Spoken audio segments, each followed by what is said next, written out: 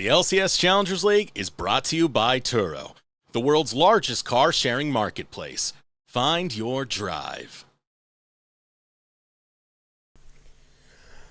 Homies, welcome on back once again to the NACL. I am Ravshi. I'm joined here by my side once again by my little compatriot, Senior Dimitri Alkmaari Toledo. What's up with you? Dude, it's been good. It's been good. You know, it's the start of our weekend, and we're finally done with GSL groups. Today's the final day that we'll be receiving all of that. Tomorrow starts our elimination bracket with me, which means more best of threes, but every match is an elimination match. There is no lower bracket. There's no savior for you. We're going to start to see what our top 8 looks like at the end of today. 100% we will. And as I realize now, I didn't touch my camera to make sure that I'm in focus, so I'll make sure that the points are at least. So we'll go on to our bracket for now to go ahead and check out what we got going on for today, how we got here and all that, as this is right here in front of us. Yes, we've got to look at our lower bracket matchup, Froggy5 versus CCG, a rematch of our first round here in Group A. Very exciting one, although I think it will be a little bit slower. We saw CCG last week take a really edge-biting win up against CB Gaming. Froggy5, they've had a week to calm down, a week after that Mirage Alliance loss to say, all right, this is what didn't work, this is what we need to adjust for. Hopefully we get to see those coming into the match today. I don't know quite if we have the group for our second matchup today. I want to double check with that, just because that will be our second matchup. That will be us looking at Cheese Chasers versus Teamless Revenge. That is Group C. And that one will be pretty interesting just because a lot of people had very high hopes for Cheese Chasers going up against Team Ambition. They almost won, almost made that a 2-0. And even every single match, I think we're pushing Team Ambition. Just took Levitate and Snow 2 dropping a couple bombs in the lobby, making it look a little too easy. And they are looking to try to make a comeback here out of the upper bracket, where we cannot say the same for Teamless Revenge. They've had to fight their way through the lower bracket after losing to Team Ambition, and their matchup does not stop there. It is going to only get tougher and tougher. It was a long one for us last time. I remember going back and forth, thinking like, okay, you know what? One of them has to end sometime, right? But nonetheless, we will join ourselves today, like you're saying, within our first matchup of Froggy5 and CCG. So let's go and take a look at that. Froggy5, as you know, Geiger, Coulter, Nem9, Psycho, and Pluto. The roster, like you're saying, we do hold to a decent regard. They've hopefully they've had a good little mental reset for today. Yeah, there's been a couple of rosters that I think are very collegiate adjacent. When we look at this roster, obviously, when we have Grapes on, he's always going to talk about the GVU days with Coulter and Pluto. But it's been a long time, and for this team, I think things haven't necessarily changed. Although I will say, coming into this week, obviously the loss against Mirage Alliance was one thing. We saw their matchup against CCG. I want to see Coulter on some aggressive stuff. I don't think the tanks are working. I think that this team needs early action, specifically from their bottom lane, and Coulter is a great ignition point for that to occur. I did like the last week when he brought out the Udyr finally. I was like, okay, you know what? This is a classic. It was a cool time. It is unfortunate that it felt like it was a bit too late to bring out one of his signature picks, but hopefully this time they can get things started up early. Nonetheless, moving on to their opponents, though, who've also not looked too shabby of CCG with Shocky, Munchie, Rain, Lunar, and Boruto. What can I say about this roster that we haven't talked about before? I mean, like Shocky, individually, I want to give props to some of these players. Like Shocky, last split on Native, had some really flashy moments, and even against that matchup against CB Gaming, I think we got to see some of the really cool parts of Shocky. When he is in flow, when he is in his grind for solo queue, he looks like a really really outstanding top laner. But there are those in-between moments that I think still plague something across the roster, is just consistency. Munchie was that guy during their last series in the lower bracket. He was the reason why this team got over the hump and were able to even win one of those games against all odds. And we do have two of our particularly very slow teams in this first matchup, so this is not going to be a very fast game to my my expectation. I'm going to be looking for how Froggy5 can win this series. And CCG, they are technically the higher seed incoming, but they didn't make it to the upper bracket. They've been only losing. They lost their first round. I do want to get. Indeed. But we can find and answer all those questions, Dimitri, as we get into our draft for today. So here we are, as I'm a bit more in focus, thank God. There you go.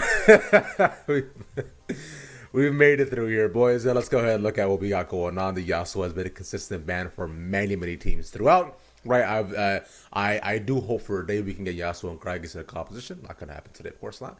But nonetheless, remember, this is patch 13.11, folks. We are a decent ways behind, so Nico's still good here. Zeri Yumi exist, and so on and so forth. I'm so sad, man. I'm just watching all the other competitives, like regions, like take off. They're starting on different patches. LPL's on 13.12 now. I'm like, okay, we're finally out of it. They're getting all these cool compositions like Tristana, Ashe. Everyone's going back to really cool stuff. Dude, Uzi played Vayne! I know. Uzi even played Vayne, and we're just, unfortunately, for the rest of this tournament, we're going to be on here. But that does mean that we will get very intimate probably with like 13-14. You know, got a little bit of cope coming out once we finish our tournament next week. But fingers crossed. We still have an entire Swiss to kind of go through. That's a whole other process for a whole other qualifier that hasn't even happened yet. We still have to get through this. We still have to get through our groups. And bans looking pretty atypical from what we've seen so far throughout GSL, throughout this entire patch. I think the Jace one being a little bit interesting. And I did want to see what AD options, what AD flexes Froggy 5 are going to have available to them. Because Colthrow has been playing mostly these tanks, mostly the Maokai, but I did want to see him back on that Lee Sin, like we saw in Game 3 versus CCG, that just completely opened up for Psycho and Pluto. We've seen, both, we have been, him being on the Lee Sin would have been nice. But, we've already seen a couple of the competitors also bring that out. One of those being Dat as well, too, looking over as well. So, who has the Lee Sin as one of the signature champions, and so far no jungle pick, but locking in a very early Ahri.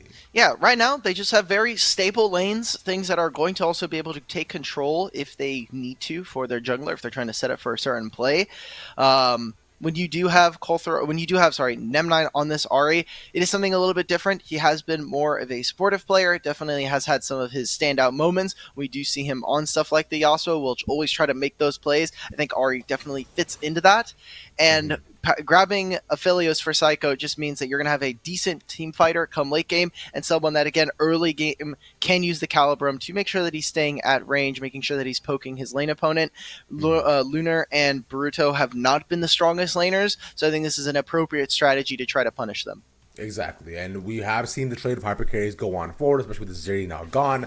That is a trade that we're talking about, with the Jinx coming back, so harkening back to a bit more of an older meta of the Jinx Aphelios too. No support locked in for the side of CCG, but the support here will be taken for Froggy 5, the Hover, it's a Nautilus. I do expect that to get locked in, gives them good engage, and also some more support for the very immobile Aphelios. Yeah, I love this. I think that if you're Froggy 5, you need to target supports. I was going to say Braum was going to be the first one up, because now CCG, the options for support are very limited. Engage has really just been Rakan, Nautilus, and in terms of enchanters, Lulu is still available. Lulu is still not nerfed on this patch, so something that I think Froggy Vibe should be looking forward to get rid of. I don't think you need to be worried about top lane all that much. Both of these guys are going to be playing tanks for the most part. It has been Geiger that has had some interesting counter picks, stuff like the Garen. Getting rid of the Renekton here does say that maybe they want to try and pick up something a little bit more tanky, something that's not necessarily going to be allowing the side of CCG to pick up an early Rift Herald, and even the Malphite. So maybe we get more Jax. Jax VR has been something that's kind of popped up just a little bit. I'm not really expecting all that much from these two, although Shocky has definitely been more of the standout to want to try and go for carries. So let's see what they decide to pick up for now. Like you're saying, already locked in, so looking for maybe more carry potential. Maybe they go for the full frontal in terms of just having all the biggest boys, and that is a bit more of a dish. Okay, all right. We're taking the Amumu. You were talking about more engage options, and this is about as engaged as it gets. Yeah, this is also really hard to play for CCG. Like, if you're going to take that counter matchup in the Rakan, like the matchup where the Pluto on this Nautilus is just going to be able to run you and you're not going to be able to find engages, I think it's a hard time to play for CCG. There's not many options. I think they've kind of put themselves in a corner by getting this Syndra so early on. It does allow you to have a very strong mid lane duel, but now this Amumu comes in and I think perfectly just ruins everything. The second that either of these carries don't have Flash, Jinx doesn't have something like the Gale Force, just gets blown up. The Curse of the Sad Mummy means that Ari and this Aphelios can run complete havoc in the backline. Which is what I'm hoping to have happen with more of these 5v5s that we'll see continue on forward. But the Cassante may want to say something about that, especially with his ultimate. He can just remove all options and obstacles for his team. Remember, 250 health, 10 seconds, the whole thing. No. Yeah. It's 10 mana, 1 second cooldown, has airborne, can dash over walls. I've got most of it ready. I also have it bookmarked on Twitter. Yeah, I have most of it ready to go. But not yet. It's just draft. We're So fine. if until we see it, we're gonna save the copy pasta for later. If anybody in chat has it, probably can just go ahead and start spamming it. Sure. We've got our compositions here locked in. Geiger, get it yet again, reaching for the Garen. Second time we've seen it so far here in the GSL groups, and I love what Froggy 5 have put forth. I think this is going to be a pretty hard game to play. All you have is a long-range Syndra engage. Maybe Baruto, if you can find flanks, can be a bit of a difference maker. Those are going to be my pieces to look at. Otherwise, Curse of the Sad Mummy, Nautilus Ultimate, good luck playing the game, and it's going to be very difficult unless they can do something like get an early Rift Herald to try to destabilize the mid lane matchup, get spicy in the bottom lane. Aside from that, I don't think there's much here for the side of CCG. No, so we're already putting a lot of our hopes and dreams into what we might see the Amumu do for Cotro. We were saying he didn't have a big game today, and so this is the perfect time to do it. I personally am so excited about the Garen. I haven't seen that in quite some while until we go back to the ye old days of Moose Hater. You know, revolutionizing. Ye old days? You mean like 3 months ago? Yeah, bro. Okay. All right. Just revolutionizing the game, bro. Because like, Sure. if you remember, because of him, we saw that in both, of course, here in NA, in LEC, people realizing, hey, this guy's kind of good. I don't know, Garen's kind of base, but you know, we'll see if he can match up to the Cassante, who is, you know, who although he's not as strong, but still the champion that can do the copy pasta that we will not say yet until it happens. But for now, He's got a lot of stats. Both of these top laners are stat check champions. They're going to make sure, hey, are you paying attention? Do you have enough HP? Can you move me out of lane? I will say for Garen, obviously a manaless champion, so it's going to be a lot easier for him to push it out. Also has an insane amount of HP regen, so being able to move these two top laners out of lane is going to come at the expense of mana for Cassante, and that's what we'll need to see coming out from CCG. When we look at these teams, though, when we look at how they actually want to kind of go forward, I want to pull up their points. I have these on a separate spreadsheet. Yeah, so CCG and let's see if I can grab it here. Wow, this is a lot harder. So Froggy 5, the difference between these two teams is 0. They have the same amount of points. They're obviously at the same point. They're at 35 points apiece, which in the grand scheme of things is not going to get you in the top 4 right now. Our top 4 have at least 70 points. Those are obviously all of our first seeds coming out of the group. 35 points is enough right now to, hey, you're halfway up there. You're still going to need to, even if you win today, that's 20 points. So you're going to be at 55. And again, it is top 4 that make it out of our promotion, of our qualifiers into the promotion tournament for the LCS Challengers League.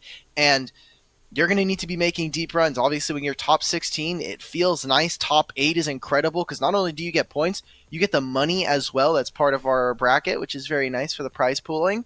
But other than that, you're not really doing too much. No, you are essentially just sticking around, waiting and hoping that, man, I sure do hope I can get to play more League of Legends today especially for some people who are, you know, West Coast at 9-10 a.m. in the morning, which is, yes, not the most ideal situation, but hey, gamers have to wake up sometime or another, right? You in fact are West Coast to be true, so you're out here just bright and early waking up. Hey, like, we're having fun. Okay, I got up at 8 today, more like 8:30, but like I got up, I was able to relax, have some water, watch a small little like video essay. I got to catch up on LEC today, so nice. I'm feeling good. It's an early morning. Still got some other stuff to do today, so we've got everything's planned out. Everything's planned out and ready to go. Which video essay did you watch? Just out of curiosity. I I'm adore video currently. Do you want? Did you say you wanted to take a guess? I mean, no, I'm saying that I Okay. actually do adore video essays, but it'd be funny if I take Yeah. a guess. Let's see now. Is it a summoning slot video? No. Oh, I'm already caught up on there. There's a YouTuber named White Light. I think they're very obviously European. I want to make the assumption that they are like British, sure. but their tagline is "Welcome to the Dark Souls of games media," which is just really funny. But they're essentially just like they do video essays. It's about an hour long. I didn't get to finish all of it. I'm still very early on into the video, but it's about Dishonored. One of the That's fantastic. Cool. I love fantastic Dishonored. games. That's right. I adore Dishonored. I chose the very hard task of playing Dishonored only stealth, and it was. I would say it's tough but really rewarding. But yeah. Yeah, I would agree. I've played that game way too many times. I've done too many playthroughs, and then I played Dishonored 2, and I was like, this game sucks. Okay, well. Did you play Deadly Outsider? Yes, I did. That was that DLC is worth it. That DLC is definitely that end of it. It feels like a DLC, but it's really long. I think the end kind of gets a little there's definitely you have too much power.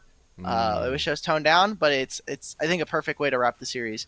And yeah, we're almost ready to get into the game. We had to do a little spectator delay to make sure that everything for competitive integrity reasons, making sure that no one just has a second monitor propped up ready to go. Yeah. But we're going to be getting soon into our first game. That is indeed correct, my friend. But before we get into that, I believe there is somebody you have to thank, right? We got to make sure that. Yes, we do. Sure that we just let the people know that this is to be a good time. You know what? Here, let me go ahead and just get out my tea. Hi, I'm Ravishing Ravish. I drive a lot, and I go very far places. But the thing is, sometimes I want to drive by myself, so I want to tell you guys about Turo.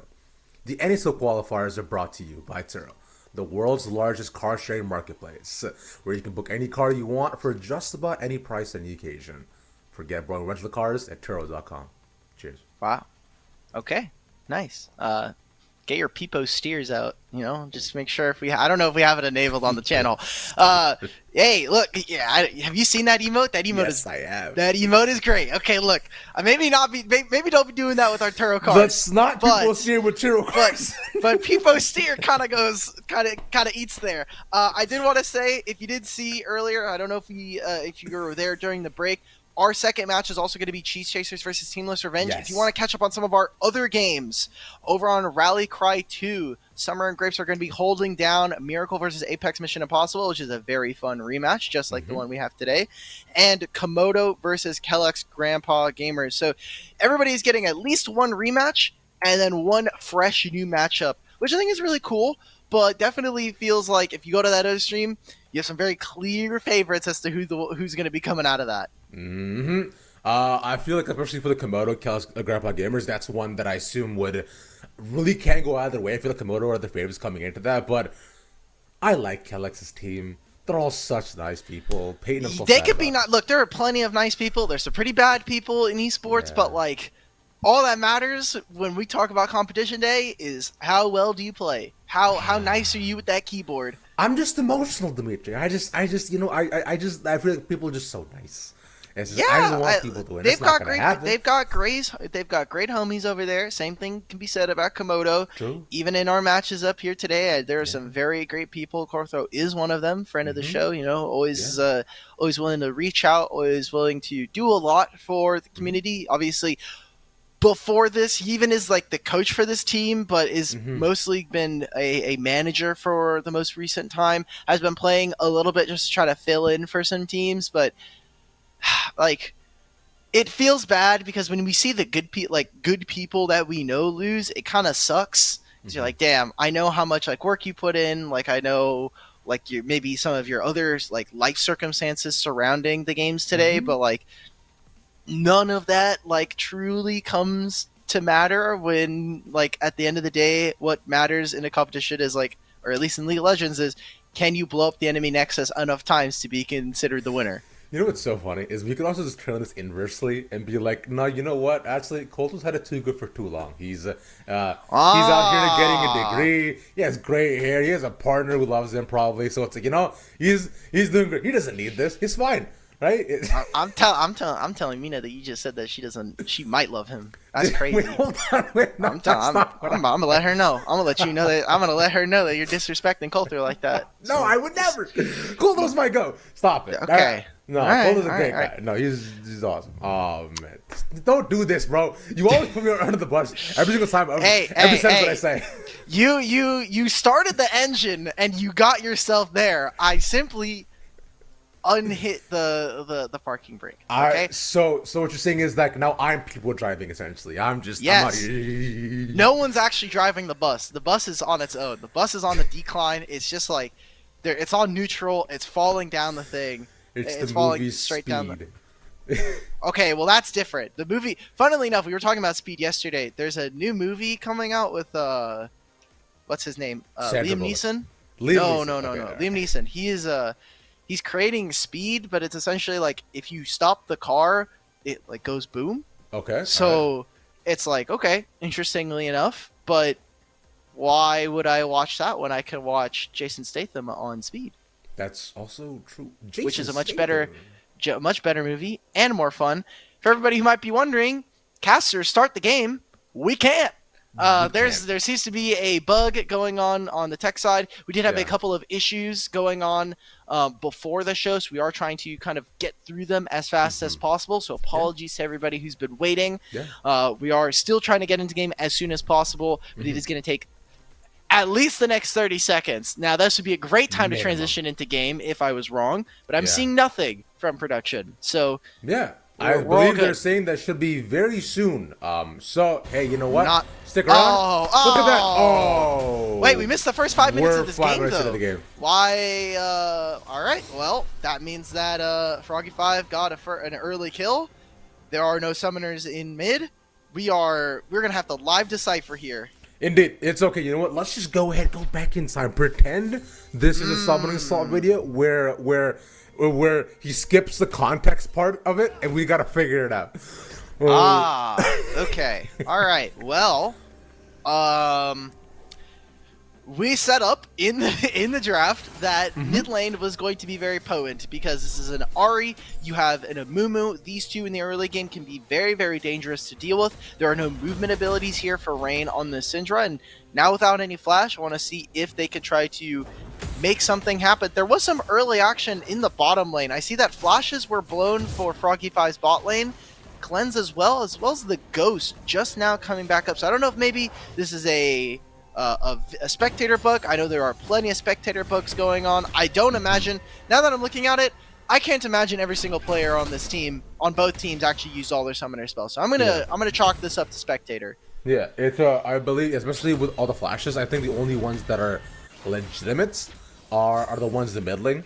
Right? For the scenes, like, so what I assume, especially with the flash blown, is that Coulter probably made an early visit, blew Rain's flash, and then came back once again. The re-return, the classic, and even because that Rain was still able to catch up and farm as well and keep up here. Speaking of which, Coulter, guess who's back? Hey, and he's doing a good job of trying to keep control of mid lane. It does mean that Ahri can potentially even hit this turret. Does have the ultimate, should be something that they're looking for. Pluto? Okay, respect. Good. Yeah. Very creative use to get back over that wall, knowing that he's probably going to be going down if Baruto does get a full combo on him. But that does mean that right now, bottom lane is at a small disadvantage. We have seen this Jinx Aphelios matchup time and time again. I don't like the Jinx part. I don't like the Aphelios part of this matchup.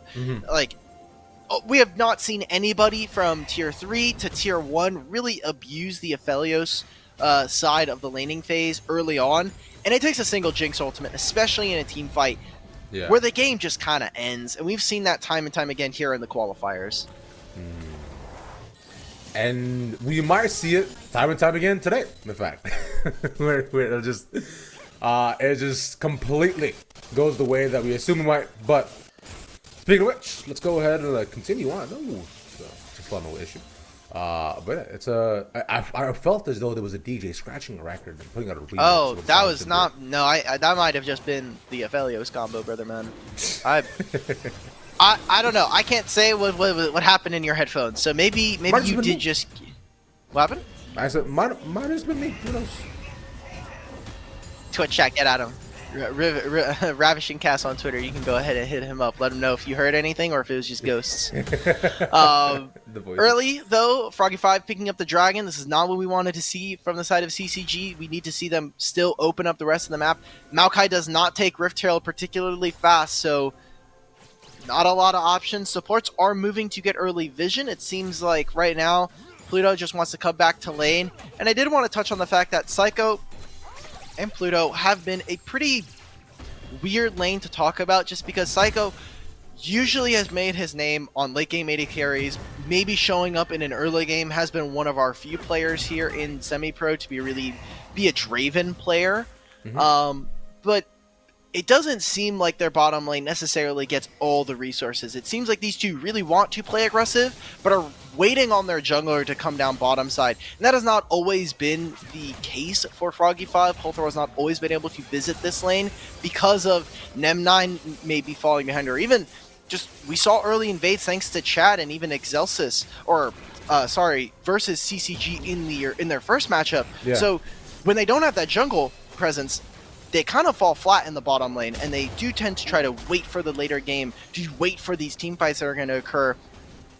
And it seems like this time around, we're going to get something similar to that, where it's not really about bottom lane quite yet. We're going to be waiting until those 2 or 3 items for both of these AD carries. Exactly, and we've seen already that, Psycho and Pluto are pretty much getting pushed behind pretty often, especially with the call that, Psycho has. He knew he's probably going to be a little bit before he gets a ton of support already, so we'll go ahead and wait for them to even out. But you were mentioning about the mid lane too, which, hey, Nem9 has already gotten early support. He is just a little bit ahead in terms of at least the kill, but with the Cinder being able to match him, but doesn't necessarily prove all that fruitful for what us Coulthor can do with him across the other end of the map. And even top lane too, Geiger is doing fine. He can sustain, he has the passive, but it's not a ton more because Cassandra is just still so strong. He can continuously keep the lane even or push in Geiger over and over again. So well, obviously, Coulthor goes ahead, ends up next. He's consistently full clearing, but at this point, he's finding an opportunity to make a difference in the map. Yeah, Rain now has the flash up, which doesn't turn into another kill, but it means that Nem9 has had the ability to have majority say on how this wave is going to be pushed out, is constantly pushing him under turret. I like this from Munchie. Not only now spots out that, hey, there's some bottom side camps that are available, Coulthor should be on this side, put down some early saplings, which does mean that Coulthor will have this ability to be spotted by CCG. In terms of what this actually does for the game plan, Coulthor doesn't have a ton of mana right now, and without that blue buff, is going to be hurting. Their only play was path down bottom side after taking that Rift Herald and try to look for a play, try to maybe get some early plates before the 14-minute mark, especially with drag spawning in a minute and a half. I think that could have been very likely a very dangerous play for CCG to have to deal with, but Munchie, again, the guy that we've been touting as the big guy, kind of one of the carries for this team, even when he is on tanks, I think is impressive enough to see that he's showing some forethought, saying the only way we are able to lose this game even further is by them making a pretty big pick on our bottom lane. Yeah, and the pace that we're at right now is kind of what we expected in this game too, where we've seen that past what was the initial skirmish, there have not been a ton of opportunities to, do in terms of like get pickoffs, right? Where Coulthor's come back to his lane already twice now, but Munchie is matching. He gets the root, but they're already there. Curse's side, Mummy gets one. The support's there too. Pluto gets the lockdown. Nem9 gets the kill. Rain gets out, just barely though, but great moves by Froggy5. And that means the Coulthor gets to put down this Rift Herald. Oh, good flash coming out from Rain. Good punish from the side of Froggy5. It turns into some plates, not the full turret, which definitely would have been very dangerous for CCG. This mid lane turret goes down, and it's very hard for Lunar later on to stand in this mid lane and contest, for Rain to even be in a side lane as the game goes on. And that pick will mean Psycho actually finding a solo kill onto Lunar. This dragon is theirs. That was so sick, and the 1v1 as well. Two manages to get it, unleashes this full combo. And Lunar just not up to par yet. They both have one item, and Psycho can use his as well his bow to be able to get the finish too. That's huge. Gale Force is down, still has both of those summoner spells. A lot of wasted time before this play, about 20 seconds worth, where Psycho and Pluto are kind of just cycling in the middle of the river, not able to really do much. They're going to still catch this wave, immediately move up. Munchie, unfortunately, cannot cross this line. There's nothing for him to do. He has no mid-prio. He has nothing from his bottom lane that he's able to actually go for. Maybe he throws this E. M9 has to be careful, has no ultimate here. Okay, so has to can just get out. Let's get poked away. They even get a stun here too. So second dragon also taken for Froggy 5. This bodes very well for them. We were saying that we needed to see, you know, just a lot more come out, and the tenacity that we've seen. Leon, Caldero paying consistent visits, and now at least with M9 being decently far ahead, he looks to control the lane and probably at least push Rain out of it so he can make moves on the map as well, which we said needed to be done. Meanwhile, top lane still hasn't gotten a move through. Caldero hasn't even said hi to guys. There's literally not. There's been so many top laners across the leagues who just recognize that junglers are not going to come top and they just start proxy farming. Like there's just no punishment for these guys. Like why go top lane when I can get dragon priority? Why go top lane when I can gank the enemy mid and take their turret? Like this the only time you go top lane is there's a Rift Herald, and that already got taken, already got used, so there's no reason to really go up here for right now. 2 dragons for Froggy 5, man. Like, CCG, we gotta see you do something. This is a criticism that we had in their CB gaming series, where we didn't really see them do all that much. They're very comfortable to just say, we want to scale. We don't have to really fight for anything early. Let's just trust that our team fight is going to be better. And I think that is an incredibly greedy strategy in the qualifiers, but it is one that has worked time and time again in semi-pro. You don't always have to play the early game composition to really stomp there. There's going to be a mid-game mistake. There's going to be something that's thrown. This is not a perfect level of play, regardless of what tier you go. So just go ahead and say 30 minutes, 35 minutes, let's see what happens. Let's see if we can try to team fight better than you with minimal losses. Yeah, because Froggy 5, although the late that they accumulated is not insanely significant, it's not bad. You know, it does give them a small cushion with just a 2k or 1.5 they have. So tempo advantage a bit remains to themselves, and plus they are building up that slow win condition, which will definitely be a factor in CCG's, you know, consideration of what they want to do coming up in the next 3 minutes or so. Although it is, you know, it is of course the Cloud Soul, so it's not gonna affect them a ton, but it'd be nice at least to not give that up. It's pretty OP here, I would say. It's nice. Like if I'm Alistar and I have the ultimate and I have, you know, I have Cloud Soul.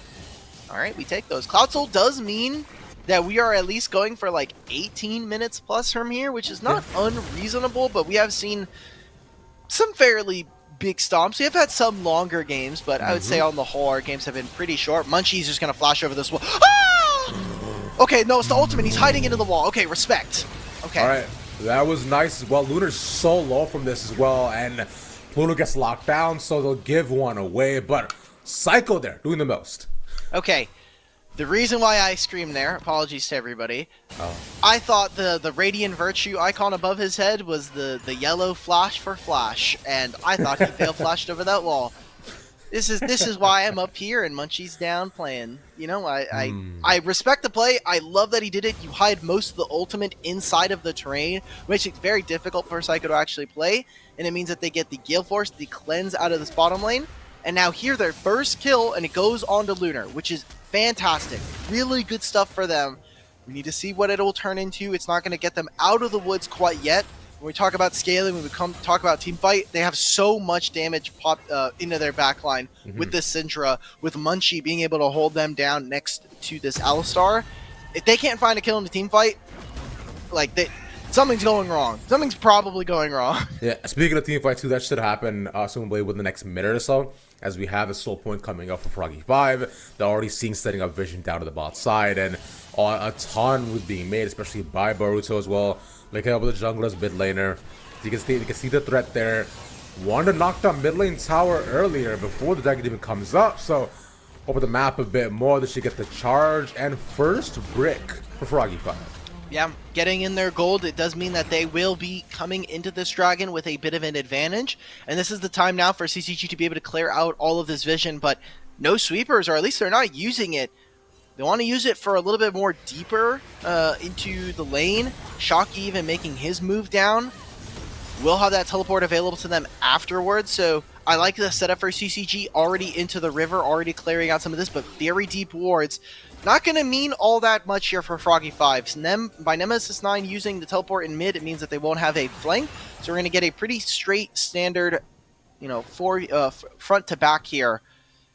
But Froggy 5 jockeying for position in the mid lane. CCG are sitting in the river, but still waiting for an engage. They have a very slow react time. They're very much reactionary, especially because they don't have something like the hook here from Pluto. And so they're waiting, trying to find something. They're going to be playing around Fog of War between this dragon. Nice little stun, but you're saying dragon's being started up, almost at about a half. Coulter looking for an engage. Lunar and look at them 9 as well, coming off of the flank potentially if they get the charm off. Puts up the ultimate, get Lunar's the knock up here hitting. too, knock up onto 3, Pluto's fine, Rain goes in, Lunar gets the flash off too, gets in them 9, that's huge, there's the resets, that's one more down, Lunar's still not hit, he's fighting away, and he gets a bunch more, couple more resets, a quadra kill for Lunar, triple kill. No, there it is. It's a quadra. Don't worry, you got this. We can edit that last part out. They've gotten the dragon. They've now gotten the ace. I was scared for that fight because we saw Nem9 on a huge flank, but the rest of the team was not able to follow up. Geiger was trying to be a backline threat. Special credits going out to Shocky there in that fight where he lands huge knockups as this Cassante gets right into that backline and disrupts Psycho Pluto from being able to have a team fight. So massive team fight win, a swing for them as well, as they're going to be able to now threaten 2 separate turrets here. Lunar there playing so safe, making sure that he wasn't able to get picked off by Nem9 until the very last moments, gets the excited off of him as well. So a lot of gold just now inserted into the back pockets of CCG, and Froggy 5 going to have to, stabilize themselves, come back and say, what can we change into this next one? Make sure we don't get that same result. Huge stuff themselves. This is what we were waiting for. Actually, for CCG, like you're saying, the team fight needed to happen. The 5v5 was going to be huge, and the 1 kill onto Lunar helped accelerate him even more so. Where the goal lead's still there. I mean, not there anymore. It's completely flipped around between CCG and Froggy 5. That 2K now going onto their side. Not complete out of the woods yet, though. Still entirely possible that we can't see team fight go in their favor as long as Lunar gets picked off first, which may or may not happen. Yeah, the problem here is that Lunar just went from being on parity with Psycho to having a full item over him. And almost half an item at this point now. He's about a quarter of the way through with double longsword, but now has the Gale Force, so has a secondary flash available to him if he needs it. It went from 1-1 to 5-1. Now is almost a 600 gold bounty, and is picking up all this mid farm. Not a good look. Not especially when we wanted to see Froggy 5 be very aggressive in the early game. This is one of our closest seeds. This is our 8th versus our 9th seed. So this is about as close as it's going to get across all of our games in all of our groups just today. And CCG, I mean, last week it was very scrappy. It was a back and forth series up against CB Gaming where it took them a little bit to get, booted up. But eventually we got to see that, and Munchie on the interview last week was telling us, like, hey, we did have some stumbling moments. We definitely had a couple of moments where we are very, very slow, but we trust that our team fighting is there. We trust that our comms are in place to really get there. And now after that team fight, they've gotten a dragon, they've gotten 2 turrets, and you're finishing your 3rd item here for Lunar very soon in the LDR.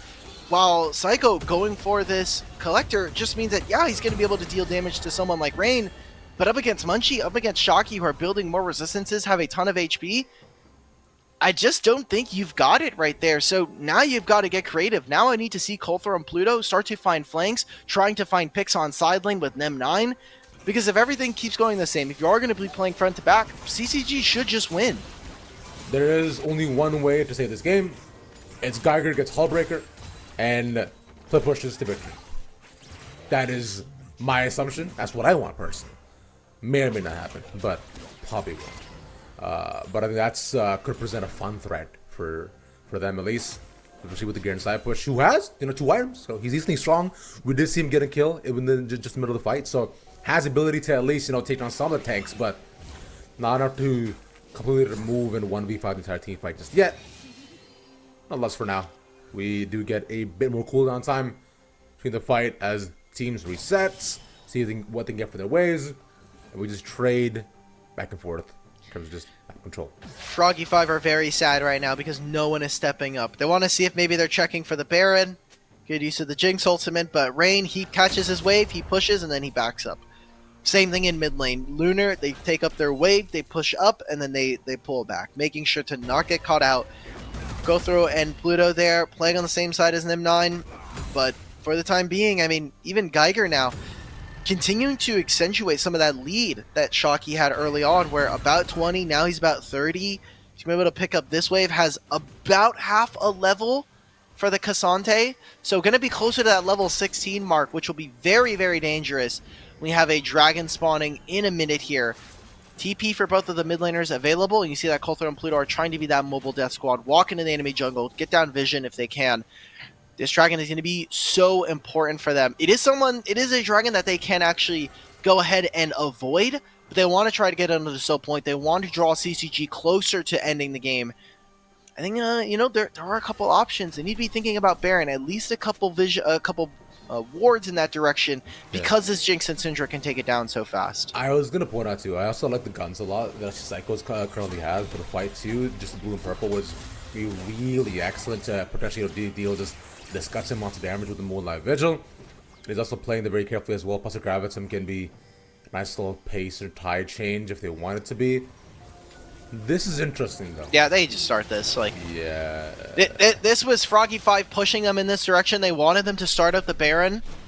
But now they're in a bit of a flank situation here. They should be looking to try to engage. Look at where Shocky is behind the team. He gets on Geiger, like you're saying. M9 is also here, but he gets knocked into the middle. Has to flash away. He's almost dead. Munchie goes over the wall to get him. Rocket's gonna miss, and that'll be support, but Lunar gets caught out.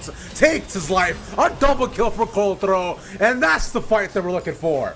There we go. They find that kill. They find that pick onto Lunar. Too much CC. Had to use the Gale, didn't actually use the Gale Force, but uses the Flash in that instance. There's too much CC coming out from Nim9 and from Coulter in the back line. Turns into a Baron play for them. CCG, they're going to go ahead and grab the Dragon, but it's your Turo Baron buff at that point. It's just too much gold. Really good pick and keeping this game even, which is what we wanted to see from Froggy5. We were saying before that it needed to be all eyes on Lunar for him to fall. Which he was quite strong, but then they overextend a bit too much. Boruto leaves his side, and that's easy pickings for Coulter to layer everything on top of him.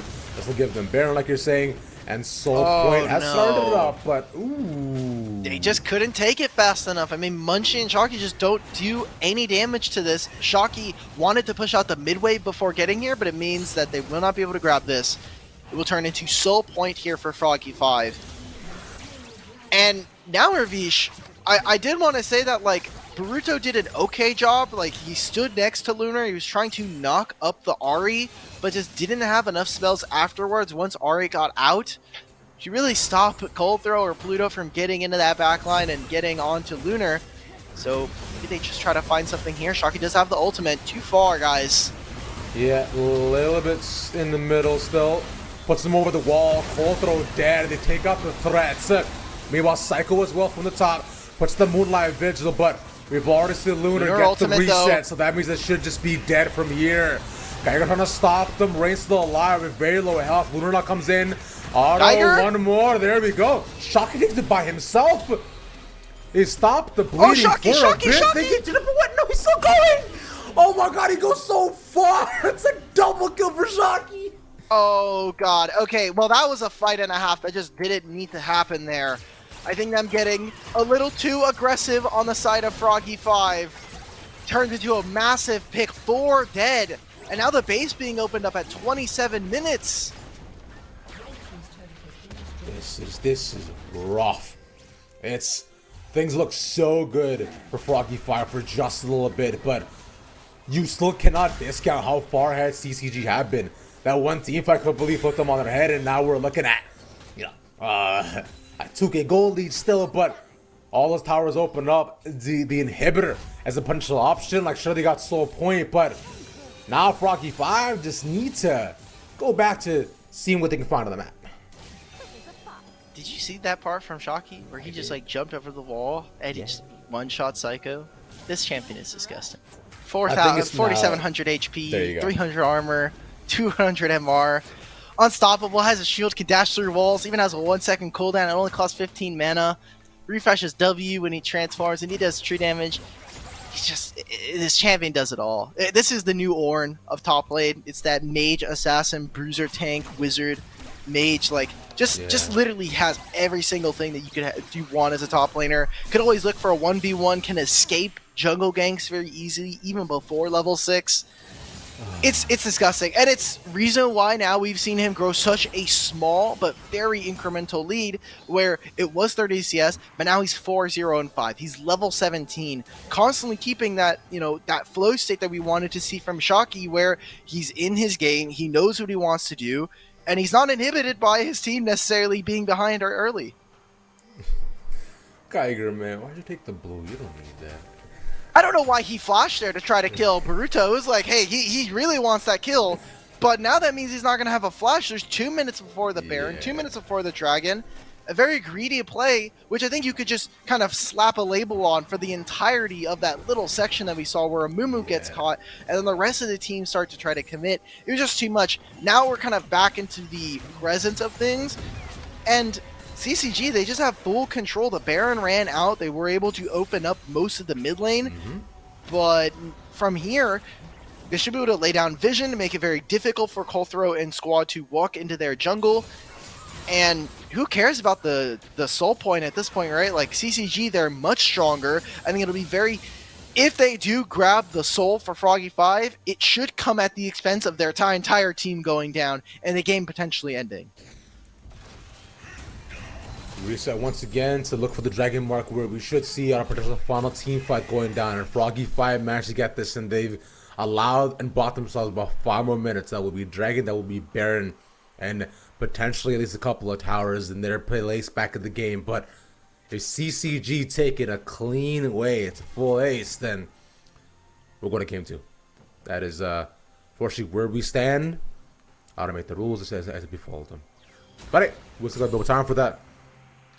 Still almost no vision set up for either side, really. Towards the bot end, we are seeing pings going down, looking to pushing waves wherever they can. Almost everybody there by mid, just Geiger in the bot lane. Everyone's here. And I love this from CCG. They actually ended up moving. I mean, Psycho's just way too far. He has to use the cleanse. Casantel comes out. This might be bad, but yeah, they catch another. That's a 4v5. Coltro's dead. Oh no. Munchie as well tries to go on top of him, but there are 3 more people around, so he almost forsake his life, but they won't even take the dragon. They'll take the inhibitor instead. They don't even, I mean, they're not even going to grab this at all. Instead, forcing their hand, they're going to want to go for the, yeah, you see the pinks coming out. Froggy 5 say, cool, we get the Cloud Soul. It doesn't come at an ace, but gold-wise, it's going to feel really terrible for Froggy 5. As they're going to grab this soul point, but they're going to continue to take down structures, and a second Baron here now spawning, ready to go for CCG to pick up. There's no jungler here for Froggy 5. Can they make a play? There's ultimates available to them. There's no Munchie ultimate. There's no Nature's Grasp available for this Maokai. They're walking in blind. This is tough. We see Shocky go in first to get the Baron as well. As a lot of times we put down Pluto. Almost falls, but remember, Lunar's still alive in the back line. Asher shuts down, and that's the assist. And that means with Lunar now getting excited, everybody gets to die. Rocket's gonna go wide, but he's going forward. One more, Pluto. Bye-bye. Our triple kill. Come on, this is his penta. Oh, they turned it back around. It's not. Nope. Oh, man. Too far up. Saw the flash going a little too far in that fight. Getting more TPs. I don't think this fight is quite over. Not yet, but it should be over. Now, Colter wants to delay it for as long as possible. His team does not come back up for another 20 seconds at least between Psycho and Pluto. There's the ace. And GG CCG for taking game 1 here at our lower bracket. Look at game 2 of Froggy 5. Let's see what else he can do. Let's see if Geiger has anything to say about this. Does have Flash. Yeah, they're going to back out. We're not quite done yet. Geiger's going to be coming up. Psycho just respawned. They're going to just pull out of the base. I mean, what? Like, Froggy 5 just going for way too many fights. I think that their goggles, you know, like their ability to actually assess when a good fight should occur for them is miscued. It's one of those times where you're like, I'm going to assume that Canada also has DARE. No, we don't. DARE is like the, what is it? It's like, it's basically like educational programs to fight against like drugs and like, you know, like all the bad stuff in the world, like don't do crimes, kids. And there's like a cool demonstration that they do where they usually have like resource officers or police come into the school. I love that. Yeah. And they do like presentations, and one of them is that like they usually give you like the drunk goggles where it like impairs your vision, and you've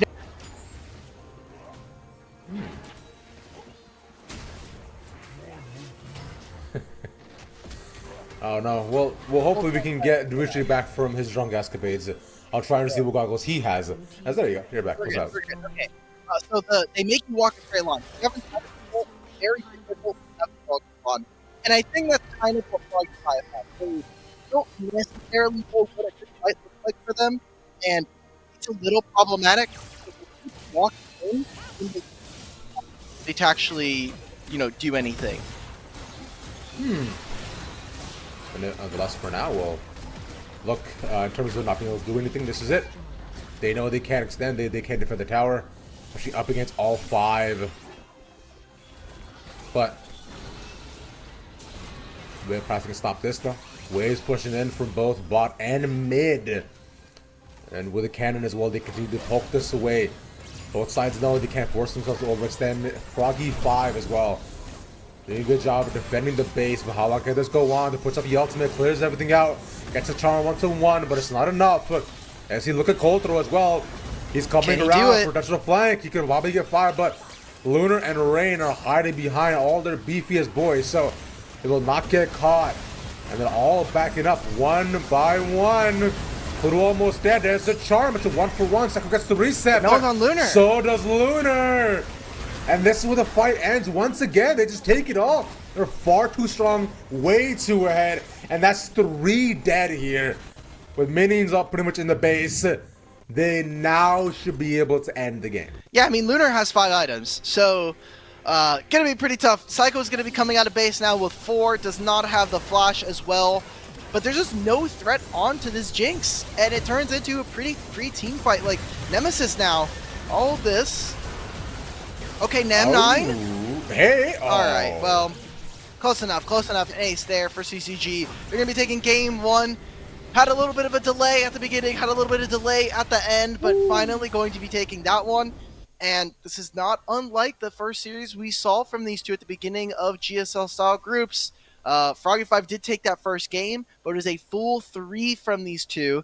And I think it's nothing less than what we should expect from them coming into today. CCG, team fighting immaculate, continue to scale. They let a big go in the early game, but didn't necessarily matter at all. As soon as Jinx was online, it was simply GG's. We'll see if that gets recreated or we get the reverse sweep from Froggy 5. Find out after this.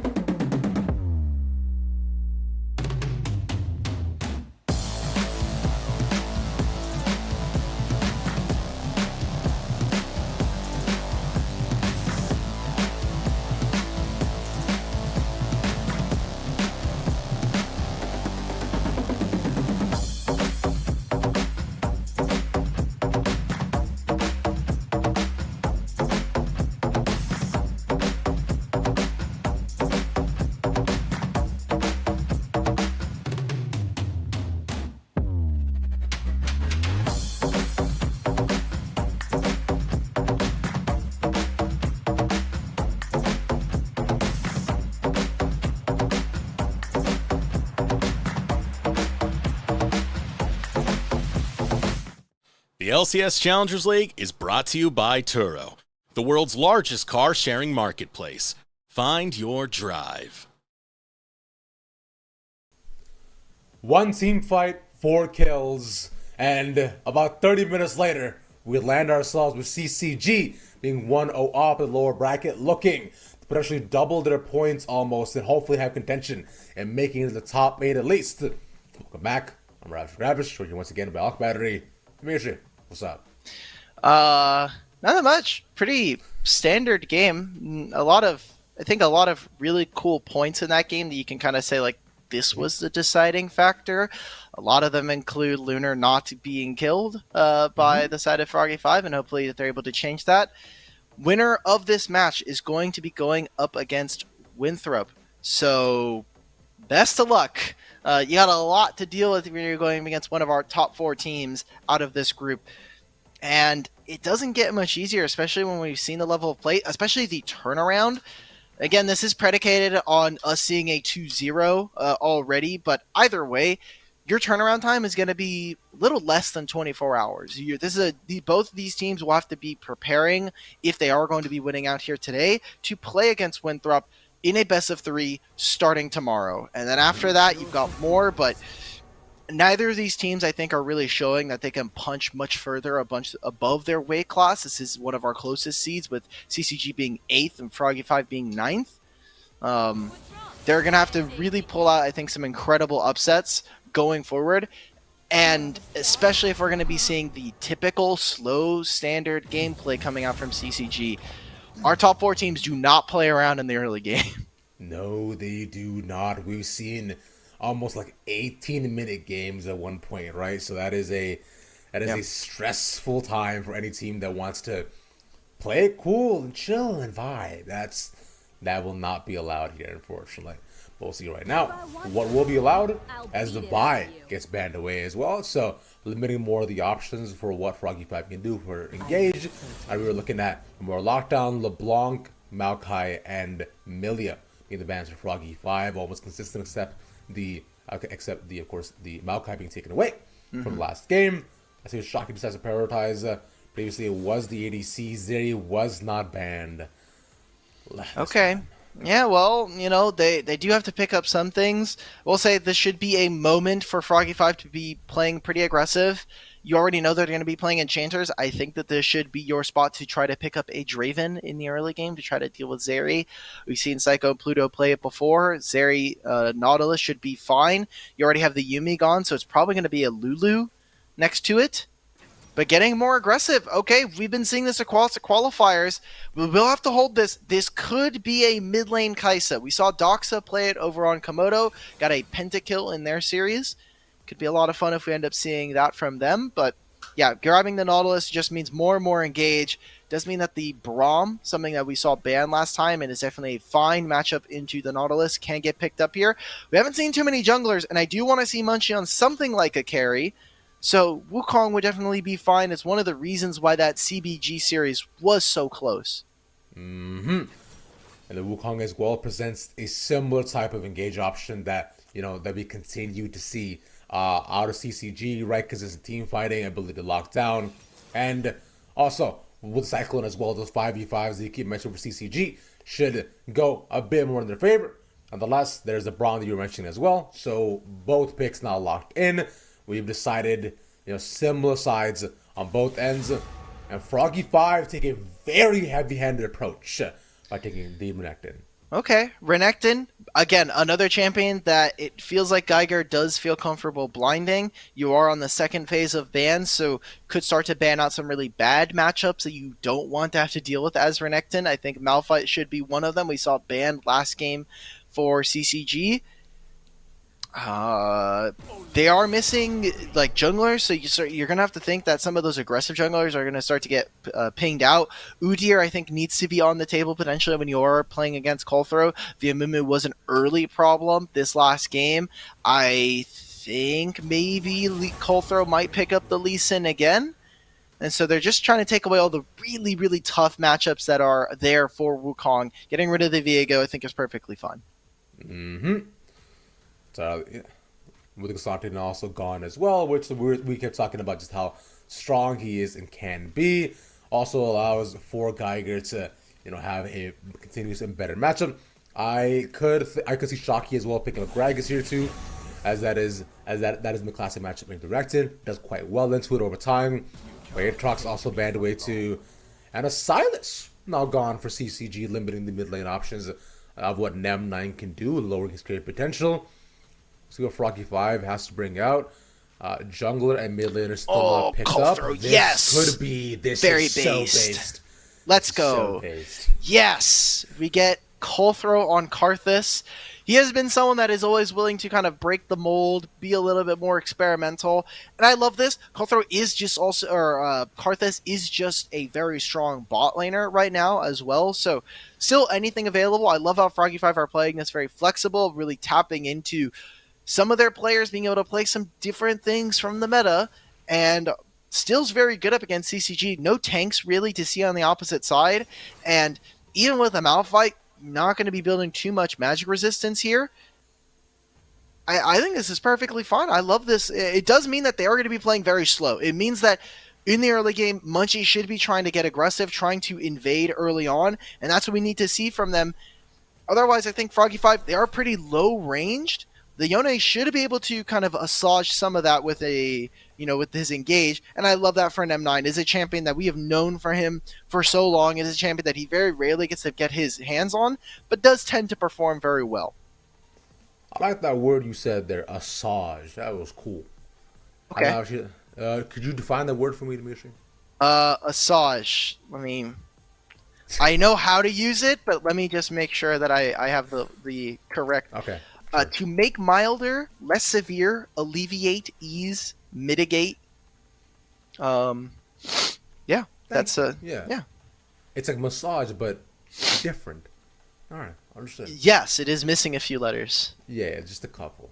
But let's go ahead and massage your worries about what might actually happen in this game by also giving you and me some more context on what we might expect to go down within both the early game at least. Yeah. Well, they can't do anything bottom lane. Yep.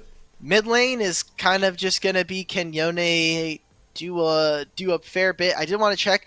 So it is Nem9's second most played champion. He has 14 games of Yone. Ooh. He is 4-10 on this pick currently. So not looking good statistically, but hey, always a good time to turn that around. Always a good time to make it 5-10. Yeah, 5-10's potential. Mid lane, I think, is the most likely that anything's going to happen, and he is going to need to be a big point of pressure for the side of Froggy5. Otherwise, Karthus just gets invaded, and you have 3 losing lanes, so that's not going to be a ton of fun. Maybe we'll see them do something towards their top side of the map. With Renekton, you have a very early ability to access Rift Herald. You have Yone, who can be very aggressive, especially up against mages, and especially Ahri early on can look for something there.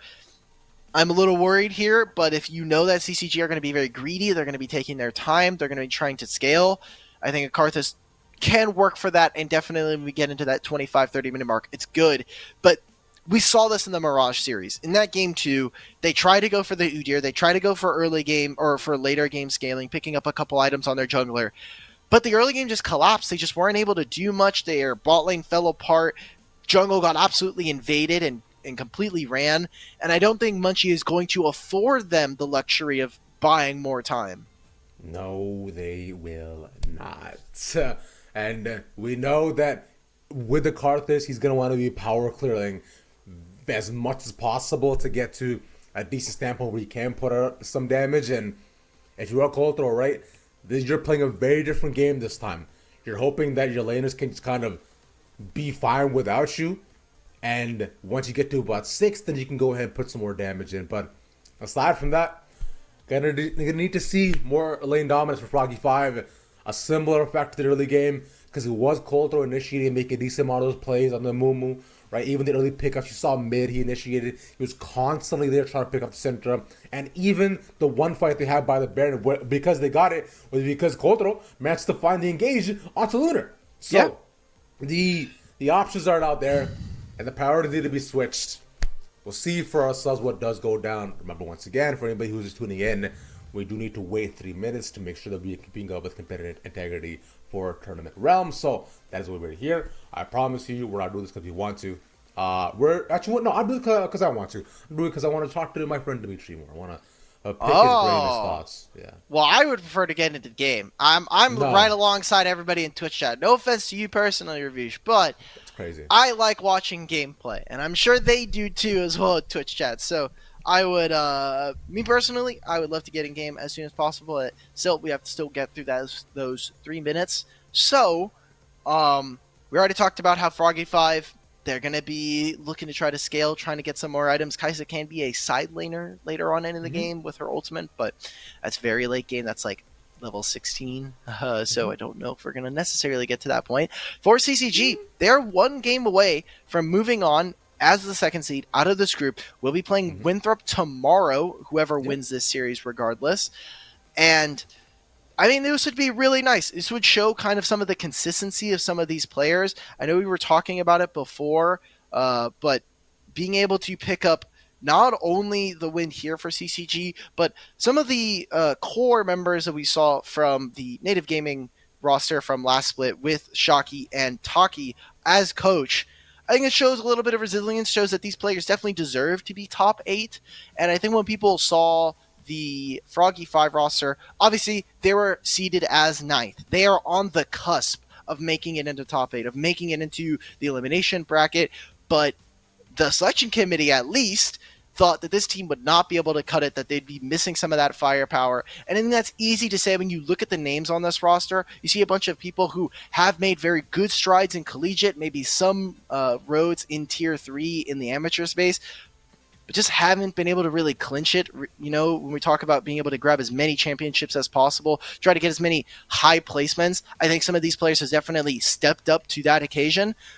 But we've also seen in recent times that this group of players can tend to stumble, can tend to be a little bit weaker. So I do want to see them. Can they break this mold? Can they break, I think, the stereotype that some of them have? As, you know, we do have Coulthard, who has been basically the columner of jungle, where we're retiring and unretiring, we're playing a manager, we're going to be playing, can he really break this? I think it would be a really cool storyline to follow for him if he can make the top 8, be very, impressive. This is how I know my mind is poisoned. Whenever you say break the mold, I only ever think of the song from Shrek. There's a song like that? I forgot. No. It's I only ever think of the song, somebody once told me just the world was gonna roll me, but it's from Stool and Shed. I can't remember who it was by, but that song. You mean Smash Mouth? Yeah, by Smash Mouth, yeah. Rockstar All Star by Smash Mouth is all I think about when you say break the mold. That is it. That says more about you than it says about me. So, do you want to talk about that? Oh, okay. We're right into the game. Good. We're right here. We've no more podcasting from us. I'm sure Twitch chat was loving every single second of that from both of us. We've got a game here, Ravish. We got game 2 between CCG Esports and Froggy 5. Yes, sir, we do. So you will not have to hear me sing Smash Mouth for the next minute and a half or so. But for now, let's just take stock of where we're at. Naturally, 5-point start is pretty standard. And from what we expect and have seen of both these teams, again, this early game should be pretty calm, cool, collected. Mid-game segments as well, like very, very just slow and controlled. We'll see how things go as you continue on forward. I also hate that Shocky's using like the Moss Malphite skin. I don't know what it is with every one of these laners. I've seen no one else use a different Malphite skin. It infuriates me. Why though? It's so gross looking. It's just weird and grainy. I just don't like it. Shamrock Malphite is the best Malphite skin, okay? I even use it. The cope is crazy. Like, I love how dumb this champion is. Like, literally, there's all these cool skins. You can go, like, Mecha Prime. You can go, like, the FPX skins. And it just feels, like you were saying, it feels a little BM to go this skin. Like, you're going very clearly the skin that has, like, very little art direction. And is just like a green reskin, and it is perfect. That's all it needs to be. All right, man. Whatever you say. Either way, for now, we'll continue on with just trading blows between the two. Yeah. And continue to vibe out. That's it. Two junglers that are going to be both pathing towards the bottom side. Colthrow already on his way down. Is about a camp ahead right now. Should have already started those Raptors. And also went for the first strike. So he's trying to go for a lot of early poke damage before fights start. Expect for Colthrow not necessarily to be fishing for ultimates to try to kill people outright and be like the last hit.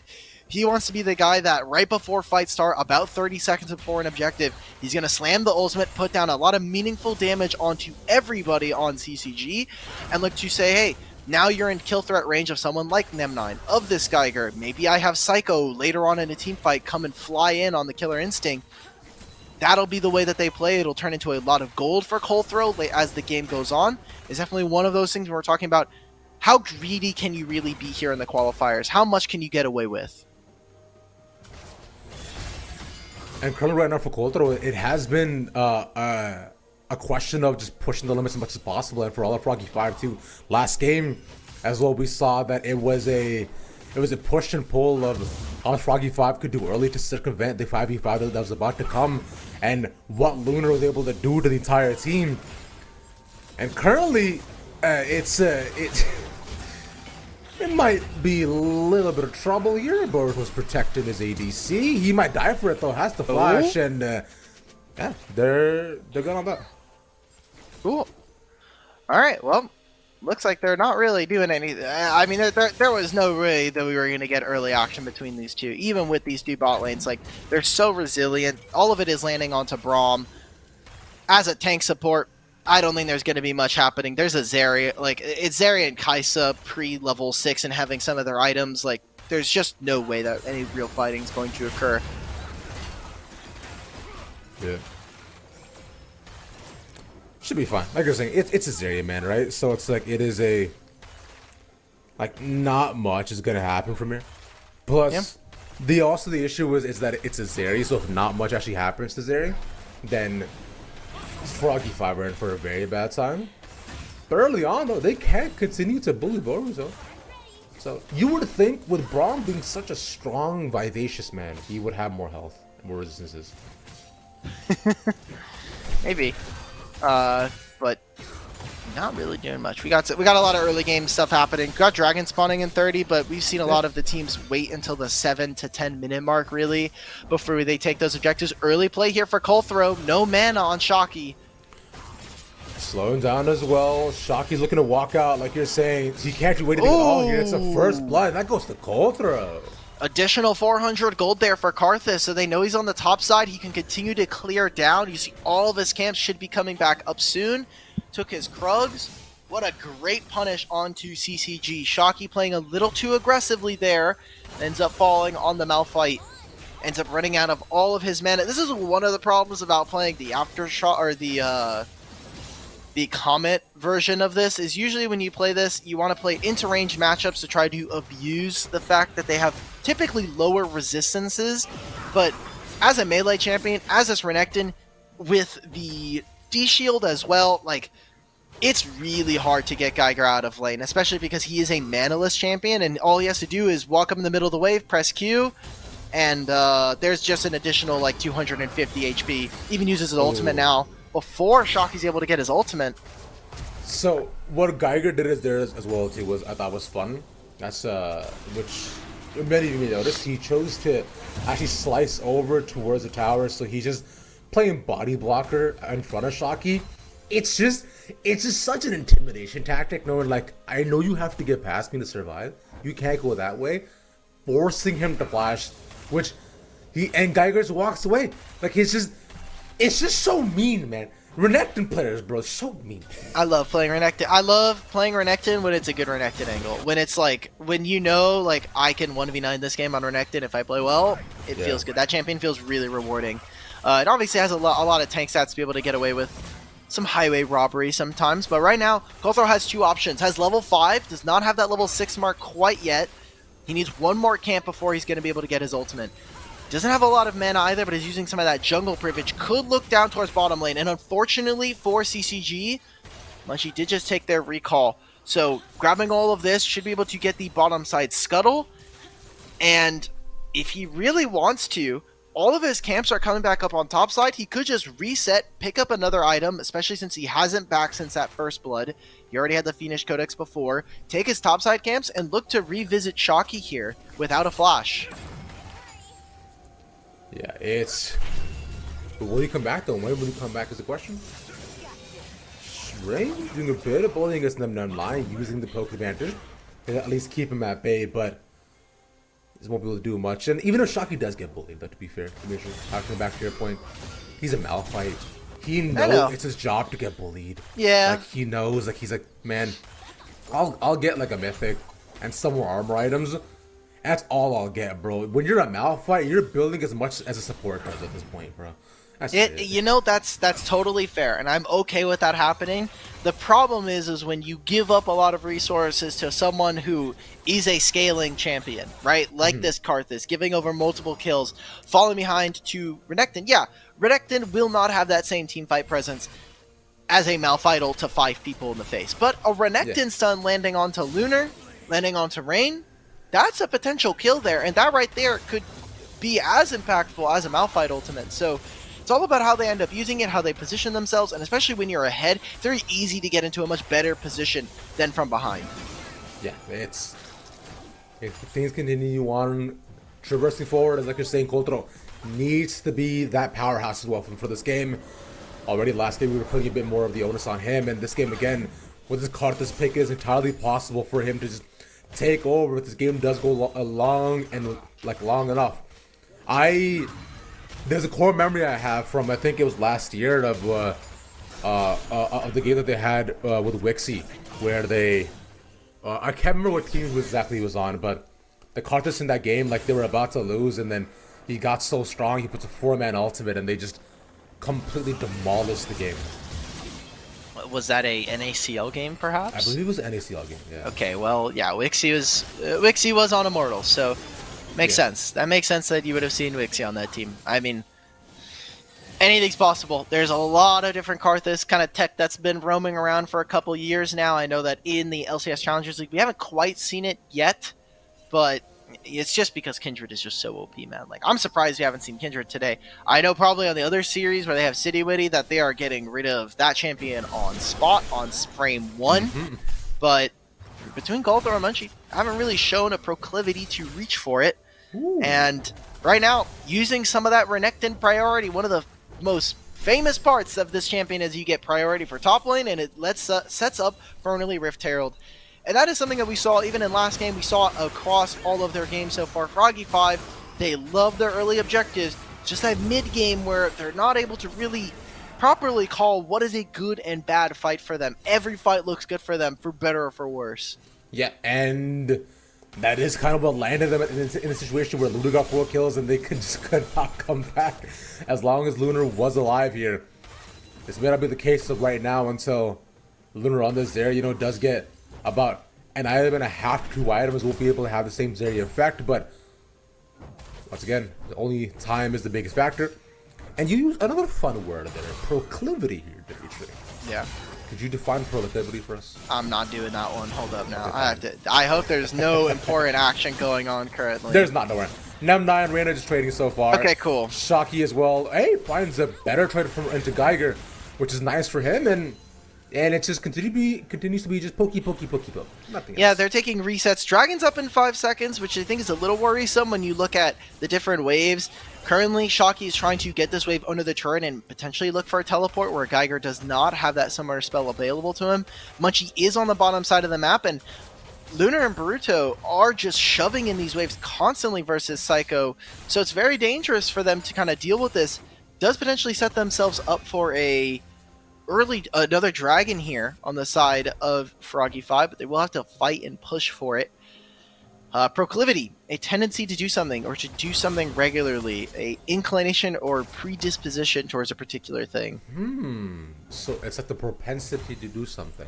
Yes. Ah, okay. Other big words. Let's just use only just the highest form of the English language. I don't have all those words ready to go. Those are in my vocabulary naturally. I cannot. I am very, very likely to misuse words. Like, there's a... Oh, same, yeah. Like, officiate I knew it was for weddings, but I figured that maybe you could like stretch it a little bit and kind of use it as like a I can ref something. That's not the case. At least not now. Not yet, potentially. Language changes. Words change all the time. There are new words added. Like, remember when selfie got added as like an official actual word?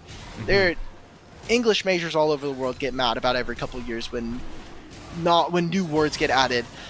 And CCJ fans can do the same. When a second dragon appears in Froggy 5's inventory, they spawn in the Rift Herald in mid as well, so more and more gold for them. CCG doing the lovely favor of absolutely nothing in the early game. Yep. That is the trend we've seen. They are more than down to just give up every 2 dragons and just give away the early goal lead. This harkens back to the TSM of yore, where like 2017 TSM used to just like for the first 15 minutes of the game, they're not taking a single fight. They're not ganking nobody. They make sure the double lift has every piece of farm possible. And then once soul point comes, they're like, all right, boys, now for the League of Legends. He can stop in the middle. No flash here, but they don't want to extend. Oh, there it is. Yep. Oh, wow. Okay, so that flash, good escape route from Nem9. Has a teleport, but that should have been a much bigger lead for the side of CCG. But now there's no ultimates available to them. So some of their playmaking is very limited for the time being. Full throw here. Does want to try and make this play. Nem9 going back in. Yep, flash for flash, though Rain crucially dodges. He doesn't even need to land any abilities, lol. Yeah. This champion, man. I just W in place. Let's go. I press my E, I leave my E on, and then I get free kills. Did end up landing the last Skittle there for Coulter, so finds that kill. And it's another one here for him. He is 2 out of 2 for the team. It just means more and more gold coming into the Karthus. Very problematic for CCG, especially when we wanted to see early action with Rain on this Ahri. Being a little bit behind is not the worst, especially since it is pretty negligible between the 2 mid laners. But only more worrisome as the game goes on. We have Rift Herald spawning in a couple minutes. We've got Dragon in 3. And it just means that Froggy 5, everything going the same. They're going to get stronger and stronger as the game goes on. Yeah, things are kind of pretty much very similar to what we saw last game as well, where we're in some situation, two dragons giving up, little goal lead. Then Coulter has it. Doesn't have any flash though, which as a Karthus can be, a little bit troublesome if you do actually caught out or just get CC anywhere, which we can't see either Boruto or just Rain landing a charm or so on if possible. But speaking of which, Rain is poking on Nem9. Coulter gets slow onto Munchie.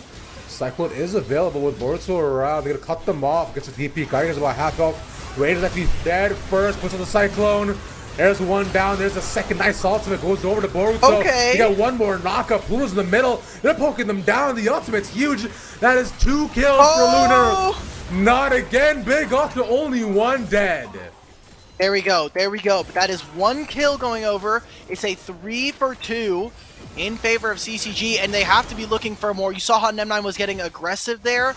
I was worried to see if Psycho might potentially get more out of that. But it turns into a pretty massive team fight there. Still gold lead here for Froggy 5, and they'll be able to at least assault most of this turret. Nem9 was going to try and get cheeky, try to find an additional kill, but Shocky just has too many resistances already. Good comeback there for CCG, but we need to see more from them in that similar vein. Close stuff, and already proven that how difficult it was going to be that as Coulter, how difficult Coulter was going to be able to deal with. As he gets stronger and stronger, 4-1, has Leandri's, and getting just even more AP. That's unfortunate for Shocky. Gets caught in the bot lane. Hey, how did you die, Shocky? No! So let's take stock here. Shocky should have been full health. Did not have ultimate. Neither did Nem9. Shocky why flash. is he there though? Also true. Shocky just back. There's no reason for you to be there, brother man. So another Rift Herald here, 40 seconds. Pretty big timer. Shocky's gonna have to walk. He will be late, and I think that's fine for how CCG would want to play this fight anyway. But it means that he won't be there as soon as it... Well, actually, never mind. I forgot their tech sector. He's going to be there on time. I love this Soul for that reason. So they're going to grab down the Rift Herald tier. I'm going to completely just sideline that point. They're going to use this Rift Herald to hopefully get the mid priority, but they need to wait for it to actually crash. Rain is not here immediately. He's going to try and focus down this turret, but has teleport available to him. We're going to see a similar position, a similar kind of setup from both of these teams that we saw in Game 1, where CCG are sitting in the mid lane, they're playing for mid priority first, so that they can move into another side objective, or just try to force down onto this mid turret. Whereas Froggy5, they want to play in the river first, they want to try and see if they can bait CCG in, and focus for this objective. CCG are first to the entrance to get the knock up onto one. Pluto's dead. Once more, do they put out the ultimate? Lots of damage he puts out. Munchies it all over the back line. Sorting up Psycho. 2 more are gone, and now Lunar gets the free fire onto all of them again. Dimitri, tell me, is this deja vu? Because I have seen this scene before. Oh man, no one was on Rain or on Lunar that time. Psycho and crew, they used most of their abilities to actually get into safety, but it meant that Zeri is just ripping apart the front line. Nem9 had 0 kill threat this entire fight, and Geiger is basically just playing Scion at this point. This champion is now completely useless. All of that lane lead is basically negligent at this point. There's nothing for him to actually do. He never actually is a real kill threat because there's no Psycho next to him. There's not Colthrow laying down the pain from the Karthus, so now the game's even. It's about 1,500 gold in favor of Froggy5, but no Dragon started out either. They're going to reset, come back out onto this, and now they'll look to try to set themselves up on Soul Point. They traded kills to make sure that this could happen, and also, I think CCG just wanted to prioritize getting turrets over getting some standing gold. Yeah, it's hot. I mean, not a bad trade, but currently, as it stands, speaking of gold, still 3k ahead for Froggy5. So they're continuing to maintain that for themselves and not giving over a ton just yet. Even 2 bricks to 2 bricks between the 2 of them. And Soul Point as well still maintain. So a decent amount of advantage that they hold for themselves. And getting Soul here as well too can be quite nice. Right? It is not Ocean Soul, but it is a but getting Hextech Soul would be huge, especially with the Kaisa and Yone on their team, for them to turn the tide. What do we say, Ravish? They've got a Karthus, but they've got Zeri, man. Like, the Lunar has been showing up. I want to put respect on his name. He has been playing, more of the scaling picks, and this was a lane that I did say in the beginning of the first game, that Psycho and Pluto, they identify as an aggressive bot lane. They do not play, nor does the team play for this advantage usually. There's Draven games where I've seen Psycho, but not really getting too much in terms of an early lead. We've seen the Aphelios game now up against Jinx. Was not able to grab a meaningful lead up against this. And I love this. They're actually sneaking into this. So observers, I don't know if you could toggle the vision. Okay, it gets seen now, but they literally use Psycho's invisibility to get into the pit. They go into the small divot where there's no scuttle, and they grab a Baron. Great sneak from Froggy5. This is huge. They get on Pluto too far over the wall. They have to use the ultimate as well. They know on CCG they've got to chase this down, but they only get 1 out of it. They can't go further. A huge pickup. And look at this. Geiger's right now in the bot lane, pushing with the Baron up minions. So he stops in the middle, but that could have been a potential turret here too. He's going to give it the puff, but still, yeah. But still huge nonetheless. And now CCG have got to find a way to get back in this game. Froggy5, some creative moves since they knew that a team fight would only be conducive to, well, honestly, bad health in a bad game. So this is huge. Yeah, they got Baron. It's going to stall out the game. It's going to give them about 1.5 minutes to 2 minutes of being able to push these lanes out. It'll give them some combat stats, which will feel nice. But this is just a really good play, a good call from Froggy5 to make sure that CCG are attentive and making sure that they're staying on top of their vision. A small slack, as well as some pretty ingenious kind of use of stealth and vision, means that they grab this objective.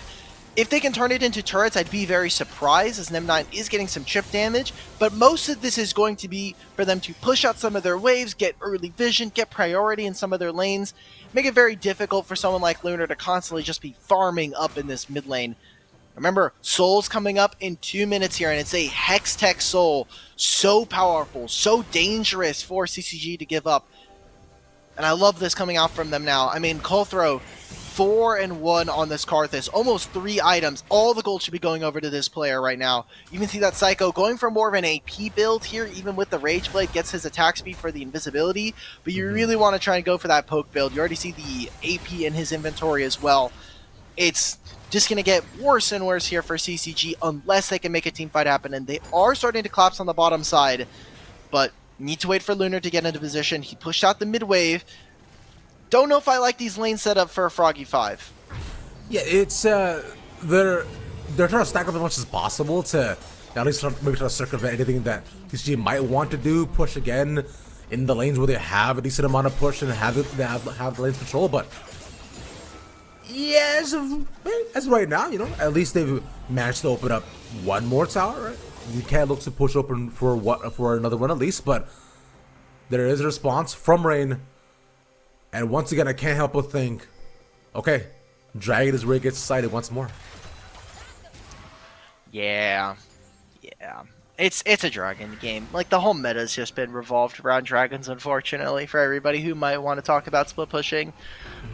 We had that small stint where, like, Static Shiv was kind of taken over, and then everybody started being like, yeah, I don't want to play against this champion, guys. Like, we'll just either ban it or just gentleman's agreement to not play for it. Early damage in the mid lane, but 20 seconds here. Already starting to get down that poke. You see that Psycho is now throwing down those W's. The Predator missiles are online and are just getting more and more poke. As long as it lands on the squishy members, that's now 2 onto Lunar, and he's half HP between him and Nem9. We'll see what they can do. CCG, they want to take control of this mid lane so they can, if anything, do they actually just give up the soul? I don't think so. I think it's a pretty awful trade to try to go for mid lane. They have to brute force their way through. Kolthro does not have flash, does not have Zonias, and does not have a third item here. There it is, the first strike ultimate coming through. Bear might lose also just about half health to a huge engage in the backline. Does not get Lunar though, but that ultimate just might. He has to skate away, not threat anymore, and Psycho finds him.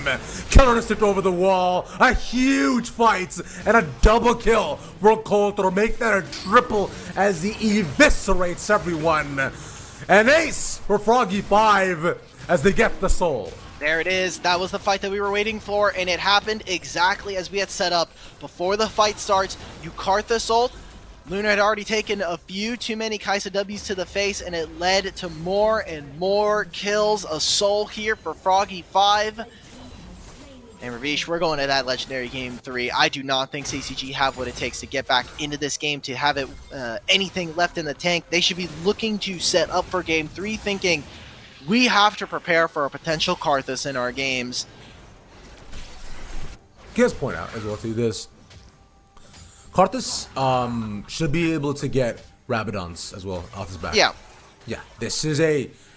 He's going to demolish health bars of everybody on the team. Yeah, 11k. Oh, and he has Futures Market as well, my goat. There we go, respect. That's the only correct rune on this champion. That you can take every single game. Don't even have to worry about keystones. Glad that we could see that. Glad that we can get him being so far ahead. It doesn't mean he's...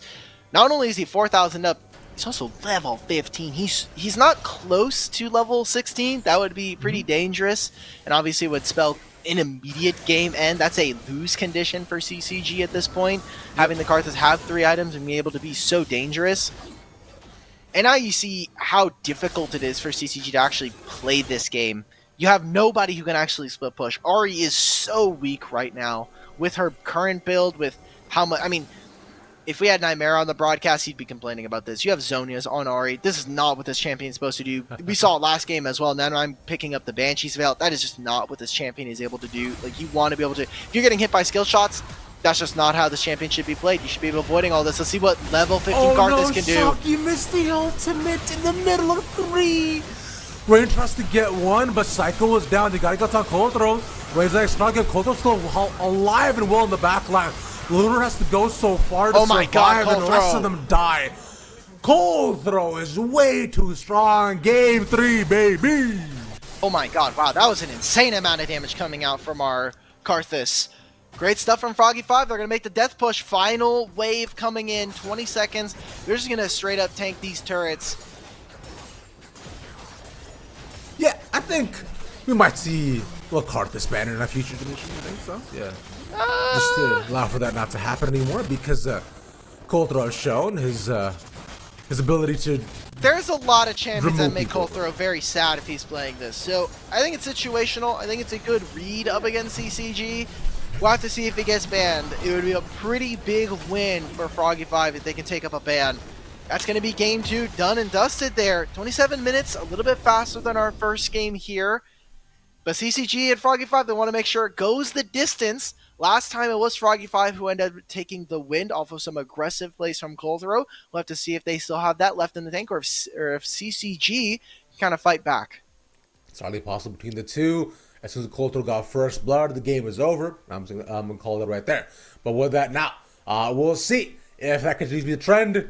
If Froggy 5 take over the early game once again, or will it be CCG on the come up? Find out after this break.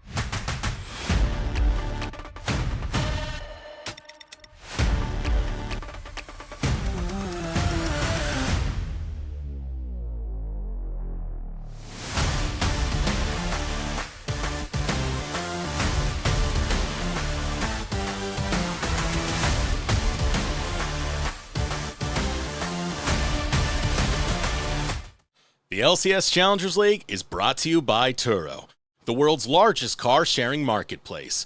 Find your drive. The big scary skeleton man has proven himself to be far too strong once again. Welcome back to the NACL Challengers League Qualifiers. There you go. Hi, I'm Ravish. I'm joined here once again by Dimitri, and we're here for Game 3 versus two teams looking to make it through the group and face with up tomorrow.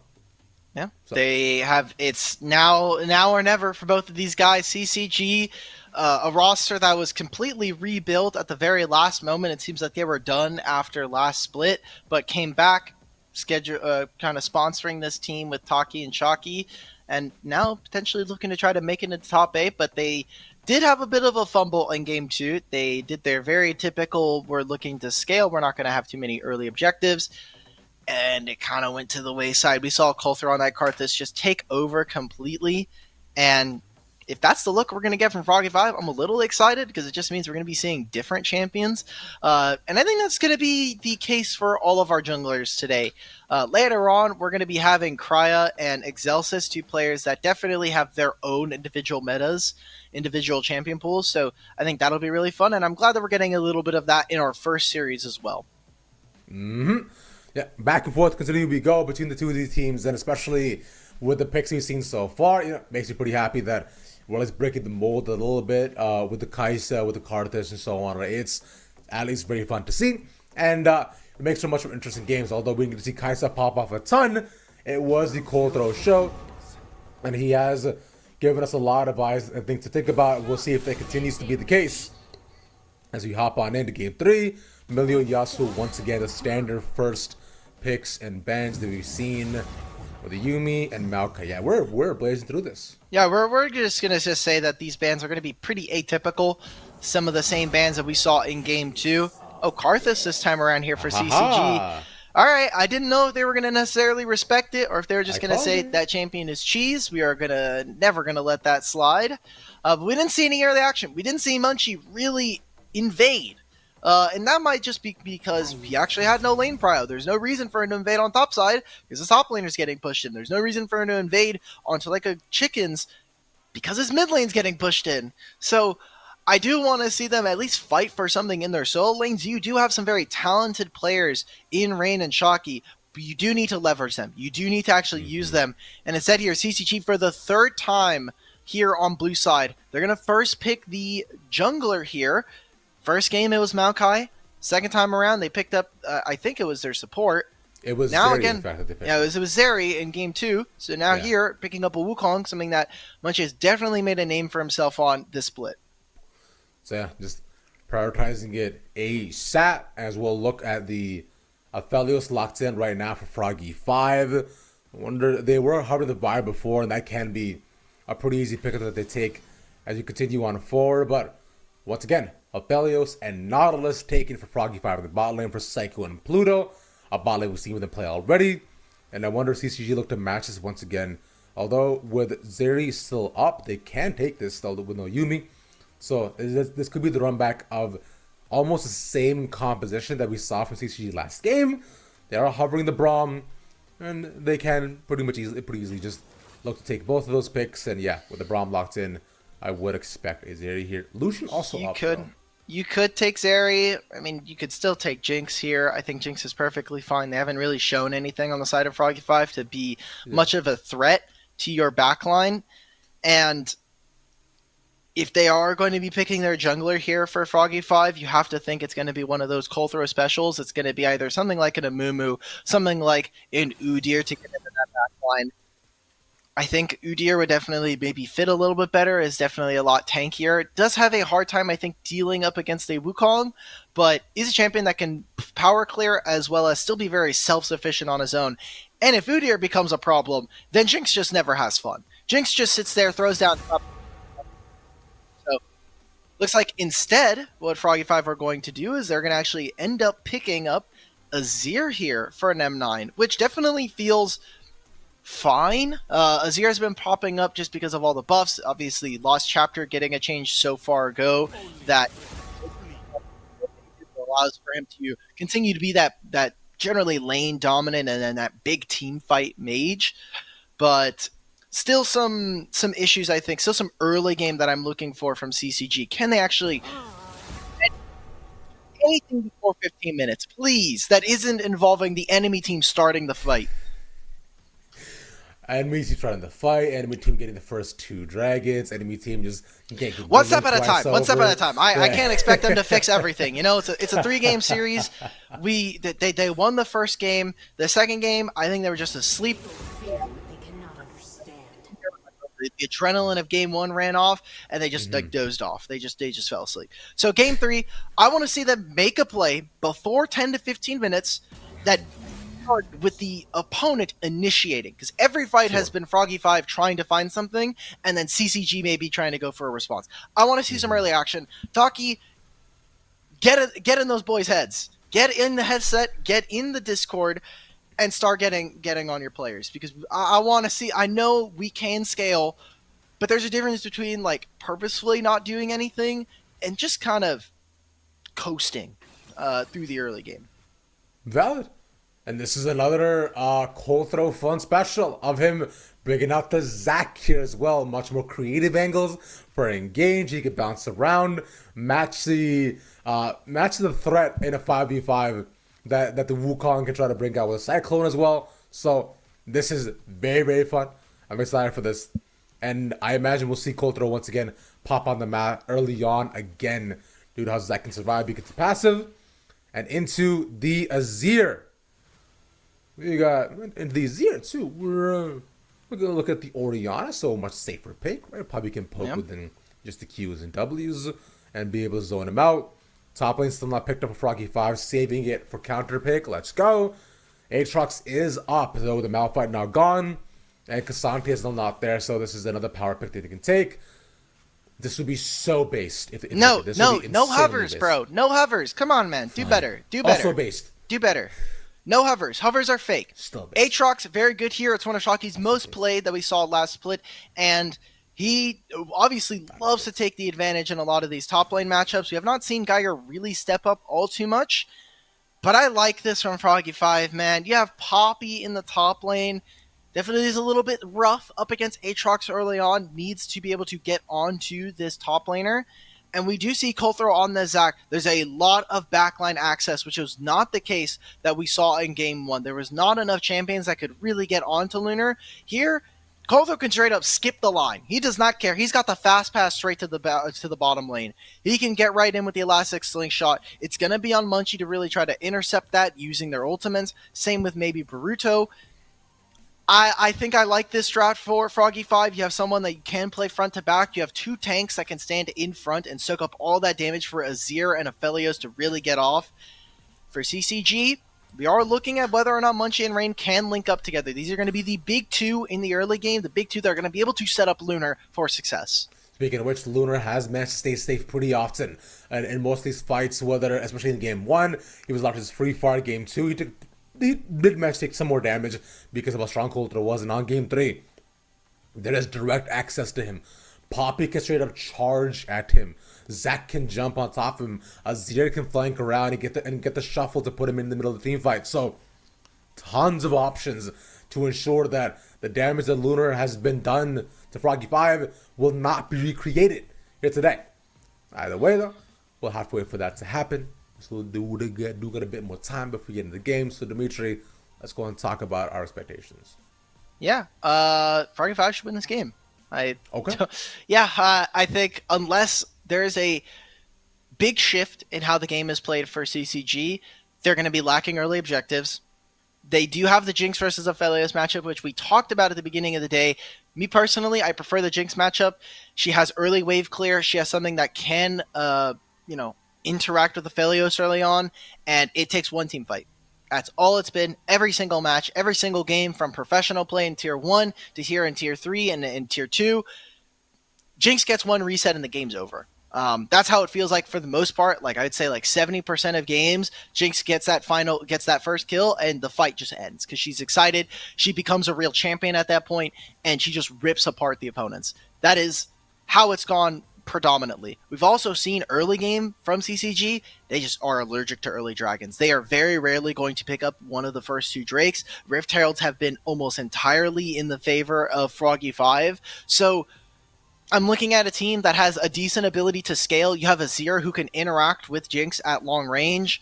You have a lot of backline threat. I don't think you have enough damage. And personally, I have not seen enough out of players like Rain and Baruto to really stand up against this front line and really kind of perform at that level. So I'm looking for a pretty big shakeup. I want to see if CCG can break that expectation from me. And for Froggy 5, can they close out? Because they did not have side selection because they were the lower seed coming into this. They lost to Mirage Alliance pretty convincingly, and the last time these two met, it was a very, very long series. We went to 3. Cole Throwing Gang obviously end up winning game 3, but either of these two teams I think could take it. It just comes down to, hey, how good are you this game? It doesn't matter how you played in game 1, how you played in game 2. All that matters now is game 3. Are your hands good enough? Is your keyboard and mouse plugged in and ready to go? Well, God, I hope so for themselves. But yeah, right now for both these teams, this is it. It's BO1 right now. No matter what happens, early, mid, or late, there are no more chances after this until like the next qualifier. But there are no more chances after this potentially for the next month at least. They'll have to just vibe and play solo queue for as long as possible. As we are 1 minute out from game, can Froggy 5 give us that same mid-game performance, or will it be CCG once again taking over the game due to the hands of Lunar and just nobody being able to get on top of him? Both options on the table until we get into it and figure things out. Because, hey, as of right now though, we'll just have to wait a little bit longer to see. We've got time. What the teams We've got have time in hold for us. You're right.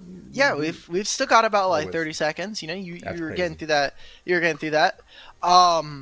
Setting up for a future. So 2 things. If you are wanting to keep in touch with more NACL qualifier action, guess what? We have another stream as well. Miracle versus Apex Mission Impossible are still going on over on Rally Cry 2. We do have secondary series that will be occurring after this. For the Cheese Chasers versus Teamless Revenge will be on our stream.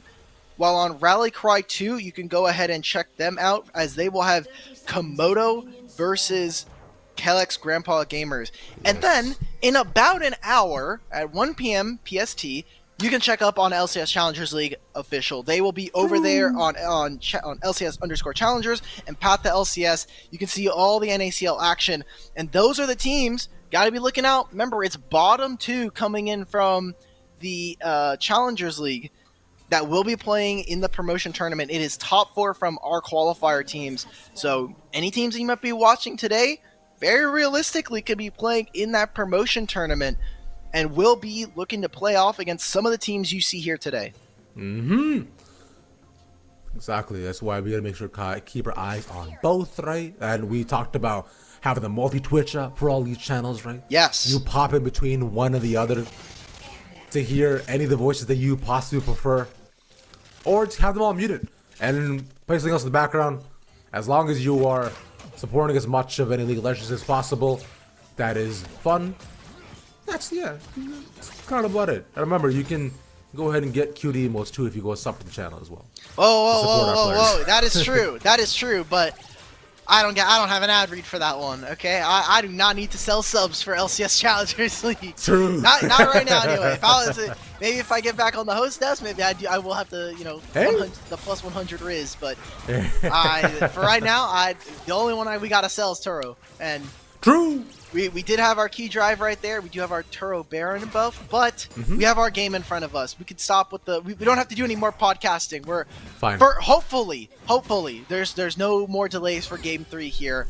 Junglers now on opposite sides. They're going to be pathing to different sides of the map. So Coulthro going towards his bottom side, and Munchie recognizing there's not much for me to do really in the bottom lane. So let's try to get some early action in top side. We have a carry top laner here in the Aatrox. If we can set this up early, if I can do something, maybe there's potential for us to get away with a kill or maybe a summoner spell. Munchie, though, this is what I wanted to see in last game. You have the red buff. go for an invade onto Kolthro very early on. Use the Blast Cone here. Yeah, and he manages to find, and Kolthro has the passive. With Nem9 walking on up, Should die to red put out the buff. flash. Oh my Does god. he? No, he's fine. Oh my Wow. God. Okay, well, that's his flash down, and now he only has done 3 camps. And he's gotten some of the wolves, not all of them. He's literally done 3 camps, and he's got one third of another. While Munchie will be able to just take all of these bottom camps. I think he should just go for the Gromp here. Doesn't really matter that he's going to be coming back. You should not give him the availability of getting a 4th camp. You will get both of these scuttles. And not to mention, Munchie still has his entire top side. Good job from the bottom lane and the mid lane of CCG, constantly applying pressure, both Rain and Lunar, making sure to make it very difficult for Kolthro to exist in his jungle as Zac. And this is what we wanted out of CCG. Early movements, punishing Froggy5 early, showing that they're willing to get on the map and just be like a statue while Froggy5 like get 2k gold lead almost for free every single time. It's nice, just like suppressing Kolthro a bit, as he has been one of the biggest threats to this team. Although will it make a difference in the longer? Maybe. But just the mindset shift is there. Taki probably followed your advice and went into the comms and said, boys, let's go in and start playing the game before 15 minutes, because that'd be nice. They're making plays. I'm glad that they did something there. I'm really happy for Munchie that we actually got to see that. I wish we would have seen that in the other 2 games, but I can't change the past at this point. I can only change what is current. I can only ask that what can be changed right now. And currently, still have a little bit of a lead. Kolthro still trying to find them. I think the biggest impact this has will be on Kolthro's timer to hit level 6. He will be behind a couple of camps, and so maybe if this first dragon doesn't go over the side of CCG early on, we could see a potential delay. Kolthro even getting spotted here on the ward. There's nothing for him to do. There's literally no camps for him to take. There's no lanes for him to gank. This is the worst possible situation as a jungler, especially when you're so reliant on your level 6, or even just getting levels in general for the elastic slingshot. It is so tough to play this part of the game, and you're kind of hoping that you don't get invaded yet again, right? Because now your camps on the bottom side are starting to respawn, and you have to think, is Munchie there? That's why you see so many wards onto the bottom side. Is he gonna come around once again? Munchie has shown that he's more than willing to just set back Psycho and Pluto where every opportunity that he gets. And he is around too. So he has the opportunity to just try to pop over. Dragon is up as well. This is right out of the timer that we'd expect both Froggy5 and CCG try to take it. Froggy5 especially has managed to take this first dragon pretty easily. With Kolthro around mid, maybe he decides not again. I don't think that they can start up this dragon. It's going to be Wukong soloing it for the most part. You already see that Kolthro is starting to clear out vision, trying to clear out anything that could potentially be of note. Kolthro is smart here. Yeah, he'll catch out Munchie, or at least see Munchie here. And it means that both junglers really can't start up this dragon. But we'll say for CCG, you already see Orianna got the push into Nem9. And so now it means that they should be able to start this up whenever they want to. They also have push coming in from bottom lane, but this wave should be bouncing back. Wukong's gonna have to... Yeah, I mean, like, they're just stuck in this duel where Munchie can threaten it, but Kolthro can just walk over and potentially look for something. And there's not much going on. I mean, Munchie's gonna have to just kind of call his bluff and say, are you actually going to contest me on this objective? Yes or no? So far, it doesn't seem as though, but it is enough pressure for him to get him off the dragon as well. Which is honestly a huge win. Froggy5, where they know they were in a position to take from themselves, so they just waste Munchie's time. Like 2 minutes of that is gone, and they go back to clearing and farming camps here once again. So, hey, all's well that ends well. And we're back to an even game between the two, with them just trading blows over and over. There are at least like small leads for Froggy5 in terms of farm, but that's about it. Yeah, they're winning in the bottom lane, but the jungle right now is name of the game, which feels fitting for CCG. Munchie put on massive carry performances last week against CB Gaming, and was one of the reasons why they actually even got to be here in the first place for CCG. So congratulations to them on that. I want to see more from Munchie, a player that now coming in, he said in his interview, like, I want to feel like the practice that I got at the beginning of this year, where I was in almost every single tryout, I was constantly up against Fnatic and some of the better junglers here in the qualifiers. I want to make sure that I'm LCS ready, or that I'm LCS Challengers ready. I want to make sure that I'm undeniable as one of the junglers you have to pick up from the qualifiers. And we've seen plenty of promotions. Last split, obviously, there was a lot more teams in the LCS Challengers League, but there's tons of promotions. And I think that potentially Munchie could be one of those players if teams are looking to try to change up some of the jungle pool here. Find that pick on the Lunar. Hook land. Yeah, Lunar's dead. For sure. First blood taking the 2v1. Well set up by Pluto. What is the hitbox on that hook? That's all I'm wondering. I mean, why is Lunar there, right? Like, I agree with you. As a fellow AD carrier, I'd be like, whoa, I got hit by that? All right, my bad, man. But that's kind of the aggressive nature that we've wanted to see from Psycho and Pluto that we only get so rarely when they actually are firing on all cylinders. Pluto's been almost entirely relegated to Nautilus at this point for this team. And rightfully so, right? Like, Pluto's a very good Nautilus, but also it is just a clear-cut way of engaging. There's no enchanters you have to play around, but it's just, did I land hook? Yes. Cool, let's try to see if we can go in. Let's try to go for an HP chunk. And it's going to turn into more and more of an advantage for Froggy5's bottom lane. Another dragon here while Munchie and crew take the Rift Herald in the top side. But it is now 2 plates in bottom here for Psycho and Pluto. It is 15 CS with a pretty massive call advantage as well. So all of that gold feeling very, very nice and definitely in good hands here for Froggy5. Easily. So, but same trades going on, like you're saying. Like we said at CCG, loves to take early drifts. They've done so pretty easily as well. I wonder if they look to drop this mid once again. W out for Munchie. He has to use Cyclone. Torto's around for the support, but Kodro still going in on this too. Use the last bounce to rocket land. That's a lot of damage. Psycho as well should be able to get more of this, but CCGs are all here. Can't flash. Psycho, yeah, like I was saying, can't flash. Might be able to get one. No, never mind. Rain gets a double. Why are we fighting there, guys? Like, Psycho does no damage in this fight. He has Kraken Slayer, but you're really hoping to get a more standard front to back there. And all of that damage, all of it being used onto Wukong and his clone, so they'll summon the Rift Herald. They'll try to get Lunar back into this game. Rain with a pretty big shockwave over the wall lands onto Nem9. Just mistakes across the board, and yet another situation where I think Froggy5's diagnosis of that fight was incorrect. They just didn't know that that was a fight that they lose. They thought that they had more damage. They trusted that Psycho would be able to put out more, but Nemesis was just way too late. The ultimate was, I mean, the Azir Shuffle came in and barely hit any of the real damage dealers. And at that point, the fight's over. It's 3 kills for them. Now, if those kills had gone with Lunar, then we might be seeing a very different story here once again, but luckily they did not. But with Rain getting stronger and stronger, like you're saying, this can also impact the team fighting that CCG are so very proud of once again. And with the target being, you know, that either getting Nem9 or Psycho, who are, especially with Psycho being decently immobile, things can turn ahead. Knowing that Cold Throw is probably going to be on the other side of the fights. That's for now. Just small leads for CCG in the early game as well. Something that we have not seen this entire series. Yeah, it's been pretty sparing to see them with a massive gold advantage, especially in game 1 where it was incredibly close.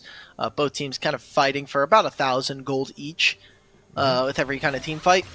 We'll say Rain getting stronger is definitely very good for CCG, as it means that Orianna will be a big threat. Pluto is gonna just straight up be dead. Should be a kill. Yep, there's the ultimate. It is a kill onto Lunar. Dragon spawning in a minute and a half just means that we're gonna get some more plates before they fall at 14. What I was gonna say about Rain is, by them winning not only that fight and getting more, they're actually teleporting in behind. This is one of the new changes. They find Lunar. They managed to get a Koto. She hopped over the wall to find one at least. Then Sekatron traded back. There we go. Nem9 managed to move. Okay. Well, insane play. Psycho there using the Gravitum Moonlight Vigil traps Jinx under turret, and that turns into 2 kills. That's a great comeback coming out from Froggy5. It'll be a plate here in mid lane, And I want to see if CCG can properly set up. Oh, Rain. Oh, Rain. Oh, no. Wait, Munchie's here fighting. I guess the flash shot too doesn't have the ultimate. Trades hits, but yeah, Munchie takes it pretty handily. And might be another kill too, man. Rain way too late here. Wow. Alright, well, that's a shutdown going over to the side of Froggy5, but Munchie is just getting more and more kills. I wanted to see if CCG, still 50 seconds before that Drake spawns, they can get here in time. If they can set up before Froggy5, it's very difficult to walk in. You've got Braum, you've got this Wukong who is starting to get more and more fed. Orianna can just place down the ball, and then it becomes difficult to walk through chokes, which even if Coldthrow is flying on through, a single shockwave changes all of that. Any kind of CC will stop this Zac from getting in. And you see already they're getting vision. They have really good spots here. Trying to find this onto Lunar. Good flash. Yeah. Push to the passive. Just gonna use the minigun to take him. No protection there to Lunar. Finally gets the passive out though, but Psycho puts out a lot of damage. Rotor doing a good job of shielding that, but still enough threat to ward them off for now. Munchie being spotted too. That could have been a potential kill. Does that have Cyclone up? But Psycho and Pluto gotta stay safe.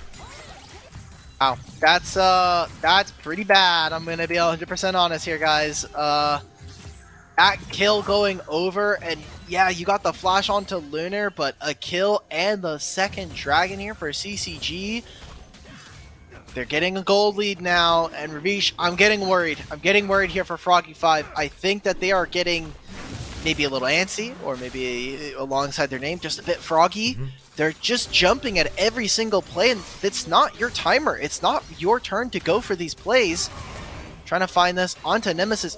And I'm not using the ultimate, I think, just way too aggressively. You still have all of these abilities, and even if Munchie does invest the ultimate, I just think that that's not necessarily. So Froggy5 now, you're missing out on ultimates. You're not going to be able to contest for this top Rift Herald. What other objectives are you really going for? You need Psycho to get ahead a lot earlier on, and that's just not happening.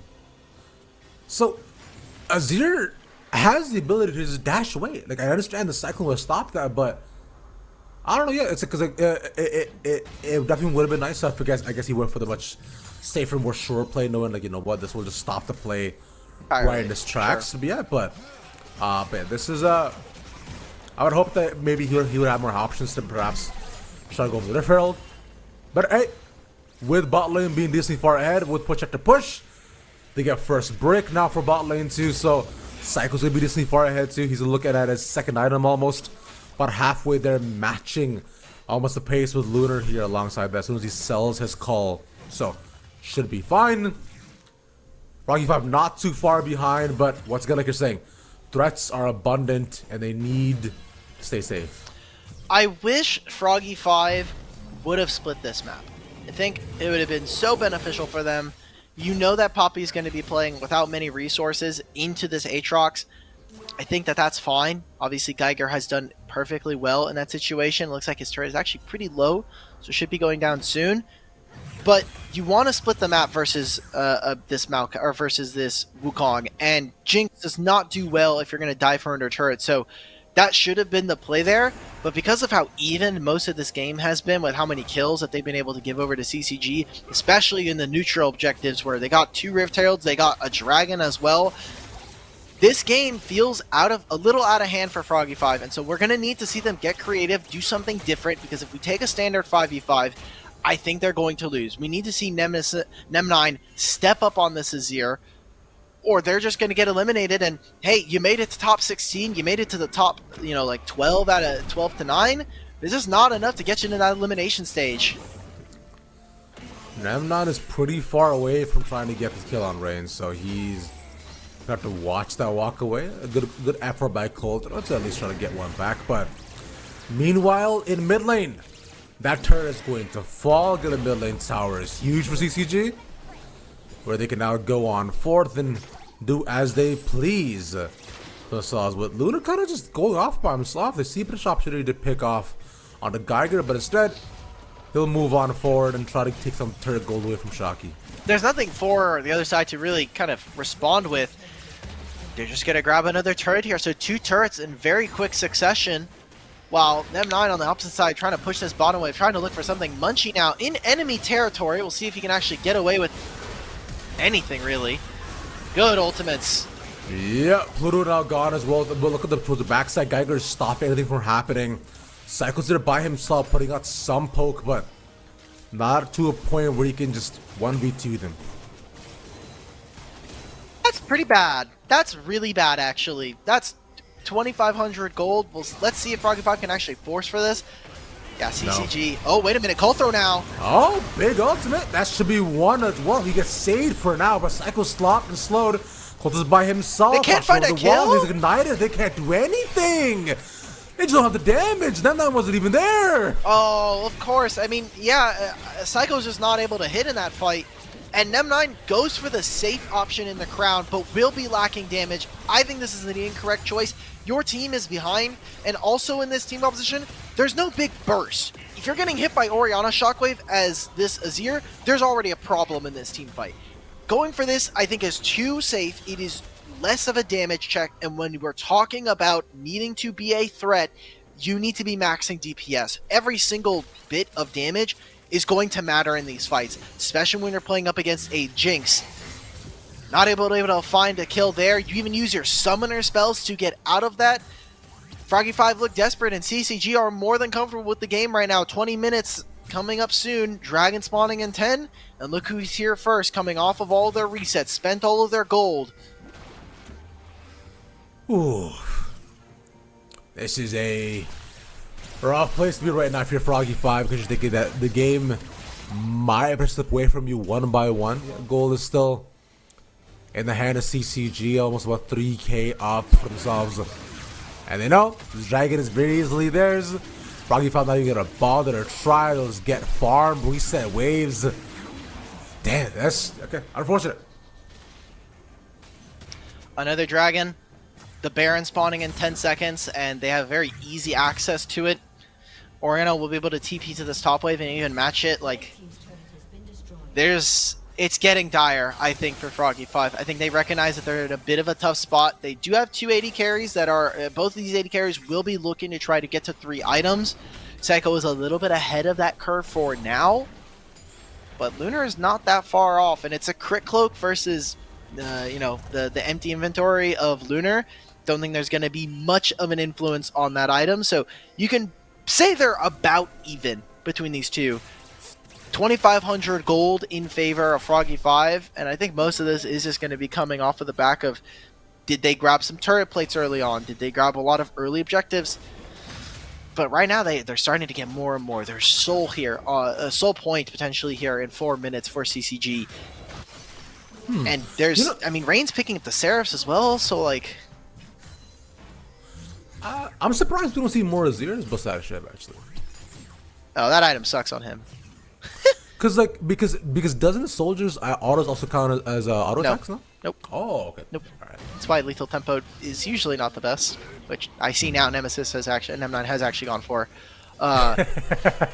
Like, you can apply it with their soldiers, but like, 1, it's not great, and 2, like, all you're doing is increasing your own attack range. You're not increasing the soldier's attack range, so yeah, kind of sucks there. You usually want to go for something like a Conqueror.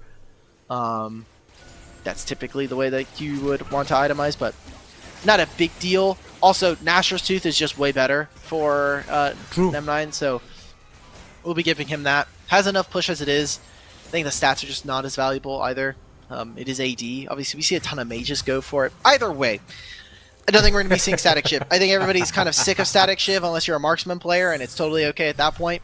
True. What we should be setting up for is this Baron that you kind of see that every team is kind of putting all their vision into. Right now it is Froggy5 who have the advantage, but resets coming in 2.5 minutes. I want to see CCG attack onto mid lane. Psycho and Pluto should not be allowed to be this far up without a Wukong spawning in behind them, and we're seeing Shocky grow his lead constantly over Geiger, and last game it turned into Cassante with like a 50 CS lead at a certain point being 3 levels up. Shocky should be a pretty big team fighter as we get further in this game, and is picking up more and more of his items. Now has the Evan Shroud and is going for that 3rd item.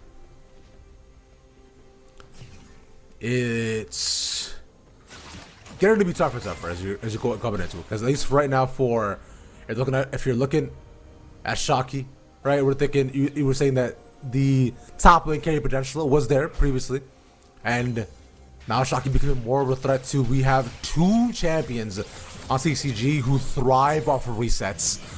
So an assist on either one of them can completely snowball the fight out of control. Currently, though, has not happened. We're back to playing around. The Dragon Timers here once again. Sole point for CCG. A minute 35 until all that happens. They're hanging out. They're hanging out for right now. Setting up battle lines is so important for them, wanting to make sure that they can kind of get away with actually pulling this off. This fight is going to be so... What is it? It's going to be game-breaking. Oh, Psycho, what are you doing, brother man? Whoa, okay, but Marchi survives through all the engagement. Managed to get out, but Pluto's still dead. They get the rockets. And that's another reset for Lunar. That's just a free pick. Psycho working off of imperfect information there. Goes in thinking that it's just Lunar. Maybe if Boruto was behind him, they thought, there's nothing they can do. But Munchie comes right in, out of the wings, out of fog, and finds the summoner spells of Psycho and a kill for Lunar. That is just not the correct play. That is Psycho playing way too aggressive. And while I did prescribe him with the ability to play aggressive in the laning phase, that right there is a pretty big mistake. Dragon now hero in 30, and those are going to be abilities that are not available for them. Though the same could be said for CCG. They will not have the Cyclone from Munchie ready to go for this fight. They still have all the good team fight and crowd control ultimates, even summoning the Sun Disc in mid lane to act as a pseudo turret, act as their ability to actually walk up into this mid lane. And they'll have first push into the river, first say as they go towards the dragon. And we're talking about this, setting it up, being like with us to where we might see another huge fight though. But at least Ivy5 once again engaged under Geiger. They have not been able to find him. Just a amount of damage, throw. Oh, this is so it's the rough clone? for him. Oh, that's the real one. Okay. Oh, he gets bounced out. That's huge. Under the final engage here as well, but Pluto's once again dead. Lunar gets the yell. That's nice from Nem9, but it doesn't necessarily matter. Cold stuck in the middle. He just delaying the inevitable, and resets upon resets come about. Triple kill for Lunar. And oh man, it's gonna be doomsday now. Like, Nem could not do any damage in that fight. It's sole point for CCG. They're gonna run straight to the Baron. CCG, congratulations, man. You are the 8th seeded team. You guys came in as the higher seed. Obviously, it's so close between you and Froggy5. Froggy5 being the 9th seed.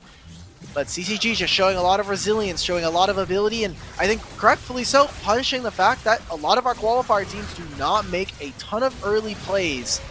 This time around, getting a lot better of the trades in this game 3. I'm going to take the Turo Baron buff and look to close out this game. Yeah, so, Dimitri, now, in terms of video essays, there's one that I watched recently that I liked a lot as well. Sure. Now, there's this girl's channel that I watched a decent amount. I can't remember her name exactly. I think it's like something Olivia Nuiv or something like that. But she made this video talking about how our perception of love is messed up, which I thought was really cool. Oh, I think I follow this person, Olivia Sun. Yeah. That's it. Yeah, they're great. She's interesting. I disagree. I used to watch some of her videos. I think she's going in the wrong way in terms of centrism, but I'm not going to talk about that too much on this broadcast. Okay. We can talk about it off air, but continue about the video. I was just saying, I just thought it was some cool points that are made, right? Because like, as somebody who is currently in the dating sphere and understanding about, like what I want and what I don't, right? It was a fine perspective to have, I found. Mm-hmm. And also, and also her talking about the just the rise of K-pop and how people view just the East and what's happened to. I thought was cool as well, because it's something that I've seen being a anime fan and recent K-pop fan as well. So I'm like, man, people are really obsessed about this stuff. Yeah, of course. I mean, it's fair enough, right? Like, especially for K-pop, fandom has just gotten really out of hand. Not just for K-pop, but just in general for celebrities. You see with content creators all the time. Funnily enough, we have some of those in here. Psycho has a very, very dedicated fan base that come into every Twitch chat and they're definitely like rooting for him. They want him on every single interview. If the team's losing, if Psycho's losing, those fans will just straight up blame the team. They will say his team is inting him or whatever. There's no way for Psycho to do wrong. And I will say, to build that kind of following is impressive. Everybody always likes to knock like content creators for, oh, your job is really easy. And it's like, it's pretty hard to gain a following because everybody's everybody wants to be a content creator. But a lot of it is like how much work you put in, and also a lot of luck. A lot of luck on like, does a video actually hit? Does a stream go off? Do you get like a lucky raid or something? Like stuff like that. There's a lot of different kind of ingress points to becoming a famous content creator. But fandom has definitely gotten a little weird, especially weirder over the years. As now we're seeing CCG. Yep, Blue is dead again. Munchie gets out alive, very luckily actually. But Psycho almost poked him down, not enough damage once again. Knock up there, landing onto one. Geiger around, almost falling, but Koto there saves okay, wait a minute. This is huge, Hold actually. up. Disrupts them both, and we see Shocky over the wall. He wasn't around. It's a 4v5. He can't do anything. Munchie lived for a couple of seconds, and Koto saves the day. That was exactly what we needed to see from this team. And now Psycho will get the shutdown, 700 gold, a triple kill in his back pocket. Maybe this game's not quite over. They have a lot of work to do. I don't want to say that CCG are necessarily out of the woods and potentially losing this game, but they have a lot of things that they need to be able to work on. Why did it? Okay. Nem9 TP top lane to try to fix up this top wave. We've got Dragon spawning in a minute. This means he will not be able to spend any of the gold he may have gained there. But Psycho now, 4 items coming in. No summoner spells on some of the more important ones. CCG Lunar will have his flash coming up soon. Probably by the time this dragon is here. 40 seconds into that spawns. If Froggy5 are able to win this, they can take this objective and move through potentially either the bottom lane or the mid lane to try to break down turrets, but the game will not end at that point. CCG, it takes one team fight, they clean it up, they say, okay, we made a little bit of a mistake, we're going to make sure that we're good, that we're keeping it clean, and they should be able to end. There's not many structures, whereas Froggy5 still need to bust down all of these. It is a very close game right now between the two of them. Where Froggy5 take this fight once more, then they have a chance to open up some towers, take, Baron as well in a bit here too, and get themselves back in the game. CCG has started up, the Soul. Froggy5 around, Control hops in, he goes to the rain, but has to flash over, can't steal it. At Soul point, Rain's the first target. Shocky's just getting bounced around too, where Rain's get isolated. The rocket lands. Here come the resets. And we're looking at 3-2 with an ace for CCG. That's the game. That's a full-on ace. So they're going to just straight up run down the mid lane here. Congratulations to CCG. They're going to be able to make it. Unfortunate there for Froggy5. And we joked about having some friends of the broadcast over there. Good guys all around. Yeah. Unfortunately, unable to make it. We'll see you in the next qualifier. CCG, we'll see you tomorrow up against Winthrop. And playing in the elimination bracket. They made some change now. Huge stuff, my friend. For CCG, game 2. It's a bit rough, but like you're saying, back and forth as they continue. Winthrop, let's see what they can show against them. Nonetheless, for now, though, big shout out to both these teams and, CCG, especially for bouncing on back. Yeah, CCG, I mean, they got rocked a little bit. They were able to come back, do their game plan, which I think is really important. We'll see how much jinx they actually are able to get through tomorrow versus Winthrop. But congratulations, you made it to the elimination stage. You did exactly as your seed said. You are the 8th seed, you made it into top 8. Now we need to see what you could do up against one of our top 4 teams. If you can make an upset there, I think you're going to be turning a lot of heads. And hey, some of these players have not been shy of playing spoiler, so should be interesting to see. And for Froggy5, if you're a fan of any of these players, make sure you're sending out support to anybody. I'm sure that they would definitely appreciate it, but we'll have to wait a couple weeks before Qualifier 2 for summer starts, and they're going to have to go through the Swiss again, just like every other team. And it'll be rough. Maybe the selection committee might seed them a little bit lower. I think they landed literally in their seed as well, right? Like they finished right outside of top 8, 9th through 12th. I think that that's an admirable goal for them. Indeed, it is, my friend. As I believe we are ready for an interview right away. Look at Oh, that. wow. We're going to take a break. Yeah. We're going to take a break for an interview. We'll be back in a little bit. Thanks.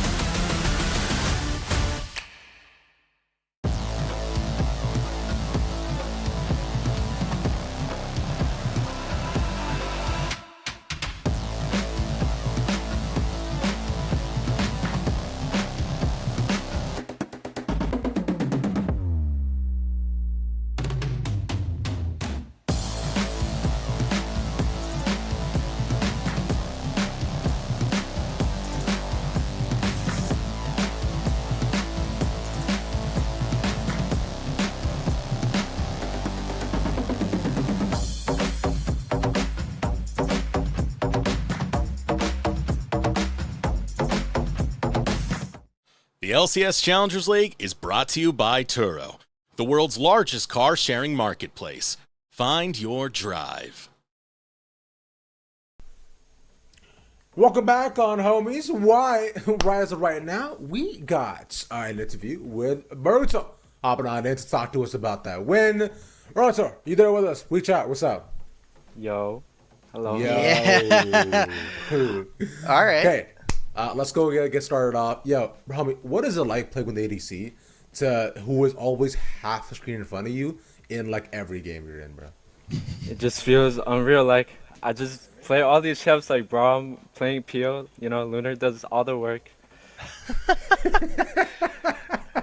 That's my kind of support right there. Okay, I wanted to ask, you're obviously a little bit newer, so wanted to kind of give you the space here to introduce yourself and How did this come about? How did you get scouted here by Taki and the boys? Okay, so a while back I was on an amateur team with another friend of mine, and that's how I met up with Shaki, Taki, and a bunch of other high elo players because I wasn't really friends with a lot of high elo players. And Yeah. then once I was friends with them, around the time when the LCSPA thing happened, I wanted to quit, but I wanted to try out NACL OQ like one last time because I never actually played. So Taki and Shaki came to me with an offer to just play, and I'm like, sure, you know, why not just play this one last time? And honestly, Respect. I've been having a really good time. No. Happy for you, man. Yeah. That's awesome, bro. Yeah. I was gonna say because like we have all these different names. I think support has been kind of. We've only seen a couple of new names. I think Snow 2 obviously comes to mind when we see newer supports popping up and playing in the qualifiers. For yourself, like, what's been your like solo queue record? Like, what are you like typically love to play? And for competitive, do you have any like outside like competitive experience? Maybe like high school sports or stuff like that? No, not really. I'm usually just a solo queue warrior. I really love to Respect. play engaged supports like Nautilus and all those champs, but I also like to test out new supports too. But my favorite champ or my pocket pick is Pike, and you see me pick it sometimes. Yeah. And Okay. yeah, Okay. All right. I'm down then. We'll keep an eye out here on the broadcast for any pikes. I do love me some Pike, I must say, and I hope we do get to see it at one point. The Yuba bro, to talk to me a bit more about. You were talking about how you wanted to at least try out an ACL, how you're looking at a lot of these other different supports with the competition. What kind of support do you want to show people that you are, though? I want people to see me as like an aggressive support. Like, I want people to see like an LPL playstyle where we just dominate the enemy. Okay. All right. Fair enough. You got a lot of you got a lot to live up there. There's a lot of good names in support over in LPL. So we're gonna need to see that. We're gonna need to see that from you. It's not just one game. We gotta see it every game. Okay. Okay. All right. Okay. Ravish, do you have any last questions before we? I mean, I was gonna say, man, did you want to say anything to people? Any last shout outs or what's up? I just want to shout out my whole team. Like, my team played really well, and I think this opportunity was a really great opportunity for me. And I think I grew a lot as a player over the past few months and weeks that we played together. And I've honestly been having a blast. So I want to shout out everyone on my team. Nice. Hey. That's really wholesome. I'm really glad that you guys are having fun. I know if you've got Shocky and Taki on the team, you're gonna that team's gonna be a little bit chaotic. So I'm glad that you guys are doing well. Congratulations again. Good luck tomorrow up against Winthrop. And hey, now you got some pocket change as well when you make it as you made it into top 8. So we'll see you tomorrow, bro. I hope you have a very good day as well as being able to prep for tomorrow. And we're gonna send you off. So thank you for joining us. Thank you so much. Yeah, GG's. And when we come back, we will have our second game between Cheese Chasers and Teamless Revenge. You won't want to go anywhere. We'll be right back.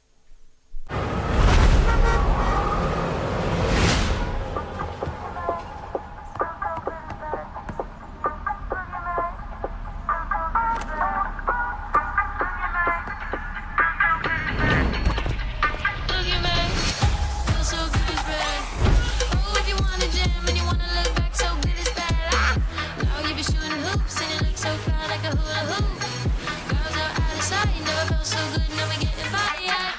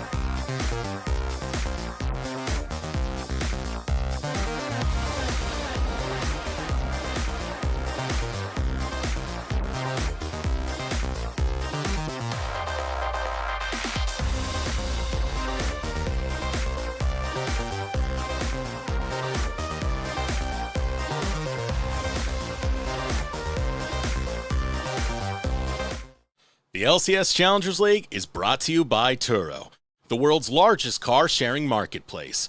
Find your drive. Another team will fall here once again today, and another will see a potential rise as we go through the bracket. Welcome on back to the qualifiers, and we're actually once again back battery as we have our second match of the day. What we got? Yeah, we've got Cheese Chasers versus Teamless Revenge, a Group C showdown here. One of our newer matchups, as we haven't been able to see these teams match up against each other so far in the GSL style groups. And I think this should be a much more fun matchup because last series was a little bit slow, a little bit not as quick to get going. But these two teams, I think, have very clear identities. We look at their junglers, particularly Crya versus Excelsis. They have super interesting jungle pools. Crya has been picking up like the Zac, like we just saw, has been playing more Graves, has an Evelyn game as well from solo queue. And then you go on the other side, we're getting the Xin Zhao, the Trundle, things that I think if you were to see them, you would think nameplates off, oh, this looks like maybe someone like a Kissno from Lit Esports. And I think that that's really interesting considering what we've been seeing from the jungle pool, considering that now, since we are on 13-11 for such a long time, people are getting more comfortable with experimenting, trying different things, trying to put different junglers in, which is super cool. And then we look at their bottom lanes. Honori B versus Scooped.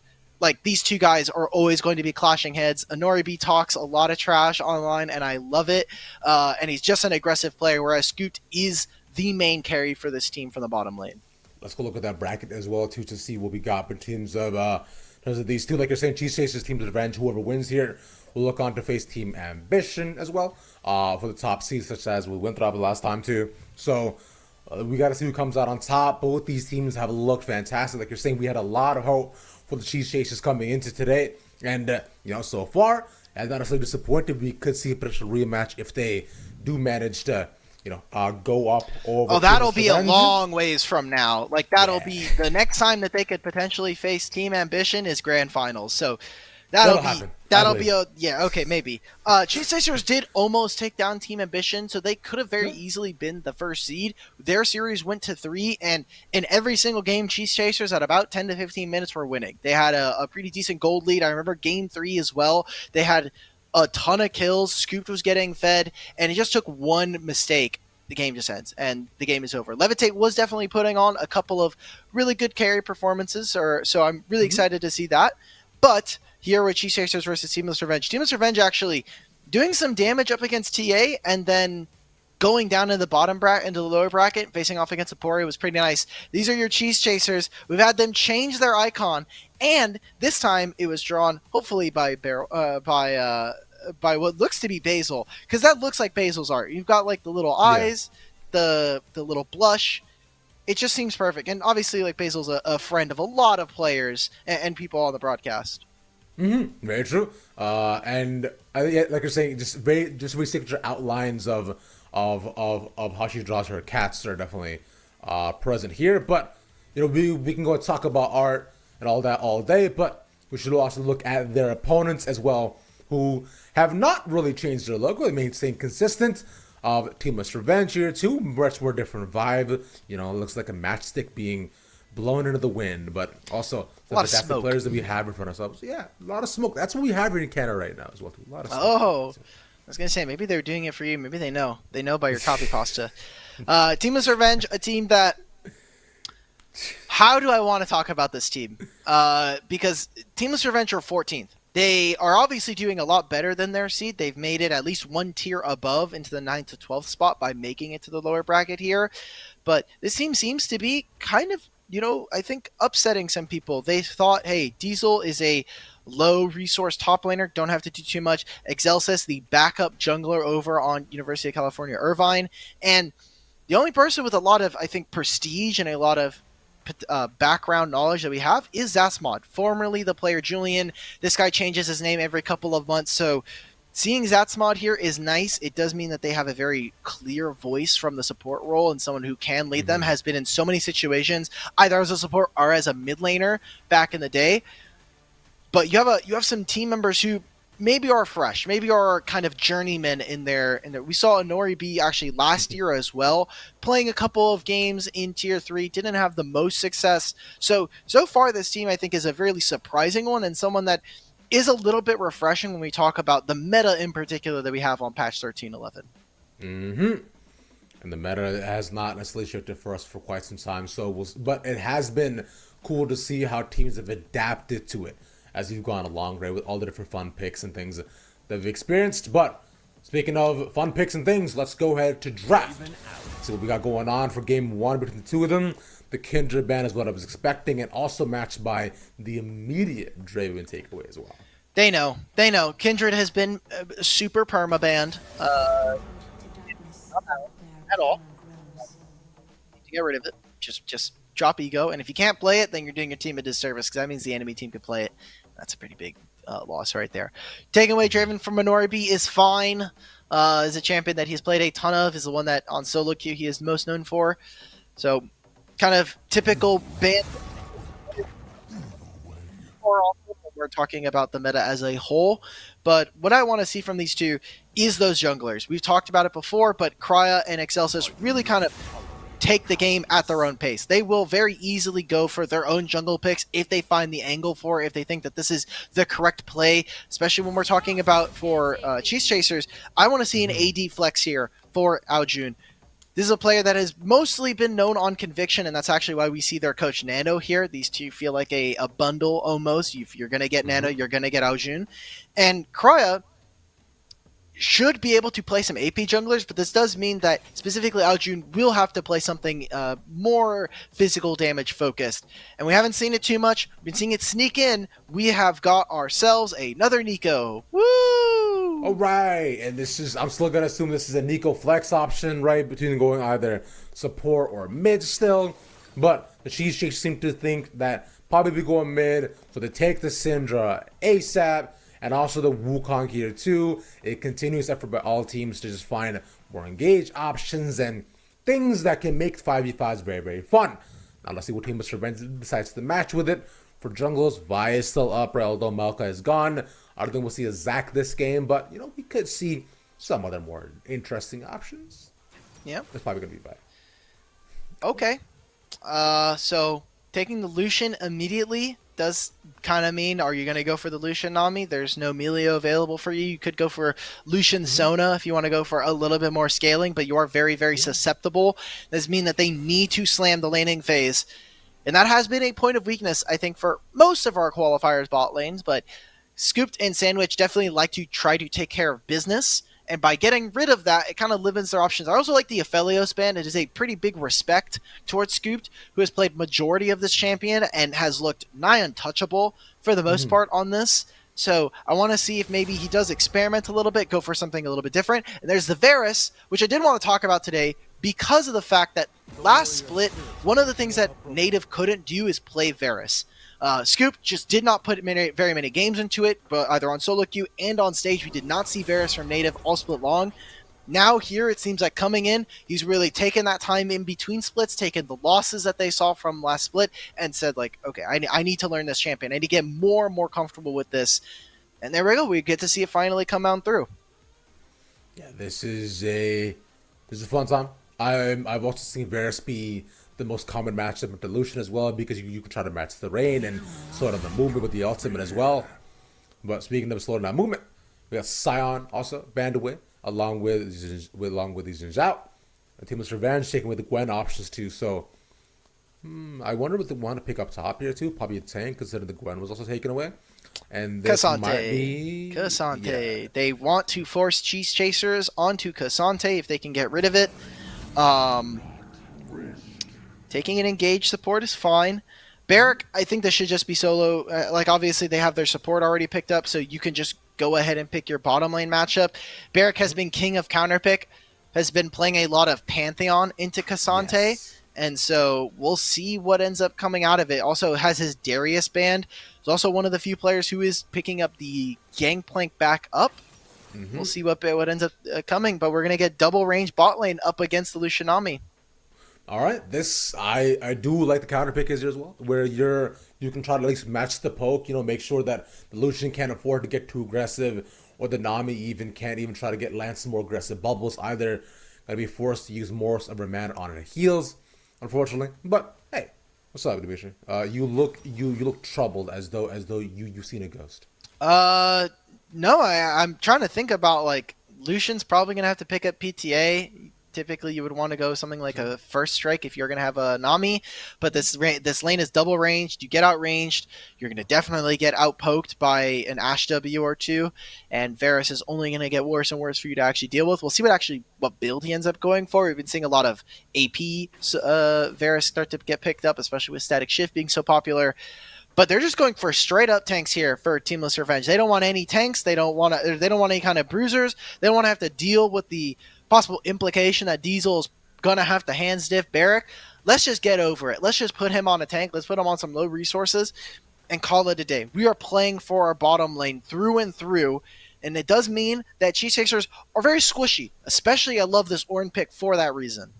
The Ornn pick can be a really nice, just option for them to just be able to just knock them all up and have the potential to blow them all up as well too, with the Ornn Horn and also along with the Pot Blossom as an option. And instead, Barrack has to go for the much more, safer option of taking the Cassante as well instead of the Pantheon. Pantheon will not be able to blow up Ornn the same as other picks, and like you're saying, at least gives them more frontline, more removal, and options for peel as well. So Cheese Chasers finally get a tank on their side, but very damage heavy on their end. I am, though, still worried about Teamless Revenge. I'm worried for Teamless Revenge seeing, okay, if Lucian Nami cannot get off the ground, it is up to Nico to put out all the burst, and then we gotta see what's up. That's okay. Nico is definitely a good champion to do that. I think one of the things that is really cool about this champion is that she puts a lot of pressure on the enemy team to be very cognizant of where they are. Like, is there a ward here? Is that ward Nico? There's a minion in this lane. Is that Nico, right? Is this blast cone that I'm about to hit about to invisibly knock me up and one-shot me with an ultimate? Probably. I have to be paying attention at all times as to what I'm doing in more of a micro sense than any other champion in the game. So, if this bottom lane doesn't get ahead, that is something they can go for. They can go for pick plays. They can try to find out one member that maybe is out of position, and then Nico blows them up. The thing I will say is, for Teamless Revenge, as this game goes on, I do think that this team will be able to do very well. There are two marksmen on the opposite side, but Ashe is going to be going for that supportive build. So out of fog, throwing Ashe ultimates are going to be very, very dangerous. And that is something that they're going to have to be paying attention to, making sure that their vision is set up, making sure that they're also still kind of tapped in on their screen like, hey, am I about to get hit by an Ashe ultimate out of nowhere? This is just going to be very dangerous once we hit level 6. That's what we got to make sure to pay attention to, as well as if it does end up becoming much more of a threat too, as we can also see that the Ashe ultimate can look to disrupt the Ornn Horn as well. Like right in the middle too, if she knows where the Ornn is, then that can turn the team fight on its head very, very quickly. Seen it happen a bunch of times. Nonetheless, for now, we can speculate and try to figure out what goes on. But we do, of course, have to wait until we get into the game. Yeah, we still have a couple of minutes. We didn't touch on it too much, but we saw there at the end Barrack picking up the Cassante. This is a matchup that is very difficult for Ornn. You have to basically use your W to try to poke him out alongside the Q, and it is just not a fun matchup. Cassante wins at every single breakpoint that you want as an Ornn. So level 6 are going to try and kill him. He's going to W and be able to dash away with his shield. It's very, very difficult to play this matchup, and you are playing specifically to get out of lane and try to impact a team fight, which is what Ornn does perfectly, but it is still Cassante, and giving him a free laning phase like this can be very difficult to deal with. Indeed, it can be, as we've seen Cassante take over the game, especially being able to isolate key targets and then have the option for removal where they get strong enough, no ADCs become a threat, which is very fun for all ADC players to know that. Nonetheless, for now, I do want to also give a big shout out to a sponsor for the event, Turo. I don't know if you guys know, but the NACL Qualifiers are brought to you by Turo, the world's largest car sharing marketplace, where you can book any car you want for just about any occasion. Where you get rental cars at Turo.com. Wow. It's also not just the qualifiers. I know the LCS Challengers League themselves are actually getting in on some of that Turo money. They're making sure to get they're doing their ads. They've got Destrux actually reading one of them which is really cool. And glad for them. Glad that we have a sponsor that can help provide to make sure that the prize pool is there, to make sure that also, hey, like we can upgrade some of the stream stuff so we can have more streams. Literally last split this time, it was like me, Summer, Grapes. We were all like trying to get as many streams as possible. We would have the main stream, and then as soon as we did our first game, our first series, boom, you had to boot up the second stream, have it ready to go, or you just have other people take care of it. There was a lot of time spent after series getting everything prepped, making sure that we're all ready to go. But because of our lovely sponsor Turo, we're able to stream every single game so you don't miss it. And you can catch all that action here on Rally Cry Official and Rally Cry 2, where they're actually starting their second series, Komodo versus Kellogg's Grandpa Gamers. Really fun matchup. I think Komodo are definitely heavy favorites into that. But as we've seen, really anything could happen, and we have seen some upsets so far in the tournament. I do wonder which series finishes before. Like whether we managed to get near the end. I did want to talk about this real quick because I have not had a 6 series day. Everybody else on the broadcast has had 6 series. I have been fortunate enough to have a 4-0 and a 5-game series. I have not had a 6-0 day. Do I want to start? Probably not. I love having that extra little bit of time where I can just decompress, relax. It's like an additional maybe 30 minutes. We take those. But if it means a more competitive game between these two, then I'll take it. Because these two teams are going to be facing up. Winner of this is going to be going up against Lit Esports. Just no slouch. One of our top 4 teams, again, making it out of the bracket very early on in their group. And coming up between these two teams, I think people are going to have their own expectations as to who wins in today. But tomorrow, Lit should be the favorites, and that's the thing. Lit have had so much time. They have an entire extra day to prep and watch these teams. Whereas these two have to prep against each other, and then less than 24 hours later, they have another match, and it's another best of 3. It's an elimination match, no lower bracket for them to play through. Not a fun or envious position to be in. No. As Lit might just do it, but we have our first game of the day, and potentially, for Dimitri's sake, our first of 3 40-minute games. Come on. All right, let's go. Teamless Revenge, NPC. Let's give Dimitri a reason to stay on broadcast for 6 hours. Let's do it. It's not good, Dimitri. Yeah. 6 games. Yeah, I mean, I had to check my headset real quick because we were getting some issues, so I had to do that. Oh, nice level 1. Good check from Anori B. He's going to be able to be juiced out on gold. Really getting some. Why did he go first? Okay, this is the problem I have. The first strike, I get it. You're going to try and poke out, and you're trying to max out on DPS. I think if Scooped and Sandwich are playing this correctly, you never get a first strike proc in this lane. But we'll see. I think it's a bit greedy, and it means that the entire time that you're getting poked out, you're doing 0 extra damage, and you have 0 Keystone Rune. But we'll see. Okay. Maybe a Nori B dodges every single skill shot, doesn't get hit by the long range of either of those champions, and they win. Well, observers, if you are listening, hopefully you are, let's have temporary checks on, say, Nori B to see how many first strike procs you managed to get. Because if you manage to even 1, according to Dimitri, he's failed himself. Oh, Nori B takes a lot of damage. If they have Ignite in this lane, he dies. Legit. Like, right there. You just can't walk up. It's double range. There's a reason why these two are so powerful. We haven't seen Ashe in a pretty long time. Someone needs to check in on Snow 2. There is Ashe support being played, which I know for a fact he's not enjoying. But there's... Okay, he got the first strike proc there. So nice. he got +1 because he pressed W and it did the scorch damage at the very end. Huge. But the big point of strength for Teamless Revenge is the fact that this lane should be stomping. You picked the solution Nami to win, but you picked it a little too early, and maybe you weren't respecting the fact that G-Chasers could pull this out. Yes, Scooped has been playing a little bit more Varus here this split so far, but other than that, you're kind of just waiting. You're kind of throwing out that gauntlet, saying like, are you actually going to be willing to play this, or are you going to be going towards some of those more traditional AD carries? And good job from both Scooped and Sandwich using great use of the Halo Blades. They have gotten 3 CS, and most of this minion wave is theirs, and they should be able to pick up most of it. But it is in such a tough spot right now Excelsis, thankfully, both junglers are pathing down here, and Excelsis on the Sejuani will be here first. But this will mostly be to relieve them of their duties and not necessarily to try to save them. Excelsis was also spotted by the Ashe as well too, so Yeah. he knows that like they both know what timer he's coming down on, so Crier is actually worried. He looks to skip the buff as well, so just make sure that he, manages to go ahead and get the Gromp, and has enough of an experience that he can try to match his stats once he is here.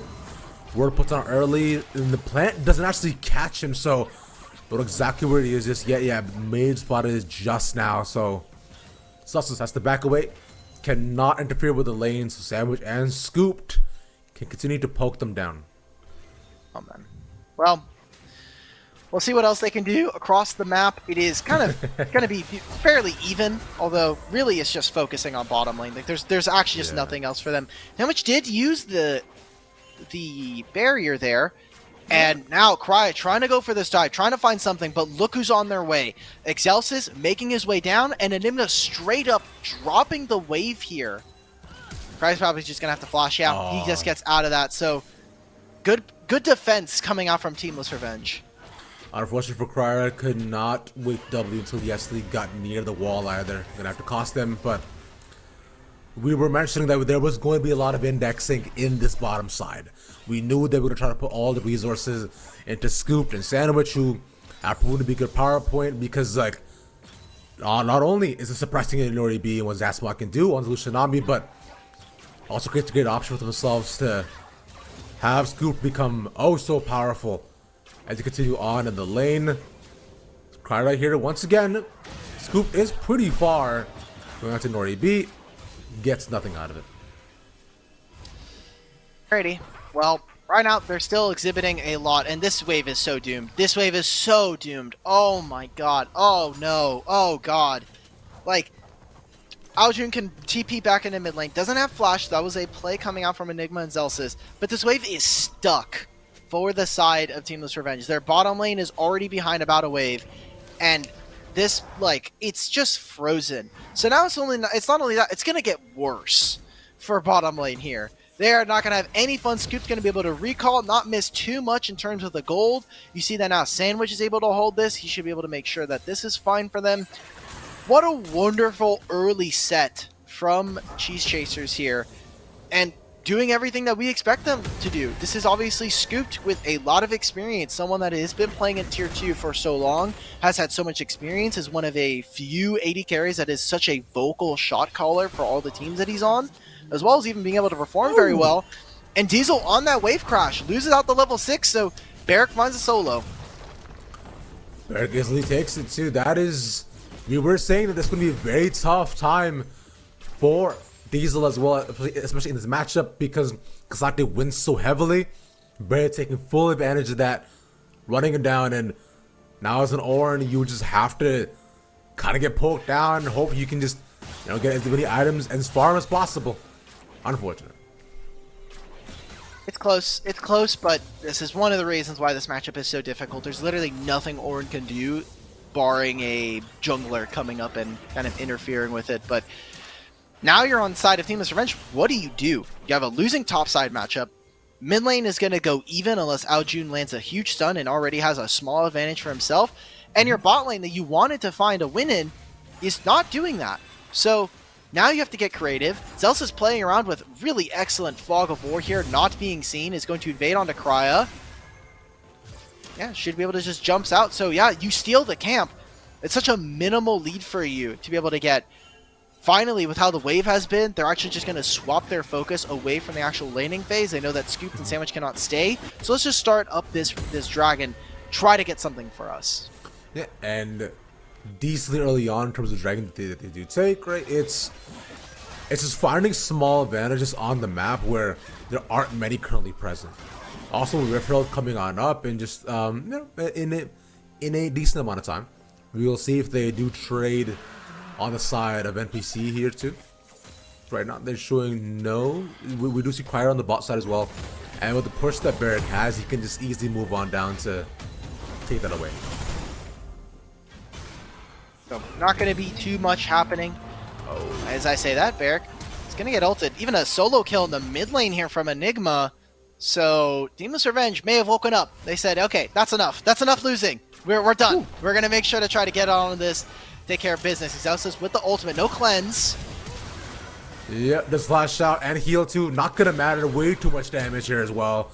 And they got a flash on both sides. Scoop, no shot. He gets away. Yep, that's one. Wait, they can go for one more? No, they can't. I figured they would have gone for one more because Excelsis is there, but doesn't have the flash. Maybe could have queued out really anything. Good find. That is one of the ways you do need to get back. Obviously, this bottom lane does not have cleanse whatsoever, so you really need to have your jungle influence be felt in this game. Shout out to Enigma for finding that solo kill. It is not hard to find that onto a flashless Syndra, but being able to make early plays, make early action, generating some leads for your team is always well appreciated. Quite nice, and especially now with a small uptick in just lane advantage, if anything, that Diesel was able to almost get a solo kill, and even Enigma managed to get a solo kill here too. So TRV suddenly realizing, hey, we do have a couple more options. It's not all lost just yet. We were spilling a little bit of doom and gloom, but instead they're keeping ourselves real competitive. See, you gotta be more positive, man. Come on, bro. I mean, this draft was a little doomed, especially with how the early game went. As a fellow marksman, that was unplayable. I'm gonna be real. The wave frozen on me. I'm down. I don't have a keystone. It's just doomed. Like, you need them to play worse for you to do that. Like, and good job for the side of Teamless Revenge. They got out a little bit. They are still down in gold here, however, and this is all from the bottom lane and from the matchups that they've chosen for themselves thanks to the draft. We have to see them outplay. When they outplay, I'll give them props, but the burden of execution is a lot higher for them than it is for Cheese Chasers. And we do talk about this a lot in terms of drafts, drafts throughout all the qualifiers, right? Where most of them are pretty clear win conditions. And currently, Team's Revenge, have Nico calling up, and already B's doing fine too, but we'll see if that trend continues because NPC have, they've calmed down a bit more. They're playing a bit farther back and a bit safer, not overextended. As I say, that Barrack is literally under the tower. I love this. I love this. This is how you should play this matchup every single time. Good flash coming out from Aljun, but he's dead. Matter. Yep. Bye. Okay. All right, good. They're making sure to punish this Syndra. This was the only lane that we talked about, right? It was, hey, if this bot lane doesn't get ahead, you're looking at Nico. Well, if you find more kills, good double knock-up. That bubble was incredible. And they could maybe turn this. I think that cleanse was a bit adventurous, but they'll even see Excelsis here. So all these plates going over to Crya doesn't turn into an advantage for the bottom lane. Good neutralization from Teamless Revenge. I think across the board they're looking better and better now as they've gone out of some of the early laning woes. And Enigma and Excelsis are just dominating mid lane, which is very worrisome if you are Cheese Chasers. You do not want to have a Syndra that's behind. Yes, she has a very incredible stun that will be impactful regardless how much actual damage she's able to do. But you do want this champion to actually kill someone. That is one of the strengths of Syndra, is that she typically is able to apply enough pressure to take one member, typically an AD carry, out of a fight or unable to step up. And if this Nico is super, super strong, the entirety of NPC have to walk into her. It's going to be a little tough. Yes, true. But the thing is, how do we even know if they're walking into her, right? That's the question. Of course. No idea. Yep. You take it in draft too. It's like this Nico in this patch can pretty much bring out almost her full ultimate before they even know it's her, which is wild that it is currently there. So it does make for a really, really scary proposition. There have been ways to get around it, right? We talk about constantly, remember, words don't move. There are only 6 minions on a wave, never a 7th. And if a champion is not on the map or in the bottom lane, then he's probably also not here.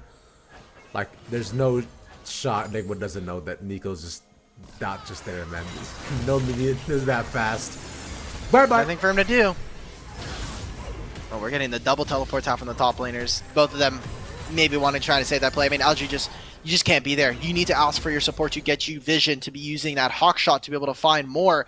We have the dragon being started up here. I think it's a tough position. They're actually going in onto the bottom lane. If we could take a look at the... There. All right, that's a kill.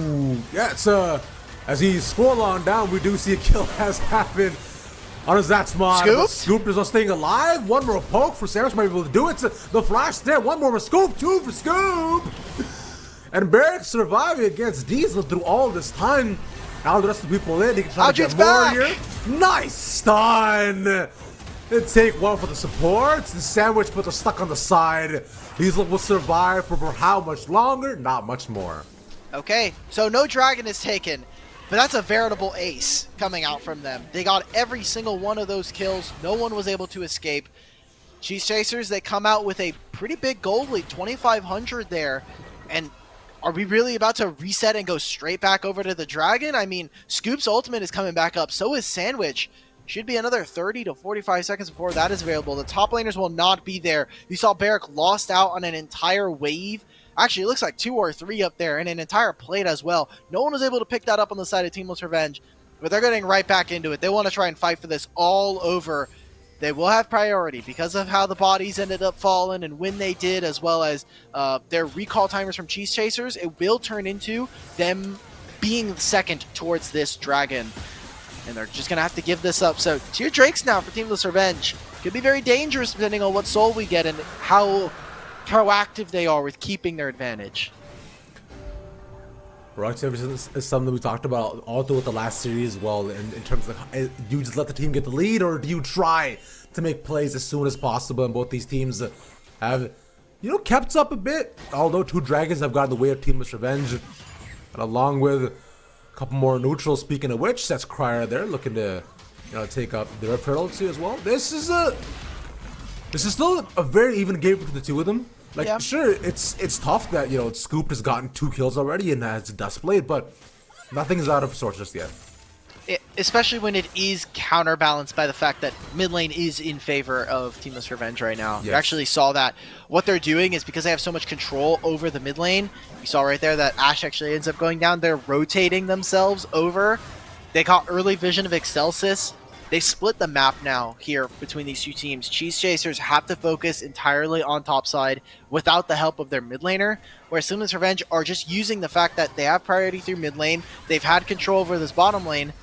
You can kind of avoid the Varus and Ashe by either straight up killing them or forcing them out of lane. I think Excelsis, as a jungler who hasn't really gotten a lot of time on stage, is just showing up and performing very well up against who is someone that is also a pretty fresh face to competitive in Cryo. Mm-hmm.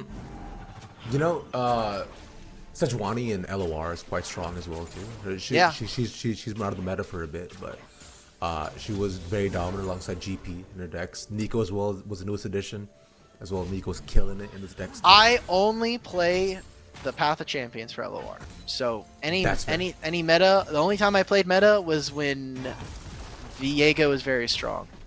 And you played like that was Viego. A very long time ago. yeah. Viego is very strong. I would play Viego and I'd be like, yeah, this is very fun. He's as close as I can get to Jade Druid from Hearthstone as I can get. So that's fair.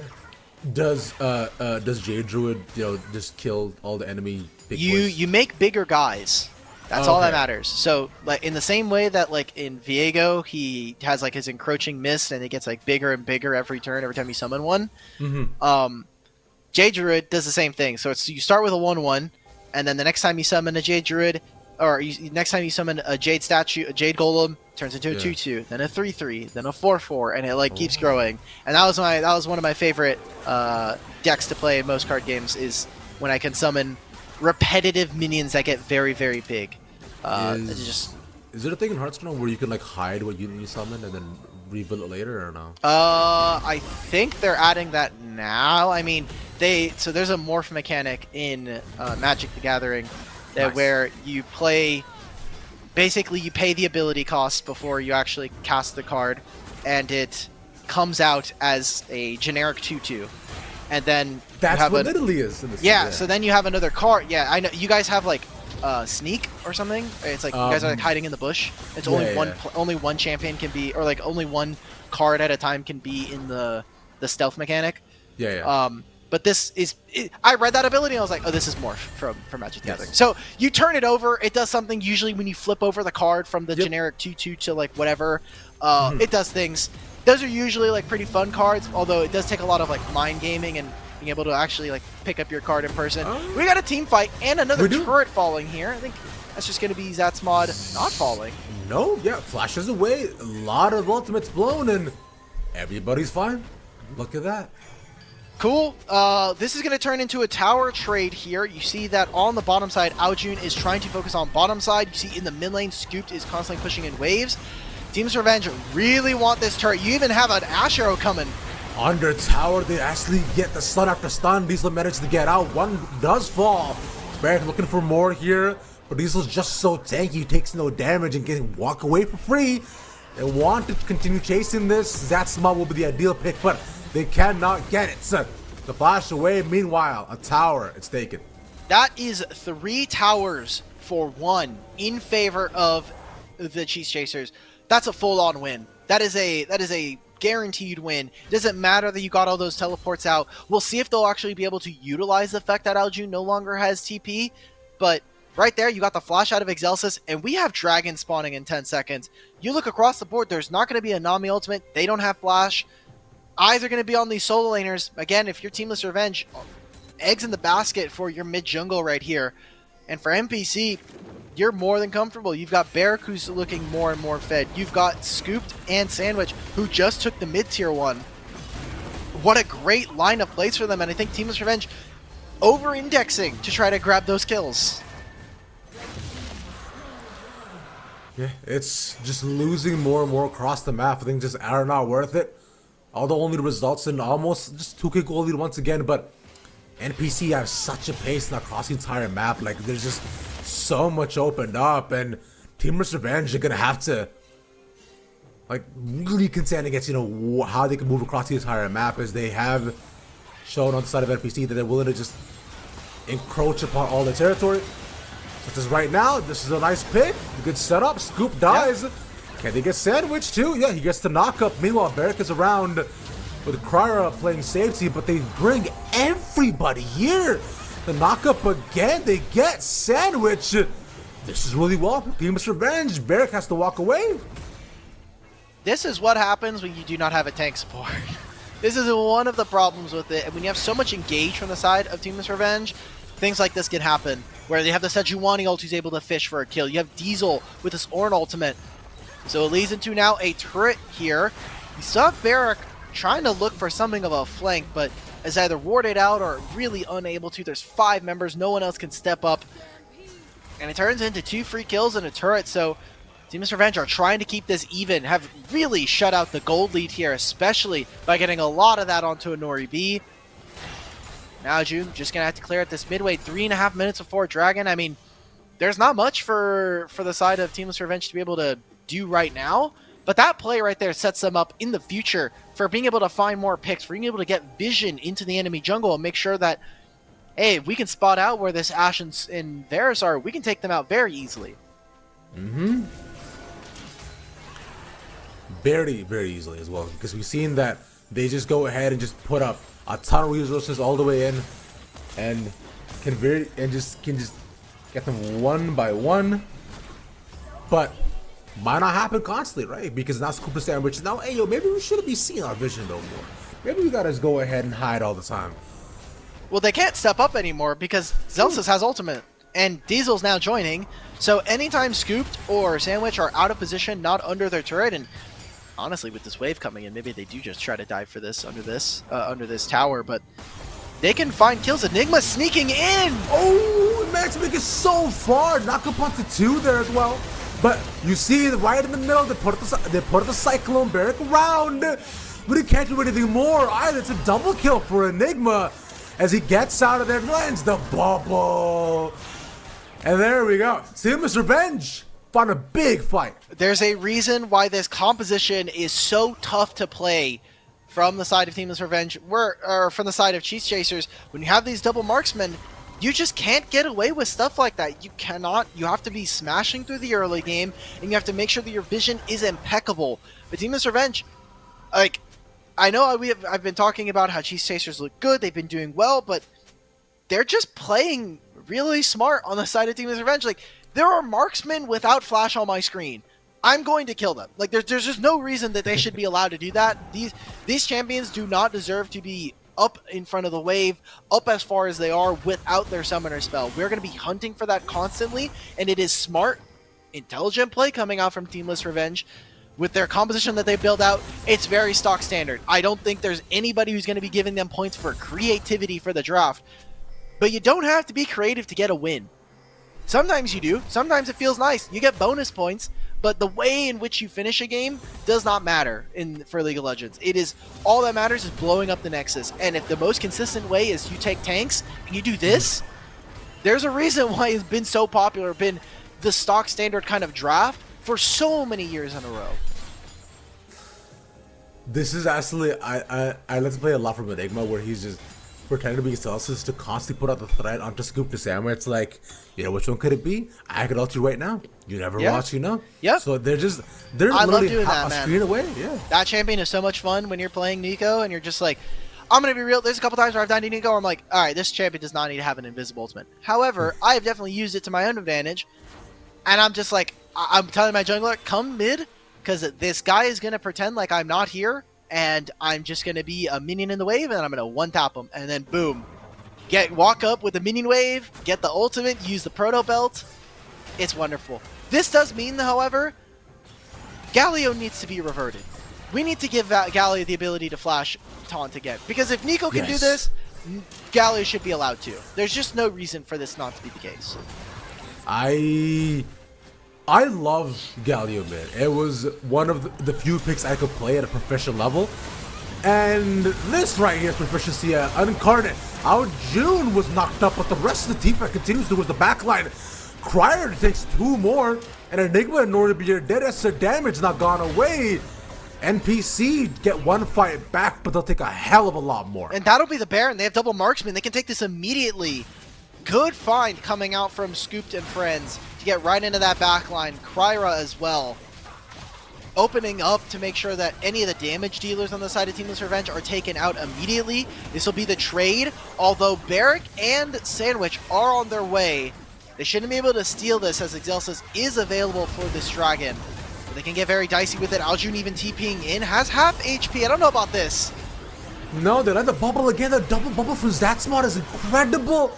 But it's only to slow them down for a couple of seconds. Barrack comes in by himself, gets knocked back to. He's surviving through all of this, but Aljun there for the support. He stays alive for so long and gets out with a kill in a 3v1. Huge play from Barrack. Wait, that actually just stops him from grabbing this entirely. Okay, it's leashed. The bottom lane respawns. And after all of that, do not tell me that I get a Gumayushi Varus steal. No, that is not the case. We're going to get a teleport coming in, but it's soul point here for Teamless Revenge. They want to keep this game even. It's 1900 in favor of Cheese Chasers as they've now finished the Turo Baron buff. You got it. There you go. But now, like, they're in such a weird spot. They've used their TPs. They've used flashes now for Aljun and Barrack, so I hope those kills were worth it because Diesel is coming back out onto the map and they have their ultimates ready to go. This continues to devolve further and further. I always think that one team might be able to get, you know, just a small lead over the other, but back and forth we go in this tug of war between the two of them. Baron though should do more than enough for staying for NPC. They've done a great job of opening up the map more so, and this is only help out their case. With mid lane now being pushed forward again too. Barrack gets slowed, but only so much you can do here. Ignore me, brother. You are not allowed to. He tanks the entire ultimate. Takes almost no damage. Yeah. Cassante is the champion. To be fair, he is building full tank, and Inori doesn't have a lot of armor penetration. He has a Kraken Slayer that only works on auto attack, so that'll be the case while they're doing all of that. Scooped, grab the bottom inhibitor turret. Oh, they just get right into range. Beautiful work. Layering the knock-up in the ultimate. Oh, but Barrack. Enigma might as well do a lot more. Like you're saying, Barrack again, playing disturbance towards the back line. Stops them in the middle. And still takes a kill in the middle of 3. This guy's an animal. He went huge in that last fight. You saw that he used the all out to get right through a Nori B, gets right into the back line. They kill Enigma as well, so it's a 2 for 2.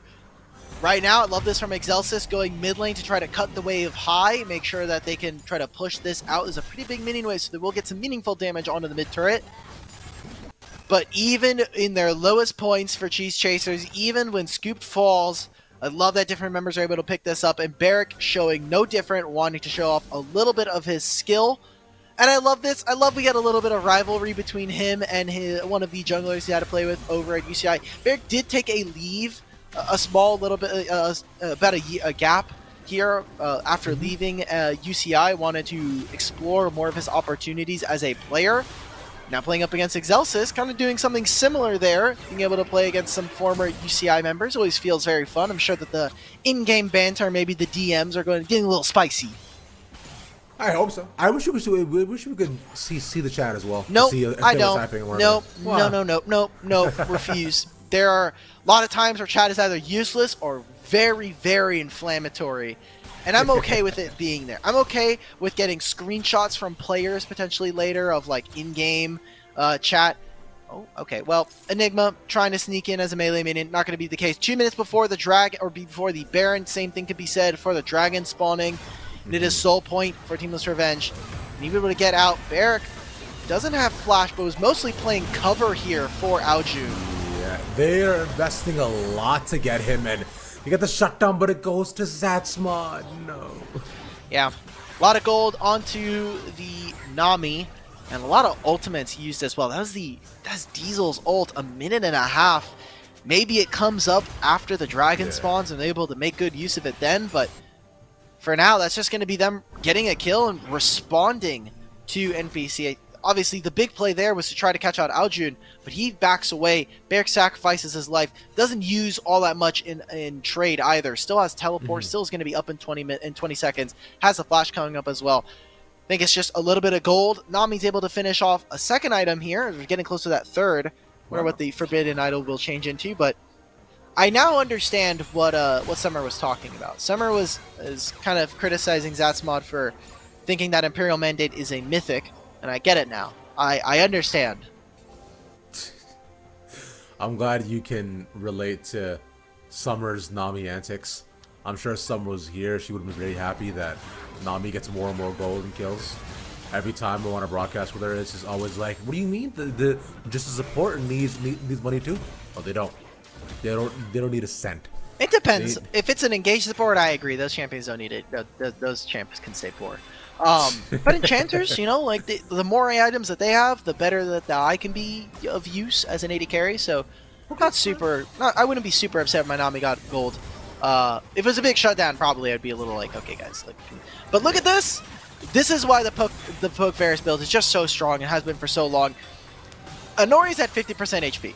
Yeah. Anori B is at a 50%. He has to use the heal. It makes sure that G-Chasers have access to the dragon, so they're going to be able to start this up. And good finds, good use of the Varus coming out from Scoop. Nets his entire team and objective. Individually, that is a huge play. It doesn't look like much, but Scoop landing those 2 arrows means that the Baron Soul or the Dragon Soul is not available for Teamless Revenge. And now they couldn't even start the Baron up in time. That should have been their timer to start this up, to bait out maybe some summoner spells, maybe a TP. And that's nothing. So now Excelsis. Okay, Ashero goes wide. Ooh. Diesel teleporting with a flank. He's coming around, puts out the Orange Horn. They see this double knock-up onto 3 like it's a Diesel. Another big knock-up again on the 3 more, but Sam is still alive. Cyclone gets put out, but look at Barrick as well. Once again, get the knock-up onto more. He's trying to isolate more targets if he can, but as the rest of them fall, it's a double kill for the Ornn. And Teamless Revenge find a fight. Enigma and Nori B didn't need to be a factor. It's fine. Nope. It's Ornn. Yep, Ornn and all of the other damage dealers are gone. Aljun just does 0 anything up against this team. I mean, Scoop there died with Flash, knowledge that this was coming, and I don't think he quite had the stopwatch. Otherwise, that would be, you know, an additional add of embarrassment. Aljun going to try and get some chip damage here, but the entire time the bottom lane inhibitor is pushing, and that is meaningful damage onto this Nexus turret. Enigma will be here to catch this, as well as Honori B, who is respawning. Asholt is coming through. I think they want to try and make at least a little bit of a steal. They want to try at least if they can. Aljun could do it. Q. Oh! Okay. I like it. I like that Aljun is playing for that. It's going to be the Turo Baron buff going over to Teamless Revenge. And now we're back in a similar state to right before the Dragon was taken originally, where Cheese Chasers, bit of a gold deficit up against Teamless Revenge, but they are playing to stall out, and Teamless Revenge are just using the fact that they have more tanks, they have more abilities to engage, more tools at their disposal to start up fights where NPCs just can't. NPC found themselves in a tough situation too, where up against the Baron, right? Although they have the inhibitor, that did allow them to at least find some ways to not lose too many towers, and have to force Teamless Revenge to defend their own base. But currently, though, just many ways will be aligned to their favor. Bot lane pushing in, looking to take the bot tier 2 as of now. Alright, well, for the time being, alright. You know, I've come around to junglers taking up their own camps, especially with the jungle treats and the buff sharing now. You should just not take camps from your junglers, unless it's really necessary. Especially buffs. If they're buffs, leave them for the jungler, because they have a treat, they're going to get more gold out of it from you. All you need is the buff. 9 times out of 10, you're never going to use the actual golden experience you get out of it. It's so piss poor, usually, when you are not a jungler as well, so it's just not going to be available to them. Here, now, more turrets being taken, finishing up on all the outer turrets. It is 20 to 16, 34.5 minutes. 2 minutes before the Dragon is spawning. Again, a soul for the side of Teamless Revenge if they can get it, and that's usually what this Baron is going to be doing for them, gaining themselves priority. Ooh, wow, okay, the ultimate lands. Okay, we're just throwing ultimates now. We're getting too excited. With it. Yeah, we're just happy gaming right now. And with the ultimate god from Excelsis too, that means that for both Scoop and Sandwich are under less of a threat. Ornhorn put out when he gets a knockup onto 2. Scoop is so far back they can't get him. The stun lands onto Excelsis and they cannot break open the base of NPC. I'm trying to figure out what the reason of this is, because now Cheese Chasers, what they should do is chase them. They should actually chase them, try to stop their backs. Minute before the Dragon, you should be trying to stop any and all recalls here, but they're minion waves as well, trying to stop them. So they'll get back in time.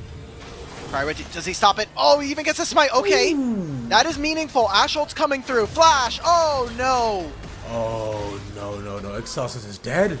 Oh, my God. This is so bad. Yeah. That's Excelsis, 40 seconds. Unfortunately, Flash is in a straight line with the Ashe ultimate, goes down, and now there's no Ornn ultimate for them to try to make a replay. There's no ability for Enigma, maybe if he finds a teleport, but there's no flank wards as well. So now, 30 seconds, this is going to be the Dragon spawning here for Cheese Chasers. They can go attack mid, move back into bottom lane. What a good play, and I think Teamless Revenge just kind of throwing out all those ultimates. That Ornn ultimate was confusing, the Excelsis one, like, you're never going to dive under turret versus this team. The only time you're going to be able to find picks is you get those CC and then you set up for Enigma, but that just wasn't the case there. So a small mistake now leads us to a 7 Dragon game here between these two. Most dragons I've seen so far through all the series that I've seen, and yeah, that's well 3 Infernals for the Cheese Chasers. That is going to be a huge bump in terms of damage profiles that they got. And we've been talking about what Scoop and Sandwich can do all day, and this is only going to cement it, especially with Barrack now, as well, with almost pretty much having just the full build. He's even taking Anathemas here too, so he just reduced all the damage that Nico can do to him. So I feel like I like that. Wow. Yep. It's pretty nice. It's actually on Nori B.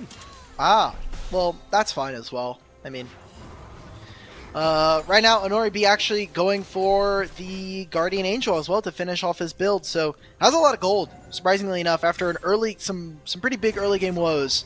Is up 30, has 5 items now. Ashe Ultimate unfortunately goes wide for Sandwich, and that does mean that is something that will be missing. Does have a very short cooldown, however, so you look at the build, has the Echoes of Helia.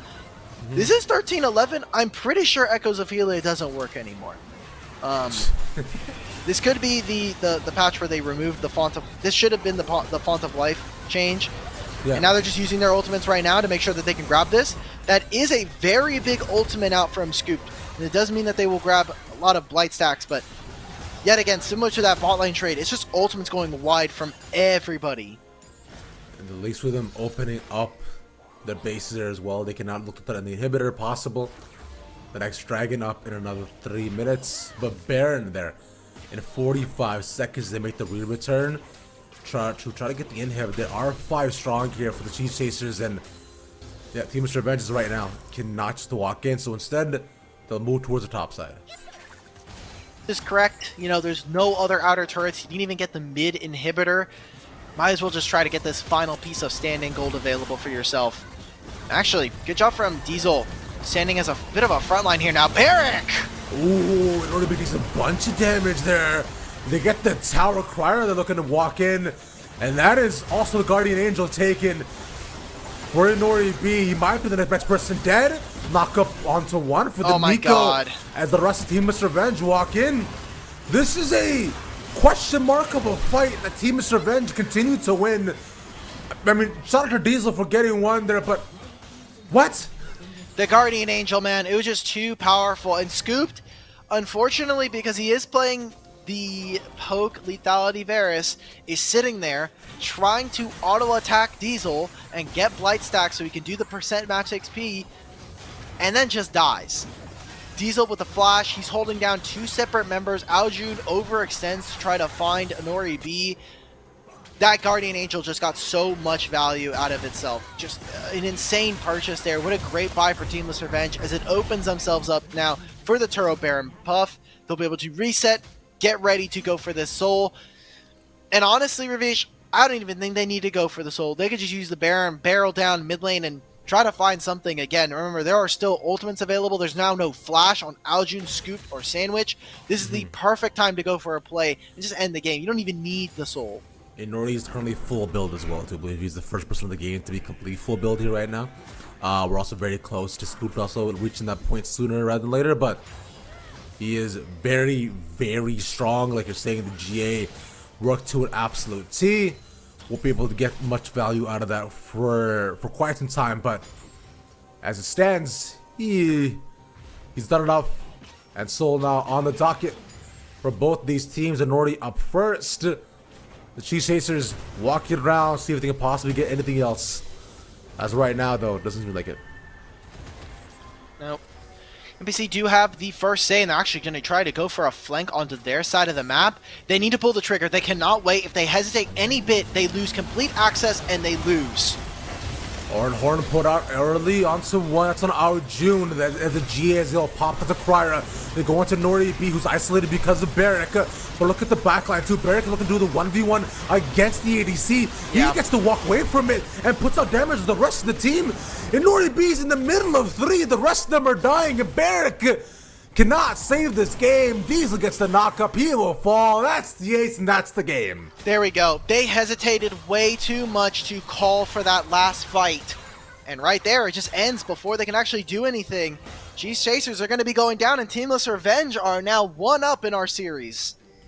Teamless Revenge. We thought that they might have, had a tougher game. They were going to get poked out. The lanes were going their way, and as it happens, Nami Lucian's still quite good. Diesel became a tank. And I mentioned the Nico at the beginning, and at the end, once again, one of the brightest spots on their side. You just completely snubbed Excelsis. That guy actually just solo carried that game from level 3 onwards. Respect to him, and obviously a collegiate player through and through, but honestly, what a great performance coming out from something that I don't know if I was necessarily expecting, considering the names we have on either roster, but really a great surprise and a pleasant one, especially coming up against Cheese Chasers, who are the expected favorites seeding-wise, and you're looking at them, you're saying, this is Cheese Chasers, this is a team that has so many great names, people who have been able to kind of reach some of those high highs, and people who have been at least touted individually amongst their peers as some of the best here in the tournament, falling to a sub-string player on a collegiate team. You have Enigma, who hasn't really been able to do too much other than, kind of make some appearances here or there. A smashed bot lane from Honori B and Zatsmod. Impressive stuff, and I want to give big respect to them. They do need to close it out. Job's not done, right? They still have one more game at the very least to be able to close out the series and go on forward up against Lit Esports tomorrow. Job's not done, my friend, and we'll see if that job continues on to give Dimitri his first 6-game date. Find out after this break.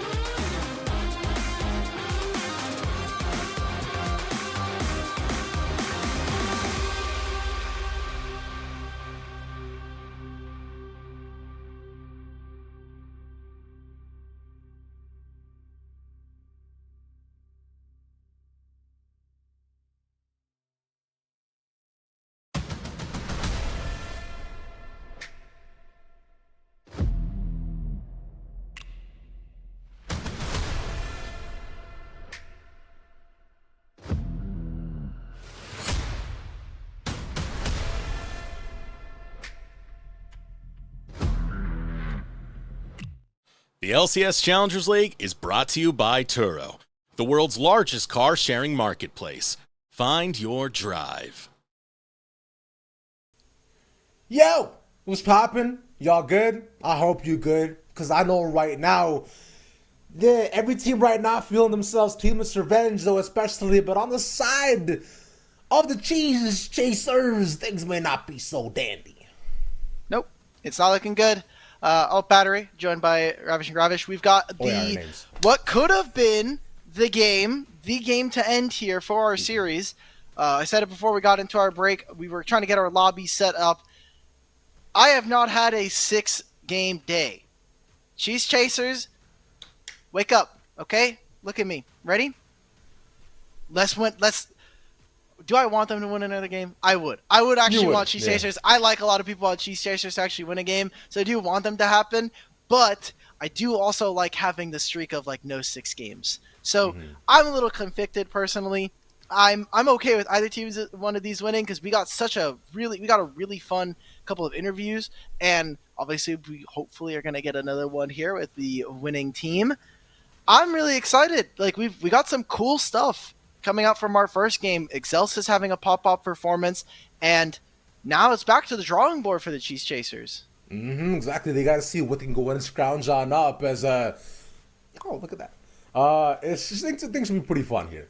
I'm excited to see what's presented, and as it stands, Dimitri, Cheese Chasers gonna do a lot more because the game is very tug and pull, very back and forth. Yeah. Where it seems the TRV had an advantage. Cheese Chasers kept pushing back consistently. You know, we kept seeing heroics out of a couple different members, and it might just happen once more. Early game, they had the leads, they had the lanes, but could not prove to be enough. And once we get into draft, this may be where we see things end off for one side. Cheese Chasers, what can you show us? What can you do? It has to be here and now, today or never. Or your next. Yeah, I was going to say, Cheese Chasers are our 6th seeded team. And right now, this is the 9th through 12th elimination match. If you lose here, you're going to be going 9th through 12th. You're not going to make top 8. Teamless Revenge are 14th. They were barely supposed to make it past the first 2 rounds of GSL. Now, they're looking at potentially knocking out a pretty big favorite going into the tournament, going into the elimination bracket. Maybe some people's dark horses as the lower seed. And going a lot further than what people from the selection committee would have thought.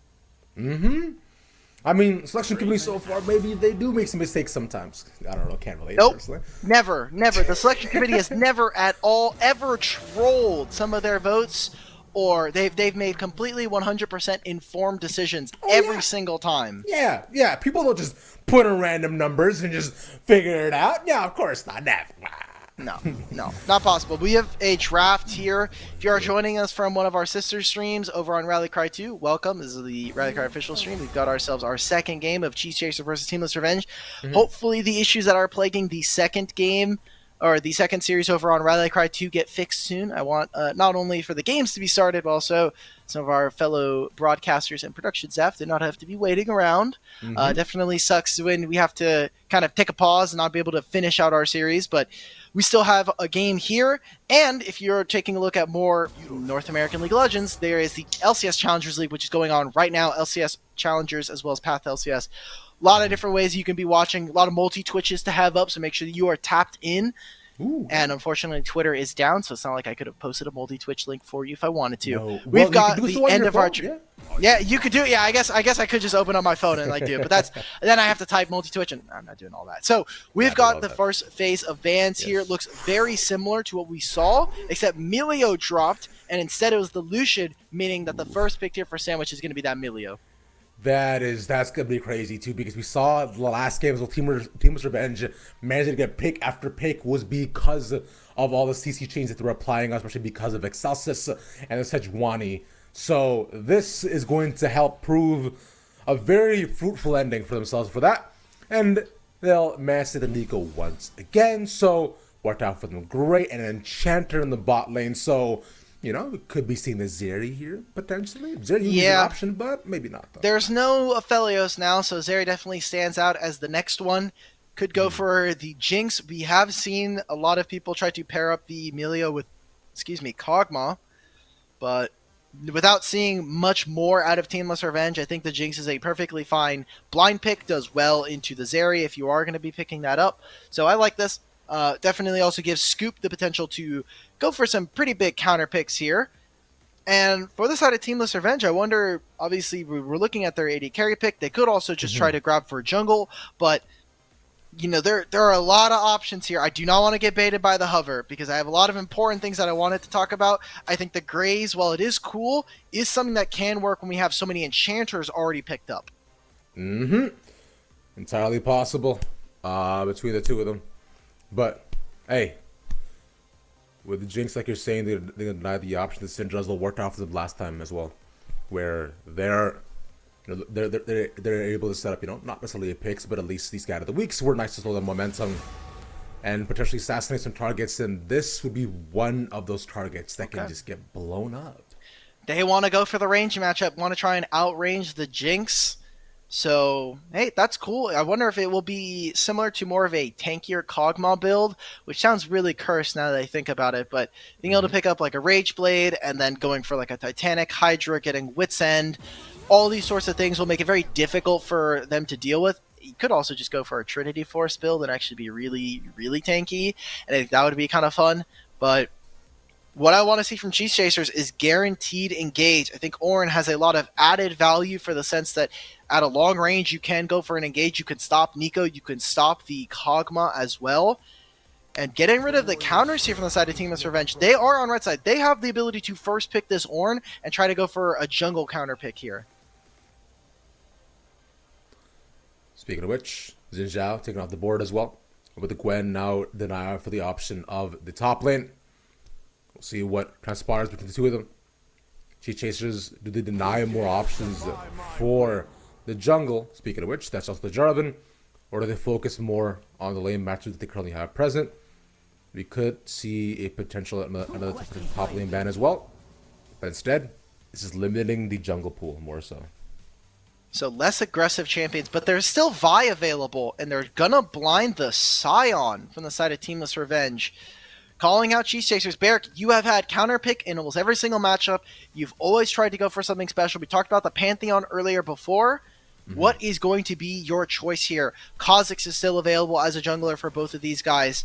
I was wondering if maybe we were going to try to get, maybe the Evelyn out from Krya, but I think it is just not the best position. Barrick, there are many options. You have Fiora, you still have Jax, you have Garen is something that you could try to use for the laning phase, but won't have as much of an impact. Jace even? No, Jason to Pantheon is awful. That matchup is unplayable. Like, he gets level 6 and then you die. It's like, okay, cool. Well, I just lost the game as Jace. That's cool. Picking up the Ornn instead, wanting to go for something that is still a tank, still gives them the long engage. And they do have now some pretty reputable tanks. So I want to see from Teamless Revenge. This has been something that has been picked up a few times. I'll wait for them to really kind of lock it in, but Trundle has been great for both of these junglers, and I think more people should be picking it, especially when we have so many tanks that are going to be kind of floating throughout the top side of the map. It is incredible. Trundle is still one of the best duelists in the top lane. I like the pick into the Ornn. I'm personally a big fan of it. It is definitely going to the jungle, though, but it still makes sense to be able to, sap away all those stats away from all the big boys that are present in many options of the meta, as the entire comp is now locked in. Like, the Cheese Chasers deciding to go for a much more balanced composition this time. This is very classic, right? This on both of these sides, where you have hyper-carry bot laners, tank top, and even tank jungles as well. So this is gonna come down to simply who plays the 5v5 better, who can team fight better, who can get objectives more. I will say, I think Excelsis has a really good chance of showing up massive in this game alone. We saw how his influence in Game 1 was. This Trundle Pillar is going to be probably the most important ability single-handedly in this game.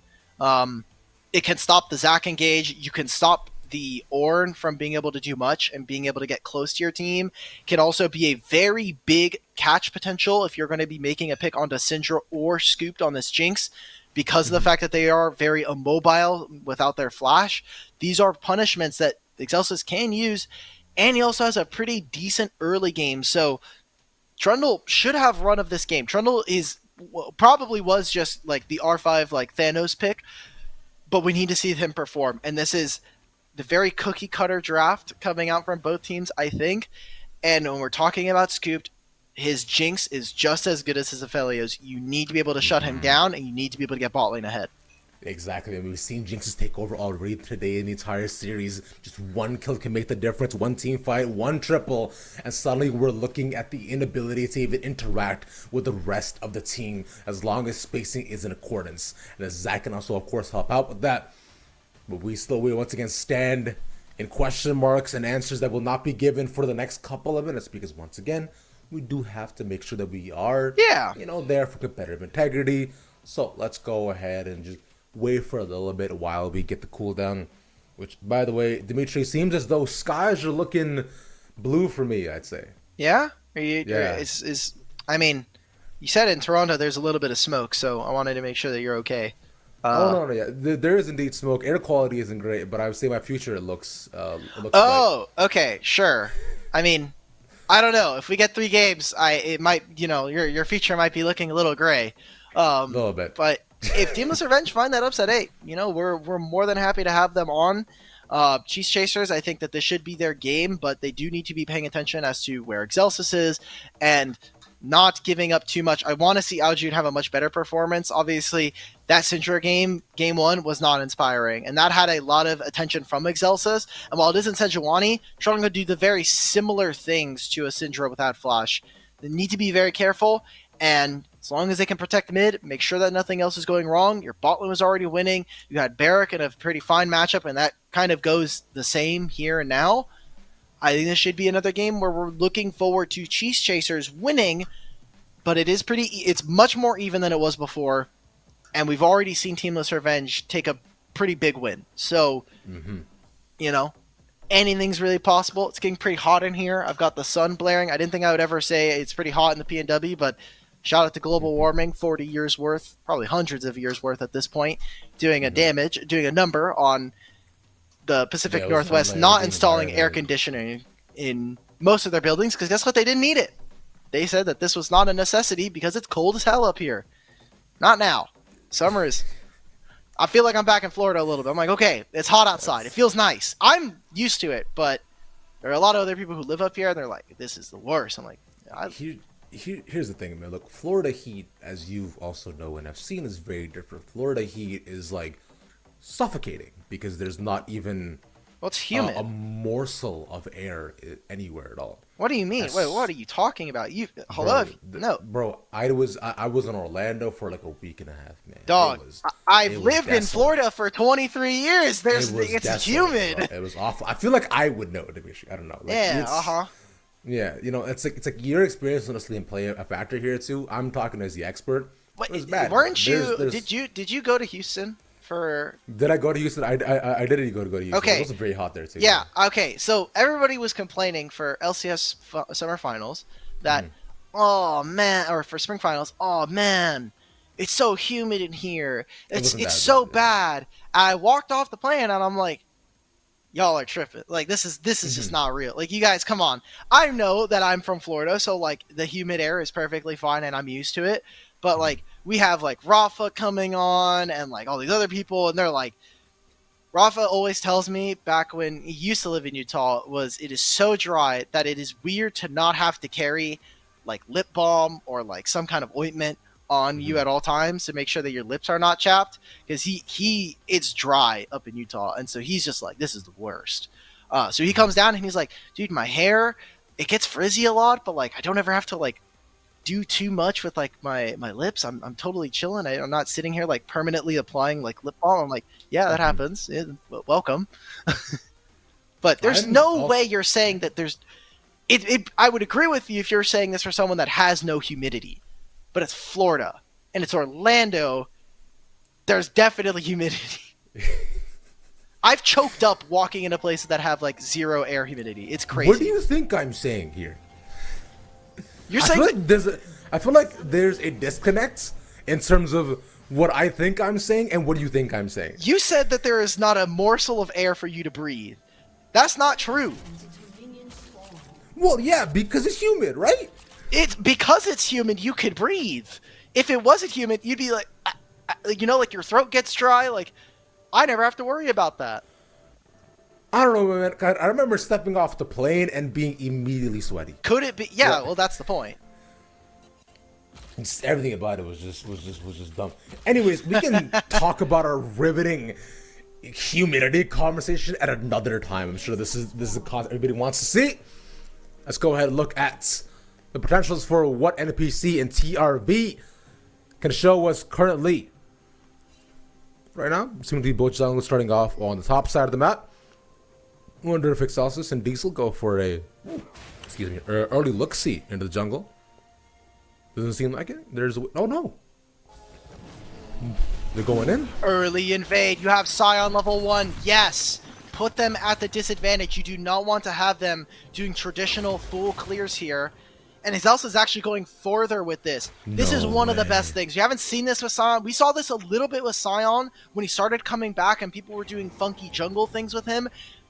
This is one of the best parts of this champion. Is your champion is probably going to be the same at level 1 as it is going to be at level 2 and level 3. So let's just put them at a disadvantage. It does mean for Anori B and Zazmon that they need to be a little careful because this does rely on the fact that your bot lane is going to be playing safe, that you know that the enemy jungler is going to be playing on this side of the map.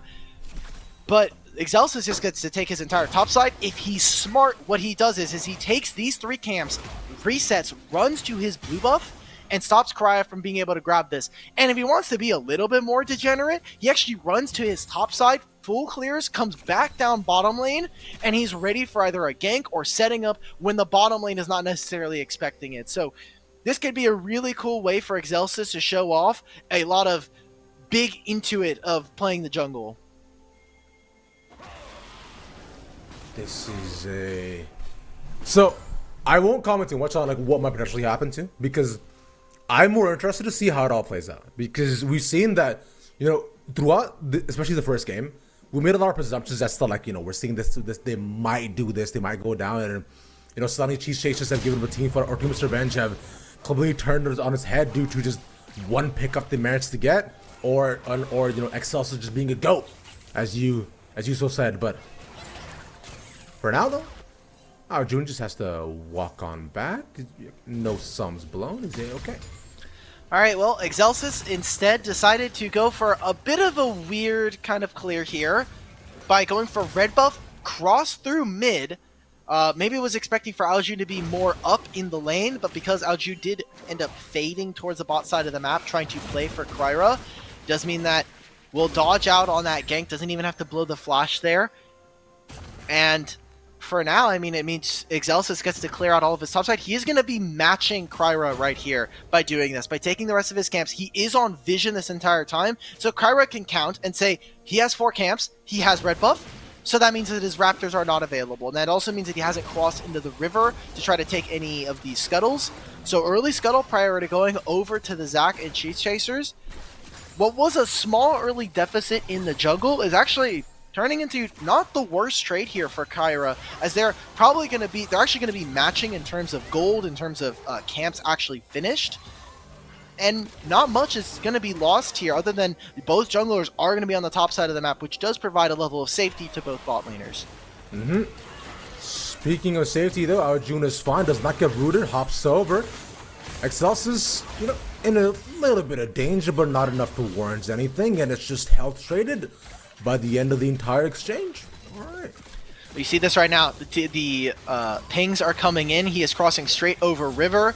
He knows the camps are respawning. I have to go for this invade. Bot lane right now. Sandwich has got to be careful. That's the ghost coming out from Anori B. But there's even action in the mid lane right now. I mean, yeah, Excelsis, you just can't be here. Where's your laners, brother man? No. Can't do much on this end. Yeah. Oh! Wait, that was so sick from Barrick. Let's go. Yeah.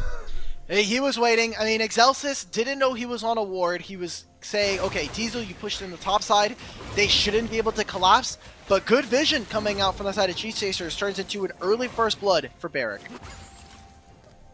Really well done. Barrick has shown his proficiency constantly in the top lane, no matter what champion he is on. Managed to get early lead after early lead every time. And now Anori B knows they can't win the fight anymore, has to flash away. Zatsmod too. They're so low on mana. They should not have been there. That was just a greedy invade. Just can't be there, right? Like you were saying. Just not the place to be. It does kind of throw them back in terms of their tempo, in terms of their ability to actually play on the map. A lot of this was being dictated by Excelsis early on. Hey, I've taken some of your camps. I'm going to completely control your top side here and try to make a name for myself. Try to stake out, but Aojun, pretty low. Not a lot of mana, not a lot of HP either. Has level 6, so he'll tick over. You see right now, Excelsis is constantly trying to steal away camps, trying to get something for himself. And by not getting too much, I mean, he is taking... Okay, good. I was going to say, Cryo, you gotta finish this. Oh, yes! The top laners know no one's coming top lane. Just proxy farm. Diesel will get extra vision for his top laner as well. He's gonna do it. He's gonna do the deep proxy. Oh, this is mean. This is messed up. Man, we were talking about this before too, on how when top laners know that they have an advantage and they can just continue on, in terms of just like knowing that no one's gonna come around. That this makes it so rough, bro. They take the dragon. Nice on Kryra. Will give up his life for it, but we traded without June. They're on the side now. Scooped is in, trying to save it. That's one. Over to Zatsmod. Poke, pokety poke, and a double. Why did they just do that? I felt like the bot lane really just kind of sent it from the side of Teamless Revenge. Yeah. Like, we need this kill onto Zac. We just need to cut our losses. But everybody just, like, threw their lives away. You could have just gone 0-0, take the kill onto Excelsis, and back off. Now it's 4-0 for the Cheese Chasers here. And they have a pretty massive advantage. Like, bot lane, that is a huge wave to be missing out as a Kog'Maw. You have top lane, which seems like Diesel's back. Seems like he didn't want to... They knew that they were potentially going for a reset, and he's the next play if he was going to be staying in between those two turrets. Man, all right, cool. Game three. I can hear it, smell it, getting closer and closer. Yeah, I'm feeling it too. That game 2 is happening. Or that game 3 is happening. Because look, Scooped is now 2-1 already, right? They've got advantages on every single lane. Everything's going so well for themselves. Might just happen, and okay, that gets the flash, but I mean, Diesel just keeps walking this out. Now, Sandwich, could you throw the Q? Good dodge. No. Here comes another E from Kyra. 3 seconds before this happens. He's could throw so the Flame tanky Chompers. though, man. Yeah, okay. So they got through about 1,000 of his HP, and this entire time they're going to be trading towards the bot side, but this was a good setup from Cheese Chasers. It means that their bot lane can get this wave under the turret, and they should be trying to make this play into the Rift Herald. So playing in mid lane. Okay. Oh, Aojun he lives! Alive! Oh my god! They thought he would die with the red buff with PTA, and Kryra flashes in. They grab 2. This is enough, yeah, and he'll just take both of them. In fact, oh no! Aojun managed to get one after that as well. Rocket does not end up needing to hit anybody, and that's a good little trade back. NPC continue to find advantages on the map. That's the game. Yeah. Now I'm being a little hyperbolic here. There's a very real possibility that Anori B and Zatsmod just like pop off on this Kog'Maw. We saw it once before for the Lethal Intention guys, but I just don't think that they have it in them. I think that this game's a bit chalked. Excelsis, after a huge game 1, falls quiet, falls pretty deaf in this game. 0-3. After an innovative start as well. It wasn't like we're just doing full clears. It was them going for an invade. Him playing too aggressive did lead to them falling behind, and now kind of a bit of a sunk cost where he's saying, I need to be making plays. My Trundle, like I'm playing Trundle, like I'm gonna fall off. Like, just finish your first item. Your champion does not fall off. You do not need to be making early plays. Yes, I understand the feeling of, oh, I think maybe we get outscaled. Like, they have the Ornn, we don't. The Ornn scaling is going to be kicking in. But you're still playing Trundle. You can still get, like, the Divine Sunderer and then see where you're going to go from there. You have plenty of ways of still being able to make teamfights happen. Slow down. Take a breath. Take a pause. Maybe not literally. I would prefer if we just continue to play the game, you know. You don't have to take a pause. But recollect yourself. And that is where I think some of this roster may end up falling, is the lack of veterancy. It is really only Zatsmod who has that level of like being able to play for championship level teams, for being able to kind of reach for those higher highs. While the rest of this team is the journeymen, some of the apprentices who have been playing for a little bit but don't necessarily have a ton of experience to be able to say, like, I've been in this situation before, this is how we win, this is how we get out of here. Yeah, no, and as of right now, they've also got just all the tools on the side of NPC to be able to win and get out of there as well, with both top and jungle as well getting the first mid too. Oh my god, they mid across the board. The both the Sunfires and things are looking very, very nice for them currently. And already being Zaswab will not be online for quite some time. Excelsis is around to see if he can catch anybody out, and it does not seem to be the case as of right now. Oh, he man. is my favorite. Excelsis right now is my favorite kind of jungler. He is a dog to his laners. He has nothing else to do. He has no camps. He can't really farm. There's no objectives to play for. All he does is stand around his lanes and say, I am here if you need me. Do you not need me? Okay, I'm going back into my jungle and farming my 2 camps that are up and going right back to it. So, doing a perfectly fine job here. It's not quite out of it, right? Like, it's 2,500 gold for NPC. A lot of that is in Aojun and Scooped. Now they're summoning in the Rift Herald 2 seconds before the dragon spawns as well. You even see Barrack warding the top side and saying he has no camps available to him. Just go for it. Like, this dragon is free. We're grabbing the Rift Herald to get plates for Scoop, so more and more gold for them. And he can't even cross the vision line. He can't cross. He has no mid priority. There's nothing for Teamless Revenge to do. They gotta wait for some kind of opening, some small window that Cheese Chasers can give them. Otherwise, this game is pretty done. Yep. G-Chasers have previously given them small windows, but that has been due to his early leads that Teamless Revenge has taken for themselves. And currently, there is no case of that happening. They have both dragons, they're 6-0. They're looking to get the first brick here as well. Yeah, this is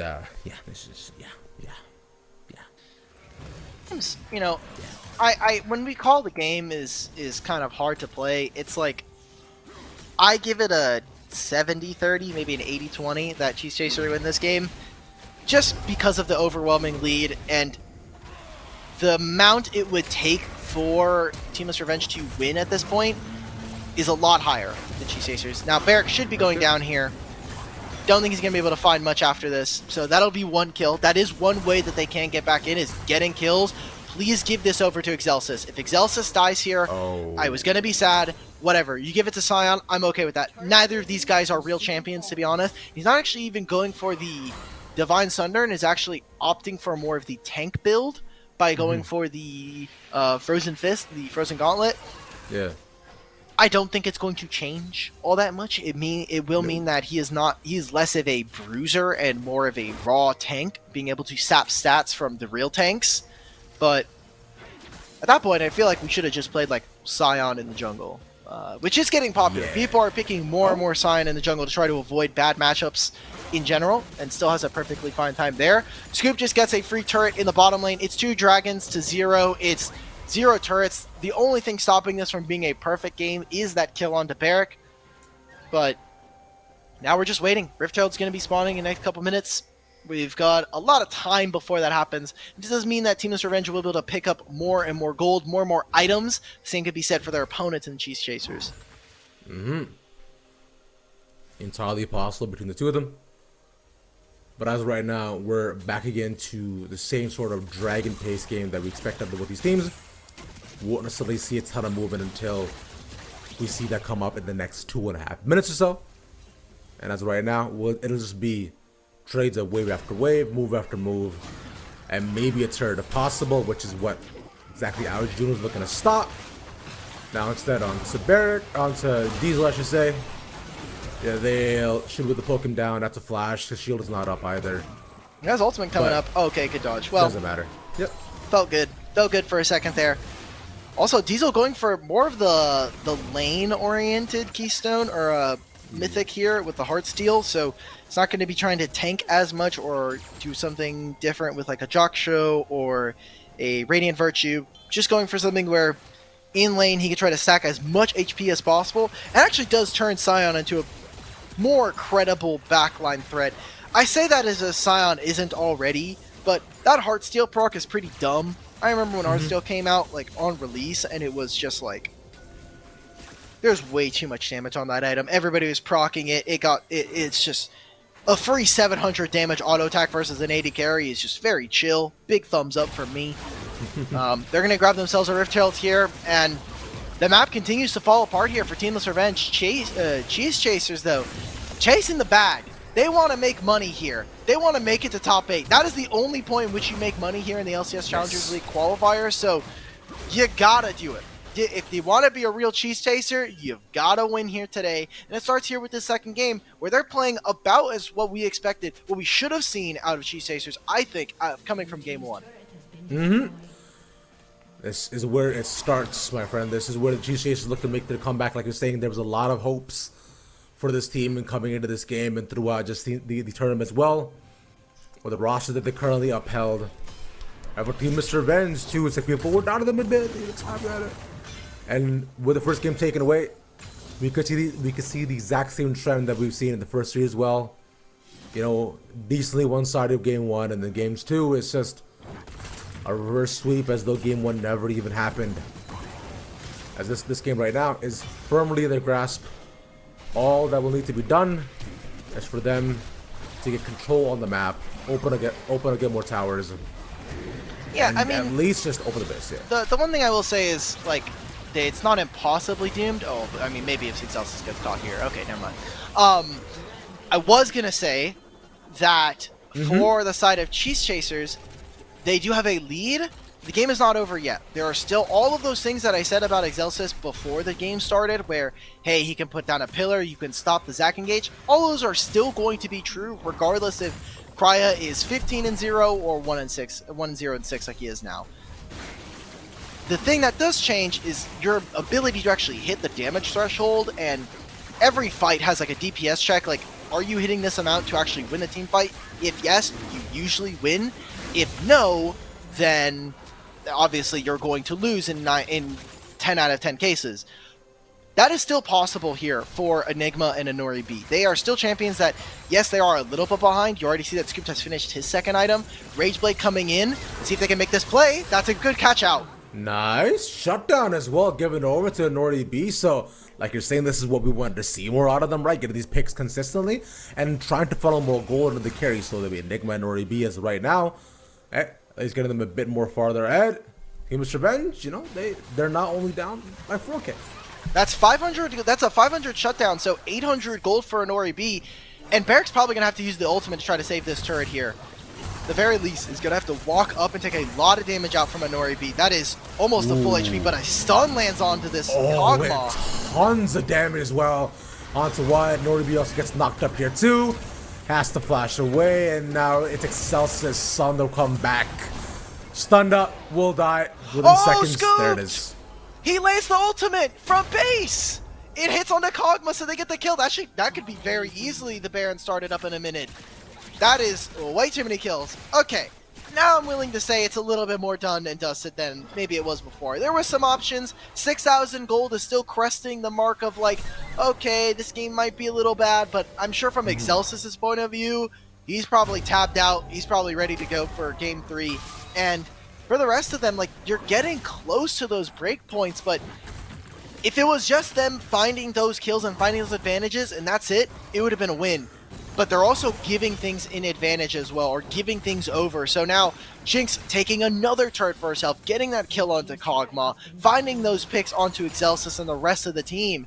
It's just not what you want to see if you're a Teamless Revenge fan. While Cheese Chasers are saying, yes, we'll take those, we're already ahead. And now, with them having Soul Point as well, next one coming up in the next 3 minutes or so, they could also even afford taking 20-minute Baron if they wanted to. Honestly, which is how ahead they are. One more fight like that, and then the map pretty much just belongs to them. They're up one more brick, taking up almost every single outer, and this is what all that remains. It's just all right. Okay, cool. Next is next up. That's it. Wait a minute. Oh, it's to try to help Kryra here. Yeah, that does land. Should be able to slow it down. Kryra taking almost a solo. Gets the flash out of him. Oh, arm lands here too. He does have, I mean, the shield's going to go down in a little bit. He's regenerating a lot of HP. Kryra instead decides to not go for it. Gets the flash and says, that's enough for me out of Diesel. Baron's up Baron's up right now. Kyra should just push out this wave, and he can very easily make his way over. You already see how they're starting to position. They're clearing out vision. They're starting to crash this top wave, or starting to push it out. Make sure that they have priority for this. It doesn't take very much from Scooped with this Runons as well to be able to just push out this wave super fast. That's Melio, or that's Zatsmon caught out. B. Oh wait, he survives because Lulu ultimates. And so now with the wall growth, he continues to hit more away if he can. Sandwich still staying alive through all this. No one else caught. And Scoop will fall, crucially. Alright, Scoop is asking for them to ban Nico, because this champion has now caught him out twice. It is just ridiculous. Respect out from Teamless Revenge. Are they going to start this up? Are they going to try and force the issue here? Problem being, there is no flash on a Nori V, but they shred this incredibly fast. They need to be able to turn before Diesel runs out of HP. And he doesn't have the ultimate. No pillar as well. This should not be their objective. Dragon spawns in a minute. Look to try to fight on that instead. Yeah, they will try to run it back. Go ahead, look for a fight once more. And I was all ready to hop into much more of a tangent, but seems as though Teamless Revenge doesn't want to give this all up just yet. NPC, let's see if you can hang on to the ball, or will you give up the catch? Is the cool question. Resets come in. Teamless Revenge getting the first items and a half as well. Look at a matchup against the power right now for NPC. Dragon 30 seconds, sole present for the Cheese Chasers. Hey, we gotta stop this. So much gold. Again, oh, now teleporting. Okay, we're getting into the ARAM section, boys. Welcome to North America. Enigma now waiting. He is the caster creep right here. Feeling like he wants to join us in the booth right here. Enigma gets hit with the W. That's a slow, but it doesn't reveal that he's a champion quite yet. He's walking up. Okay, so he takes damage finally. Bounty claimed. So it's gold, but they still have not spent it. They're going to force for this. They've now used the Shurelias. They're going to immediately turn onto the Baron. But look who's on their way. Scooped is going to solo this, and the rest of NPCs, can they do this? Remember, a lot of gold is on Scoop, but more of it is on Aljun. No. And just finds it with the... Doesn't even have vision! No! This is such a risky play. He gets caught. It's already low enough. And with that, they'll get the soul here too. They'll take the fight. Diesel's dead as well. He has to run away. He doesn't get caught, but rest of Teamless Revenge are all out of there. That's the Baron for them. They got the soul as well. I mean, that was just a good heads-up play from Aljun. Had no vision in the plant right there, and just finds that pick onto Enigma. Now, can Excelsis find the steal? Has flash available. No ultimate is up for Teamless Revenge, and there's just CC after CC landing. Wait, he flashes into the pit so early. He gets the smite. He takes it. But it is still the Baron for the Cheese Chasers, the Turo Baron buff in their favor. And Dimitri, Drew Gooden makes one of my favorite. Okay. All right. Video essays. Do you want to finish that, or do we want to do some analysis before we get into the... Okay. Baron taken for Cheese Chasers. It's very clear that they're just going to straight up win the game. They have a Hextech Soul as well, so the amount of attack speed that they're getting, the slows, I just think it's too much. Excelsis just had a pretty poor game here. I think he'll admit that. They are 8,000 gold down at this point, or about 7.5. Objective bounties are there, but I just don't think they're going to ever make it to this point. They're really trying to get some really ratty plays by having Diesel in here on the side. I love that they're just trying to make this play. Enigma's been caught out. It doesn't even matter. The Nico ult is just a tickle at this point. The game's over. We're going to be looking towards our 6th game. It's going to be my first 6th game here on the Qualifier broadcast, so yippee! But I think it's really exciting, right? Like, because Cheese Chasers are expected. They got punched in the mouth in Game 1, and now trying to make the comeback, trying to say that Game 1 was a fluke, and we're here to take our revenge, try to make sure that we get into that top 8. Indeed, because you saw how close it was. We really could have gone either way, and with that, it'll land ourselves in the base of NPC, where they just continue to push on forward. It's just a matter of time at this point. But now, do you think I can finish my point? Yeah, I think the game's gonna end in a bit. Yeah. You can get to it. They're recalling. Go for it. All right. This is your time. Drew Gooden makes personally one of my favorite video essays, I'd say. He's very fun, very cool. His stuff about television and stuff like that has been, I think, really interesting. He talks about it. I remember one of the first ones that I ever saw, where he talks about efficiency in comedy and the comedy jokes are made in The Office versus Parks and Rec, and that was cool. Okay, what would you say is a meaningful takeaway from the video? I would say he does talk a bit about like how like more jokes per like second or minute doesn't necessarily mean like the show is actually necessarily funny, because he also counts like how many times he personally laughed and like how long the show actually lasted. But he says like it's overall like it's when shows mostly try to force like humor in every scene and let the scene speak for itself, it does make for a better watching experience, especially within a sitcom as well. Well, that's why was it Parks and Rec? Yeah. Oh, well, that's why Parks and Rec didn't get renewed as many times as The Office did. We've got legendary stuff. I mean, the game's over. Let's see if Jinx can get the penta. Woo! That was a Penta? nice little. Give it to him. Almost penta, triple penta. Woo! Let's go. Let's go, Scooped. Be able to grab the Scoop. penta for himself. They'll be able to end out this game, and Ravish, as well as the rest of the broadcast crew here on Rally Cry Official, we're going to a game 6 boggers, boys. Ooh. All right. I haven't heard that in a long time. Yeah? Let's just go at it, my friend. It seems though that both this stream and the next stream are the long stream today. We are locked into our chairs. Let's see what we got going on. Who's gonna take it all? Who's gonna find more? Analysis you want to add before break? No. If you want more League of Legends, remember Challengers League is on right now, as well as Rally Cry 2 with what looks to be a pretty exciting end game here for Komodos versus Kellex Grandpa Gamers. I don't want to spoil it too much, so while we're in break, please make sure to go and check them out, give them support, and after that, we'll be right back with the end of our series and looking to send off the final team to the elimination bracket tomorrow.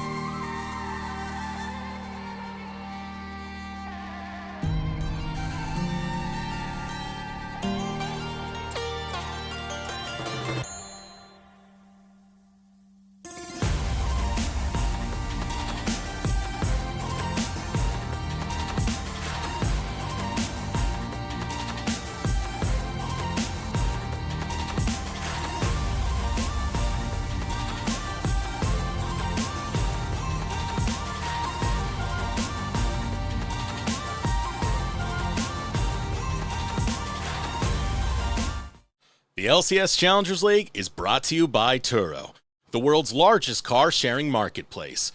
Find your drive. And we land at the precipice here once again, the mountaintop that we seek to reach at the beginning of the day. The wish for our good friend Dimitri has finally come true. How do you feel? 6 games. 6 games on a stream that I'm on. Hey, it's been a while since I've been able to get it in, and what's one more game? I'm not going anywhere. I don't have any plans after this, so I'm okay with one more game.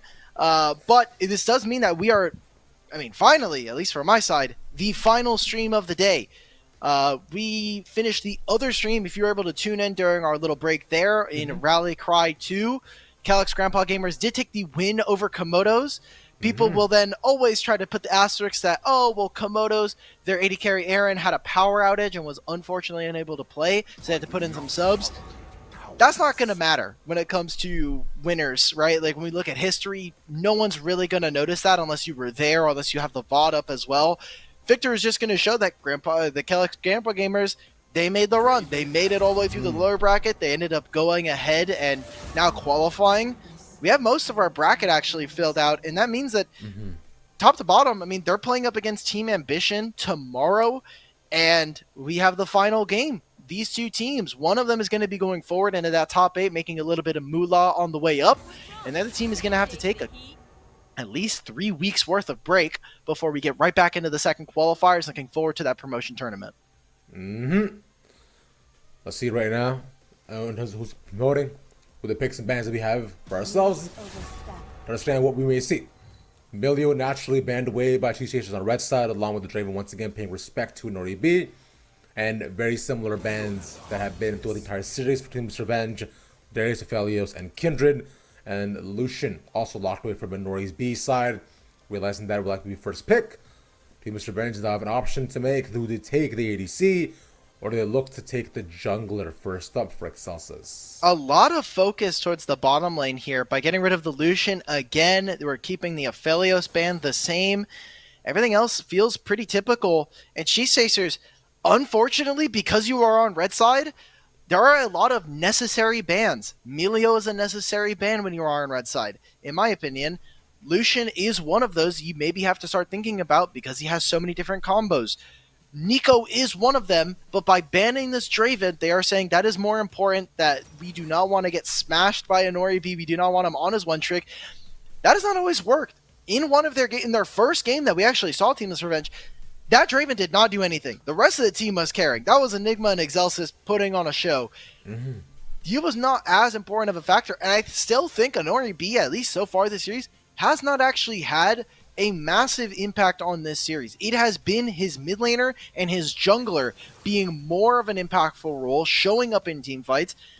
And that just, maybe that's something that, when we look at Cheese Chasers in post, even if they win or lose, they say, maybe this wasn't worth it. Maybe we need to reevaluate how we look at bot lane. But for now, Nico's going to go over, and Aojun for 3 games in a row is going to be playing Syndra. He's just stuck here, man. It's like we're back to Syndra Oriana days. But this is the match that he feels more comfortable in against, especially against Nico too. So I don't blame him. He just fine in lane. He knows he can put the CC. So it just at least some sort of appeal to ensure that things don't go super wary from either side.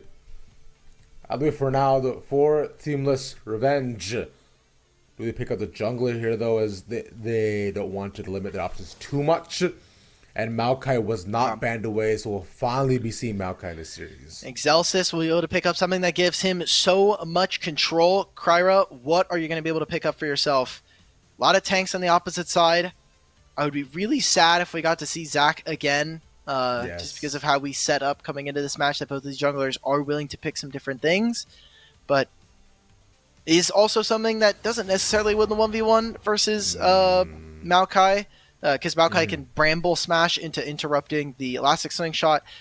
Either way, this is just probably going to be more of a full clear jungle. This is going to be something where we are yet again looking at the mid laners. What can they do? Are they going to be able to exist in game 1? It was a lot of attention coming out from Excelsis in mid up against Aojun, and that's how they were able to take that first game. But then you go into game 2, Excelsis falls behind. Aljun's really not having too much fun as this Syndra.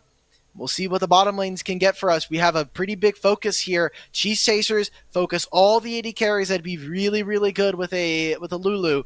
And for Teamless Revenge, I guess you're trying to get an uncomfortable matchup in top lane, but Diesel has not put up results when it came to carries, has not really shown too much of that, has really been that low resource tank top lane player that has been in the qualifiers for so long. And it has been Barrick to opposite to him on the other end, getting consistent solos and even without any resources as well to dominating the lane for game after game, series after series. In fact, he's been such a dependable and pillar for the Cheese Chasers.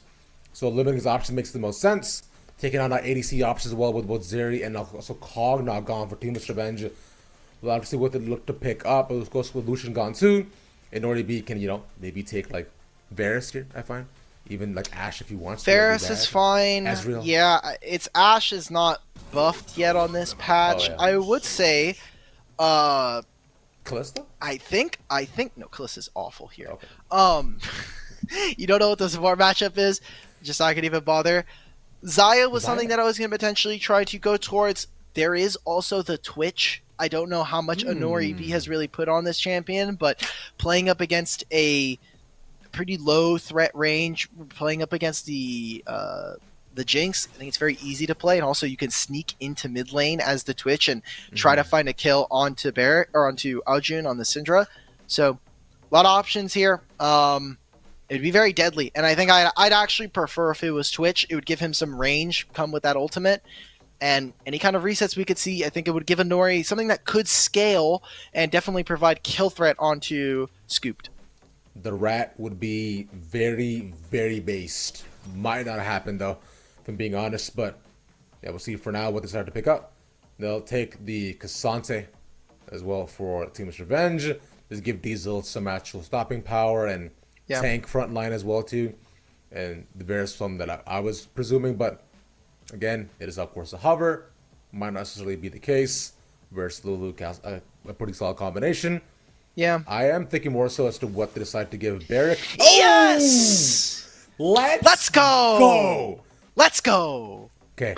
Extremely based for Nori B. Takes the Twitch. I'm very happy about that.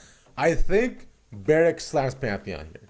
I think that this is just like what I think want it should do. be a Pantheon. It should be a Pantheon here for Barrick. I would think either that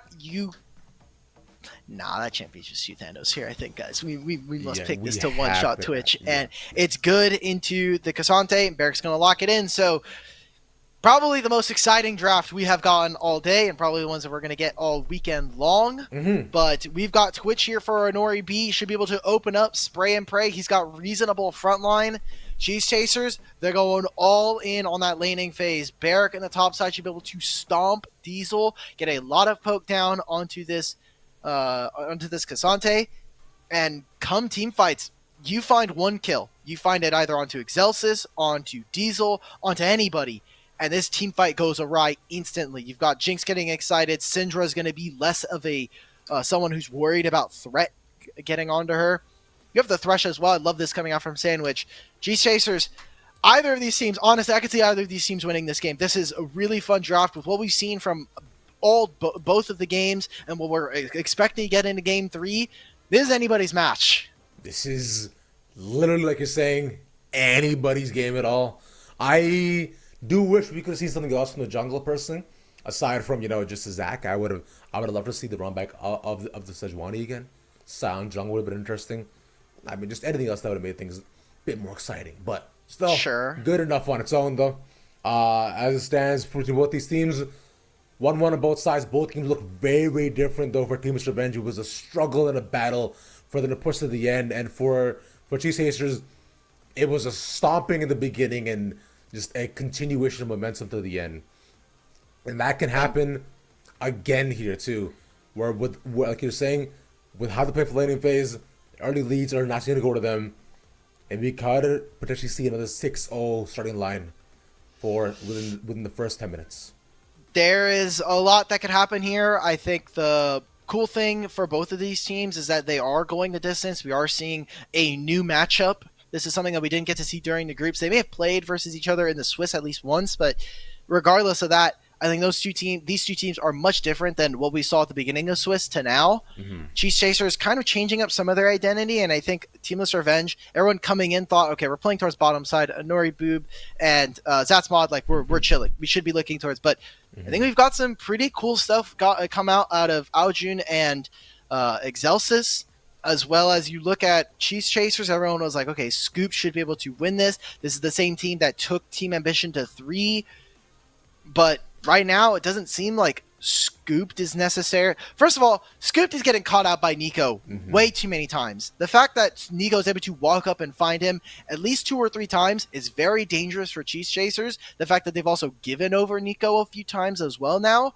And now with Twitch, if Scooped is not on his A game, if the vision isn't there, if he doesn't have like that itch in the back of his head telling him someone's here, Scoop should be dying very frequently, or at least forced to base a handful of times now. This needs to be a game where I need Scoop to level up, get in the zone, and know that, kind of respect his opponent. Because if he doesn't, he's going to die, he's going to get caught out, and it's only going to slow down the game. And if it happens early enough, it could potentially be what Teamless Revenge need to take a win. A game, a bot lane, and to see what Scoop can do, said by Dimitri. Because if they lose, it's all on him. That's it. It ends and starts with him, so the onus is on you, brother. Let's see what you got. Let's see what you can show us. And let's see if you can face Liddy Sports tomorrow, I guess, yeah. Yeah. Which is crazy too, as like you were saying, which all of our games are decided going into tomorrow as well. Should a bracket that we didn't necessarily completely expect, but games that we're excited to see nonetheless. Should be a very, very, very fun time.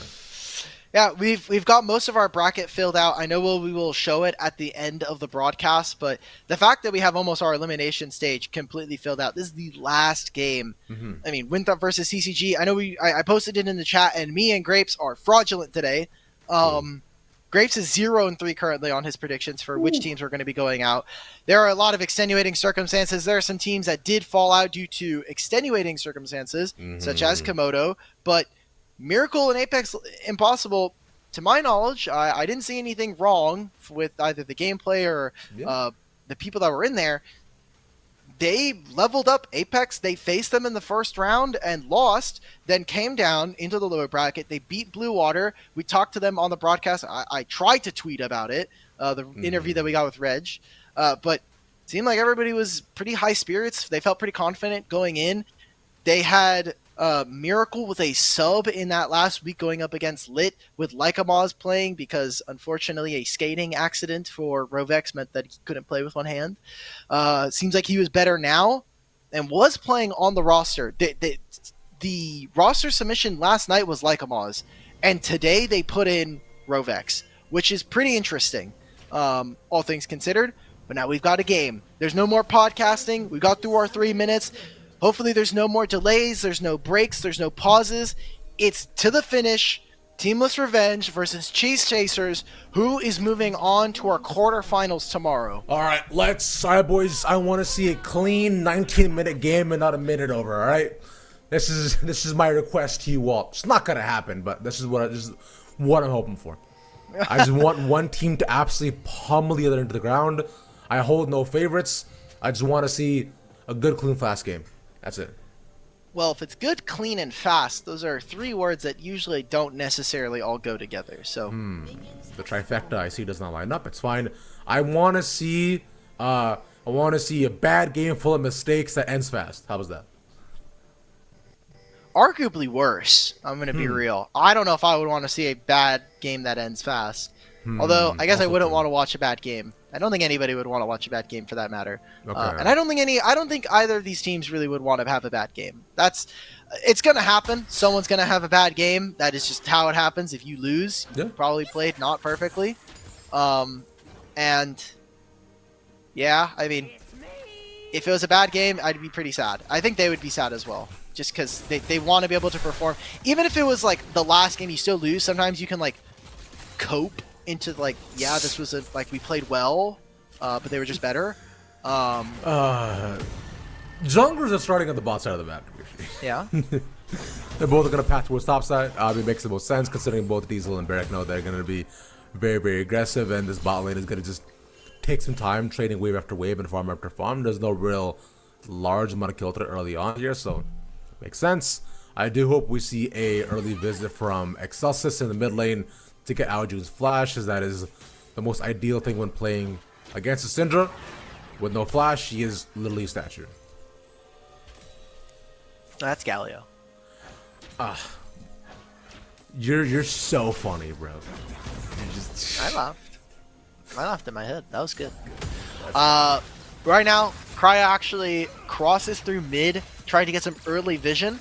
I like this from Excelsis. Backs to get a control ward as well as picking up boots. So really trying to emphasize the fact that he needs to get around. He needs to lug that forest all the way across the map at certain points. Wants to also deny vision. I wonder what the exact plan of this. They should know now with all these wards, with their bot lane moving up. Hey, this guy's on top side. You need to be careful.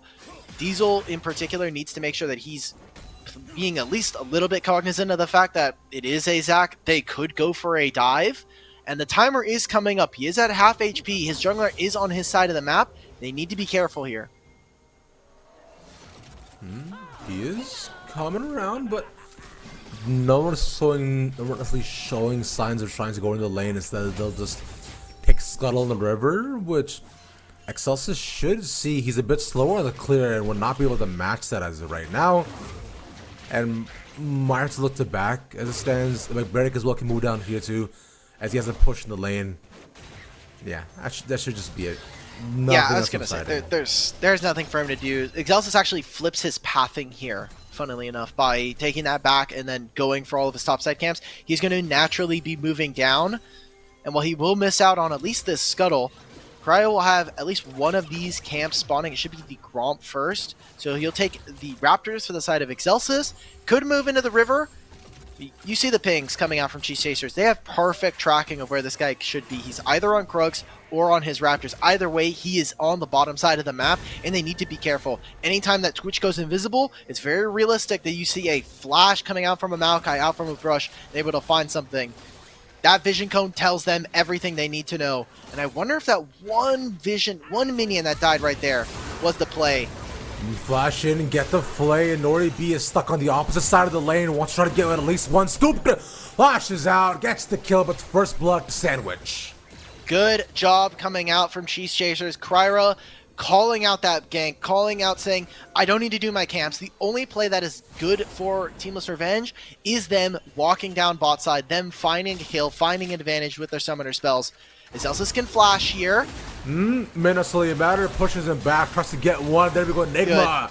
Tosses over the wall. It's a 1-for-1 again, but Enigma's not getting strong against the flash shot from Kara, and they can't get any more, but a good trade. 2 kills going over to Enigma. Doesn't have teleport, so Aljun will be able to at least get most of this play, and I love this coming out from Minori B. Instead of going straight bottom lane, he roams into his bottom side jungle and immediately walks into mid lane to try to collect this wave, so it'll be a small level advantage, but gold overall should favor Teamless Revenge. Yeah, probably just about 100 or so. Actually, no, it does favor, in fact, NPCs right now, which is interesting. But we'll see if that changes anytime soon, as you do see a small little lane swap right up until Enigma can make it back, and they switch over. So, right now, I like this. Ooh, I like this a lot. You can be pretty cheeky with how the dragon is, and unless someone's directly looking at the dragon, they won't see that it's being pulled out here. All they'll see is that, hey, the dragon thing is on my screen, and this is just good. Calls up, they're moving over. That should immediately tell them that this dragon's being taken, and there's nothing for Excelsis to do. Doesn't have flash, is level 5, so it's going to be an early Drake here being spawned in, and something for the side of Cheese Chasers that they can maybe play around. Ocean Drake is the next one, so potential for more and more combat Drakes. You even have a ward here, so you should have spotted Kryra walking in. Scoop does not have flash, but you can immediately get out. Good damage onto him. Just at least about 3 stacks of force, I would say, stacked up here, so just gotta force him to You're saying just take the back right now, come back in the lane. Meanwhile, that allowed Nori B to equalize the wave. At least allowed to push it under tower, if anything, with the Celsius around here. So just small trades continue to surmount into not the biggest lead, but still the Cheese Chasers maintaining a small advantage for themselves. And I'm wondering now where Cryer goes next. Well, right now it looks like he wants to end his pathing towards the top side by going for the Raptors. Could end up going bottom side here and trying to flip it to try to play for Dragon, but that's in 4 minutes, and that's a really long time. That's a NACL ultimate I just heard. That's going to be Aljun just straight up walking out of that. Doesn't even use the flash there. Now just Cryer try to go in. They know that they don't have an ultimate. Ends up canceling the recall. Okay. Does kind of mess with Kyra's back timer there, but the fact that Aljun gets out without using the flash is a very big win for Cheese Chasers. So top lane, some big scuffles going on right now. Diesel has used the all out, barely able to put Barrack at 50%. He's going to be able to catch this wave. Excelsis does have to come up towards the top side, but doesn't have a lot of camps. And in the bottom side, they're winning. So now they get this kill. They're going to grab some plates bottom side. And with Barrack winning top lane, they're also going to grab the Rift Herald. This is such a huge win for Cheese Chasers. This is so nice as well, too. A couple more rockets would have done it, but no man on the side of Scoop. He takes a tower shot as well and decides instead it's better to be safer in case the Twitch is already on his way back. Okay, yeah, we'll take just the plates and go on forward. A nice little advantage with Cheese Chasers and now 2 of their lanes. And I gotta say, Aljun's walking out of the NACL ultimate is just so baller as well. It's very like, okay, I don't care, man. Like, I'm just gonna walk out of it. You gotta have a lot of trust. You've gotta have a lot of champion knowledge. Like, you know exactly when you can walk out and when you necessarily would have to use a summoner spell. Some people really try to get fancy with it and end up missing or getting hit by the ultimate. Aljun, at least there, gets pretty good and doesn't have to worry about the NACL ultimate. But like, kills now for Scooped. An experience lead that he already has, a gold that he already has in the plates, in the CS as well. It's not looking good for Teamless Revenge. Like, this is worst case scenario for them. Does he cancel his back? Scooped. Doesn't respect it. He tries to press the lantern, can't do it. Sandwich wasn't there. Damn. Oh, man. They're trying to find this picked onto Sandwich. He does have flash. Should be able to get out with the blast cone as well. Yep. Good job from him. That's, again, Scooped not respecting enemy AD, thinking that he can get away with what looks like highway robbery. Like, that kill, you only know that kill is possible if you've played a lot of Twitch. Like, otherwise, a lot of AD carries might try to step back, may not be able to go for it. But right there, calls his shot, calls the fact that Scoop is going to walk up. Sandwich, thankfully for them, is not in a great position to be able to peel. So, turns into a kill. That is the exact thing that we prescribed in the draft, saying, Scoop, you need to be paying attention. You need to know when there's an extra minion in the wave, when this could potentially be a Nico, or when a Nori could show up on a wave. That right there, those are the avenues, the kinds of ways that Teamless Revenge can get back into this game and start to look for avenues to potentially win. Speaking of winning, though, Barrack hasn't been able to do a ton of that. We did see him get constant soul kills on the top side, but you see the Diesel has been playing safe enough that he has not been under a ton of kill threat, but always low enough to be taken down. Barrack, I'm sure, can taste the opportunity in front of him, but cannot take it. For now, though, Cryer looking to place. There's this Herald somewhere. Going towards bot might be it. Everybody's trying to make their way down there. You can see Diesel, he's going to recall. Has a choice of either showing up bot lane or continuing on with this lane. Instead, calls the bluff. He says he's going to stay in lane. And Cryer will show. They will use this to drop down the Rift Herald. At the very least, they will try to grab this turret. 10 seconds before the dragon is spawning here. Nori's just going to try. Nori B is going to just try and clear this wave with all of the poison stacks. Good job. Nice. Clears out most of it. Does a pretty decent job. You see where Pantheon is standing right now? Using the Pantheon ultimate, actually goes top lane here and solo kills Barrack for pushing out the wave just a little bit too much. We'll have his TP when he's back up, but we'll be missing out on at least a majority of this wave, if not the entirety of it. And Barrack will even give himself the turret. That was really well played from Barrack. That was him understanding Pantheon on such a level where he can stand in mid lane and be ready to either go top lane or be ready for a play on the dragon. And you know, hey, my bad for disparaging Barrick. I was like, yo, he hasn't got a solo yet. You know, homie, I was hoping and praying for your success. You got it, bro. Good shit. Good stuff. I love that. But for now, we'll look towards Diesel, keeping back to the top lane. We'll have to contend with just farming up once again, watching his entire wave slip away in front of him as second dragon gets taken by Cheese Chasers. He wants to fight this, but I don't know if he can. Okay. Pantheon has E. Should be fine. Yeah. He's trying to get a demolish proc here. Looks like it. So ends up getting it. Eric's got to be careful. He's running low on mana. Should be able to TP back into this, but it's the second dragon, and it's a Mountain Drake. Like, if there was any Drake for either of these teams to be able to stack for Teamless Revenge, if they're able to get a couple of those, I think that this game gets very, very interesting. But for Cheese Chasers, if they grab this, they are obviously going to be more and more in the advantage. They're going to be able to grab so many more tank stats for someone like Krya and Barrick, who can go an off-tank bruiser build. And look where they're moving right now. It seems like they really want to try to play for this top side. Ignore that. There's no dragon down there. So let's get our bot lane to move in, maybe punish Diesel, and set up for the Rift Herald spawning in at least a couple of minutes now.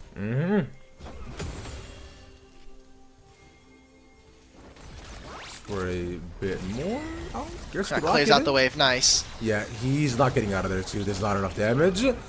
But he will stand stationary for a bit longer, hopefully setting up for a kill into Scoops, where they're just going to chase him. He can dash, but and flash, I guess. Oh, everybody's here, though. They want to get him. He's just walking back towards the basement.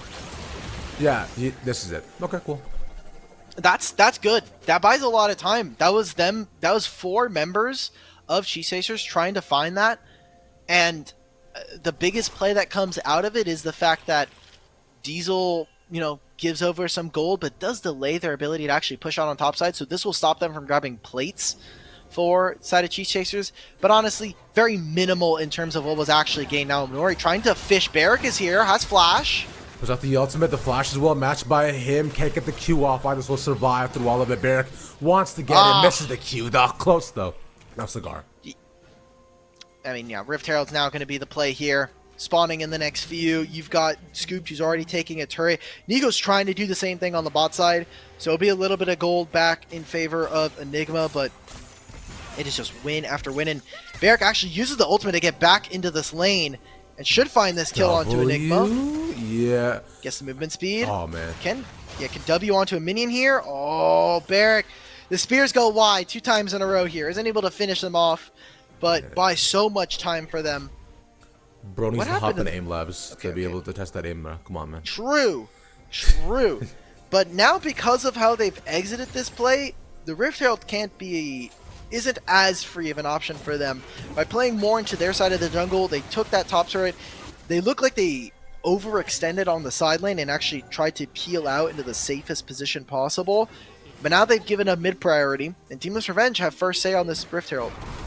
Which it seems like they will not be contesting at all. Let's give that up completely instead to look to push out mid instead. They don't want to lose mid tier 1. So honestly, not a bad call here. But Krya and Scoop have made their way back. They know this is here.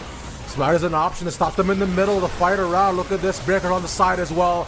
They get the box up to 1, and then Nori B's gone. Krya in the middle of the fight. The Smite lands, but I'm not giving over to anybody just yet. Good in the middle of 3 different people, and Scoop gets the resets from here.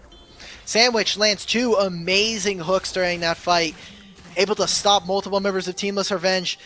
They got the Rift Herald, but I don't think it was worth. Cheese Chasers will now be able to siege onto the mid lane, and with Barrick as an additional kill threat, there's just too much for them to deal with. Teamless Revenge are just falling apart at the seams here. Enigma still had ultimate, still has it, and just isn't able to find anything. So they'll grab the final tier 1. They'll be able to reset, be back in time for the dragon spawning in 1 minute and 15. Just not a very close game. I know the gold, the kills look 8-3, but 2 dragons, 5,000 up. You look at some of the experience differentials that's starting to appear specifically in the mid lane here, where Aljun Oh, never mind. I got baited. He was another champion. He was level 9. I hate Enigma so much.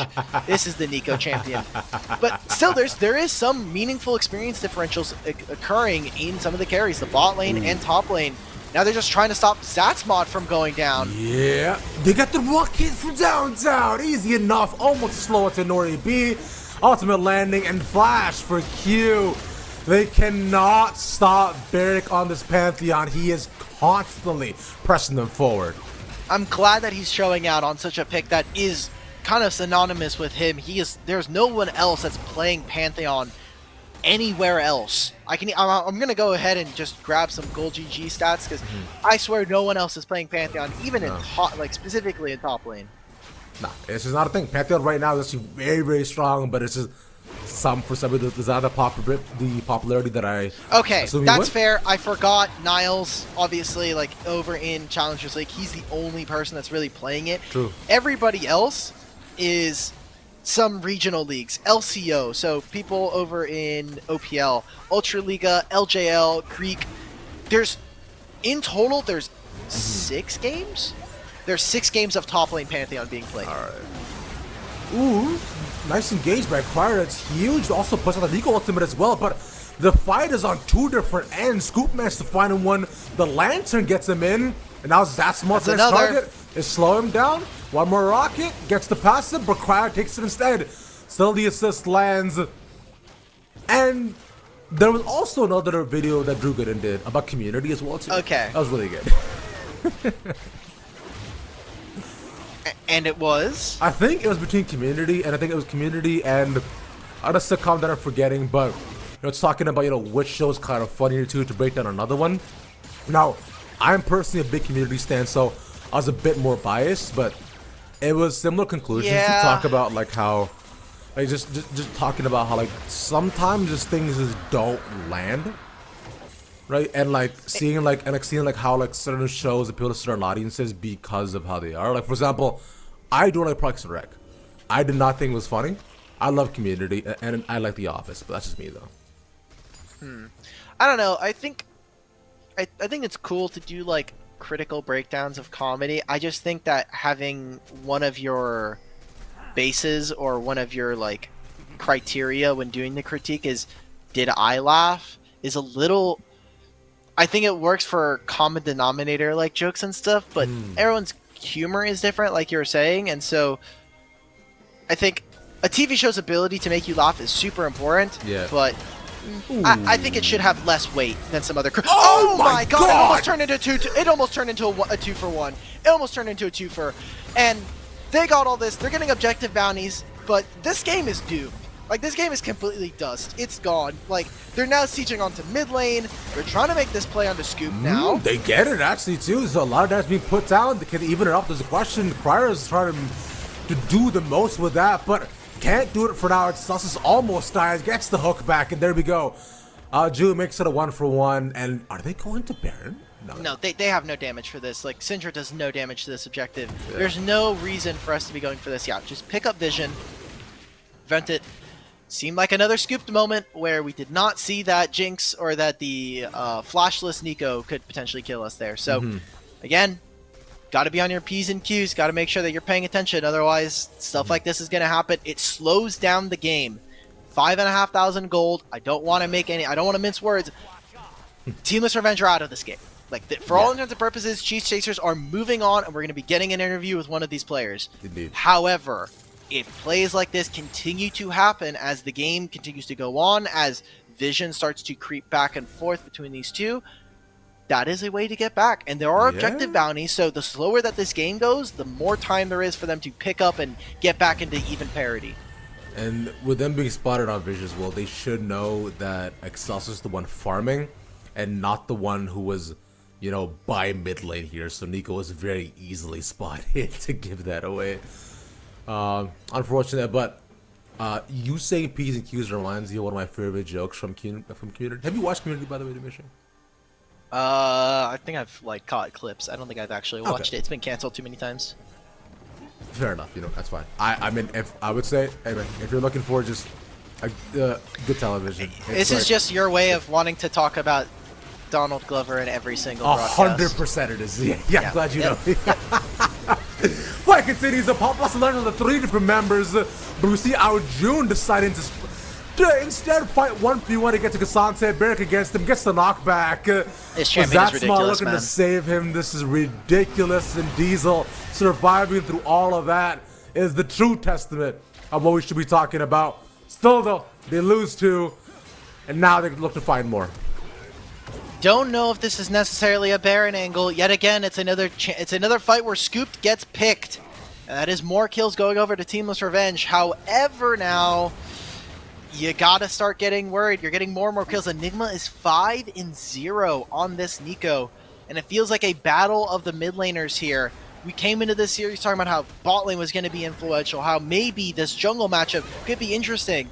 I don't think anybody had on their bingo card that Aljun and Enigma would be the stars of this series right now. Enigma, 3 games on Nico, still putting in work game after game. Does not matter whether they're behind or ahead. This guy has looked really consistent, and I'm sure there's going to be people in chat otherwise saying, well, he played Nico's 3 games. That champion is broken. Fair enough. That is, I think, a fair criticism. But it does take a lot from the opponent to say, we're 3 games in, and we have not learned some of the tendencies. I think that's part of the reason we even got to saw that pick in game 2, where randomly in the bush, Aljun just throws a bunch of abilities into the bush and kills Nico outright. That is because you are learning, hey, where can Nico be? Where do we not have vision? We should be fishing with some of our abilities that are not super critical to the win. 30 seconds before the dragon, it is soul point here for Cheese Chasers. And Scoop. they've pushed out the top side. But you see how already they're fishing. They're trying to make sure, hey, Honori, can you get into Fog of War? Can you play as the stealth champion? Not going to be able to make it on this wave. Maybe the next one, but look where Excelsis is in a huge flank. Yeah, way around, look to lock down onto Scoop if possible. Like you're saying, ultimate not out just yet, but Cooper's a bit of an awkward position. There's the pop loss I want to just Barrack though. They find the knock up That's here, not like you're good. saying. But they go on to our June again. Scoop is so low. Gets the rocket. No resets either. He can't find the kill, but the staying alive through all of this. Scoop needs to go in. There we go. Gets the landing. Zatsma dead. And this is the fight we needed from Scoop. Finally surviving the ace. And not the game, but still. Excelsis just throwing the Maokai ultimate from my home back in Florida, man. What was that? I mean, there was no way for him to follow up. You threw the ultimate, yes, but you needed to bait them in. You needed to be a part of that fight much sooner. And I wanted to give praise for Enigma there. He was putting in a lot of damage and definitely zoning Scooped out. Scooped almost dies in that last fight. But Honori B as well falls very early on, is a full level, like full 2.5 levels at this point, probably. Items as well, he's behind. They're TPing, they want to try and play for this. Turo Baron buff is going to be going over to the side of Cheese Chasers, and they'll be getting out back onto the map.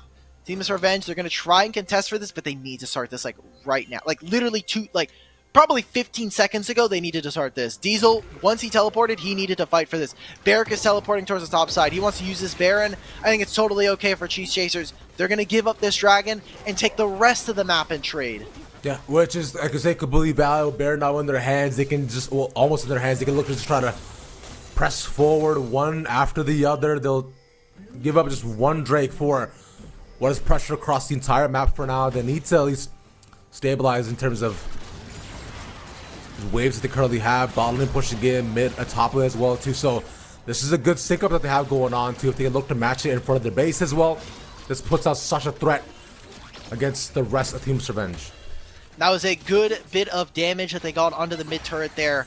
Shout out to Scoop with the ultimate, interrupting Excelsis and Honori B's back, so they can actually get back into the base, and it turns into half of a turret here in the mid lane. They're going to finish out this tier 2 in top lane as well, just getting all the vision that they could potentially want. Krya, I don't know if I would personally dive onto a Nico, but I respect the gall it takes to do that. Shout out to you for, you know, just wanting to create a difference all by yourself. It's cool. It's cool. Either way, though. We'll look towards now where the NPC look to manage the resources, right? With top lane also looking to be pushed in. Mid lane, it has a lot of interference around it. Seems as though they'll take the resources bot instead. Barrack is already there, pushing out top tier 2. And with this, they'll just take every single brick possible. I love how they're playing around mid lane right now for Teamless Revenge. They know that that Enigma was in there. And right now, I think G-Chasers are playing around Pantheon very, very well. They know that he is the split pusher that he can join onto a separate side. So what he does is TP's top, pushes in the wave, they grab the turret, backs off, is already rotating onto the bottom side of the map while the rest of his team finishes out the turret. And he does it here again, where he goes bottom lane, he preps the bot lane turret, his team is able to take it, and it means that they're able to open up the rest of this map. Look at what Barrick is doing, fixing the mid wave, and he will have to be able to join. Excelsis flashes in. Onto our Junas will get some knockback here, but Scoop is still crucially alive. One hit after the other. Oh, that Runon's is doing so much work for him. That's it. And he's way too far ahead to die. Enigma is gone, and in 2 series with 2 run backs and reverse sweeps, we have the Cheese Chasers moving on forward to face Lit Esports tomorrow. Congratulations to them for finding the victory. Again, people expected that to be the case coming into this series, but maybe not in the fashion that it did. Maybe not. But, hey, what's out well? We get the execute onto the Zac.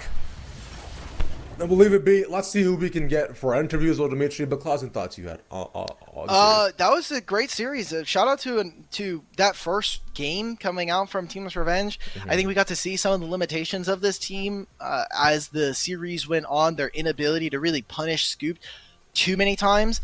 And honestly, game 1, my MVP is going to be Excelsis. But after that, Teamless Revenge secondary MVP.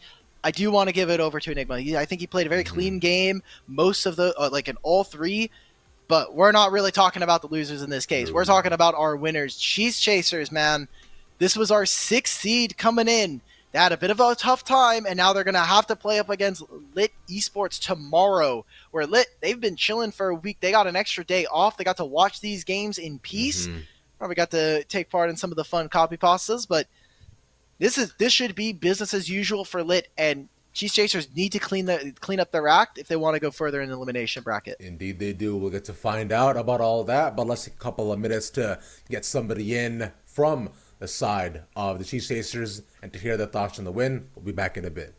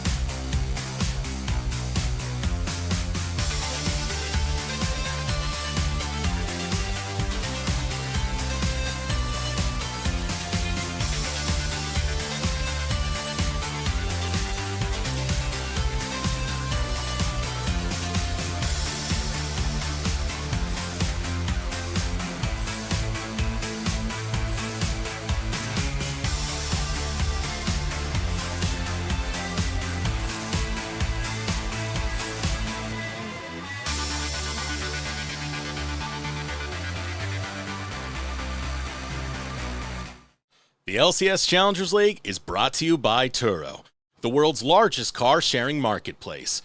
Find your drive. Hey, sorry, had some difficulties, but we might have to go with a no interview. But hey, you know what we can do? We can talk about our bracket for tomorrow. Dimitri, take it away.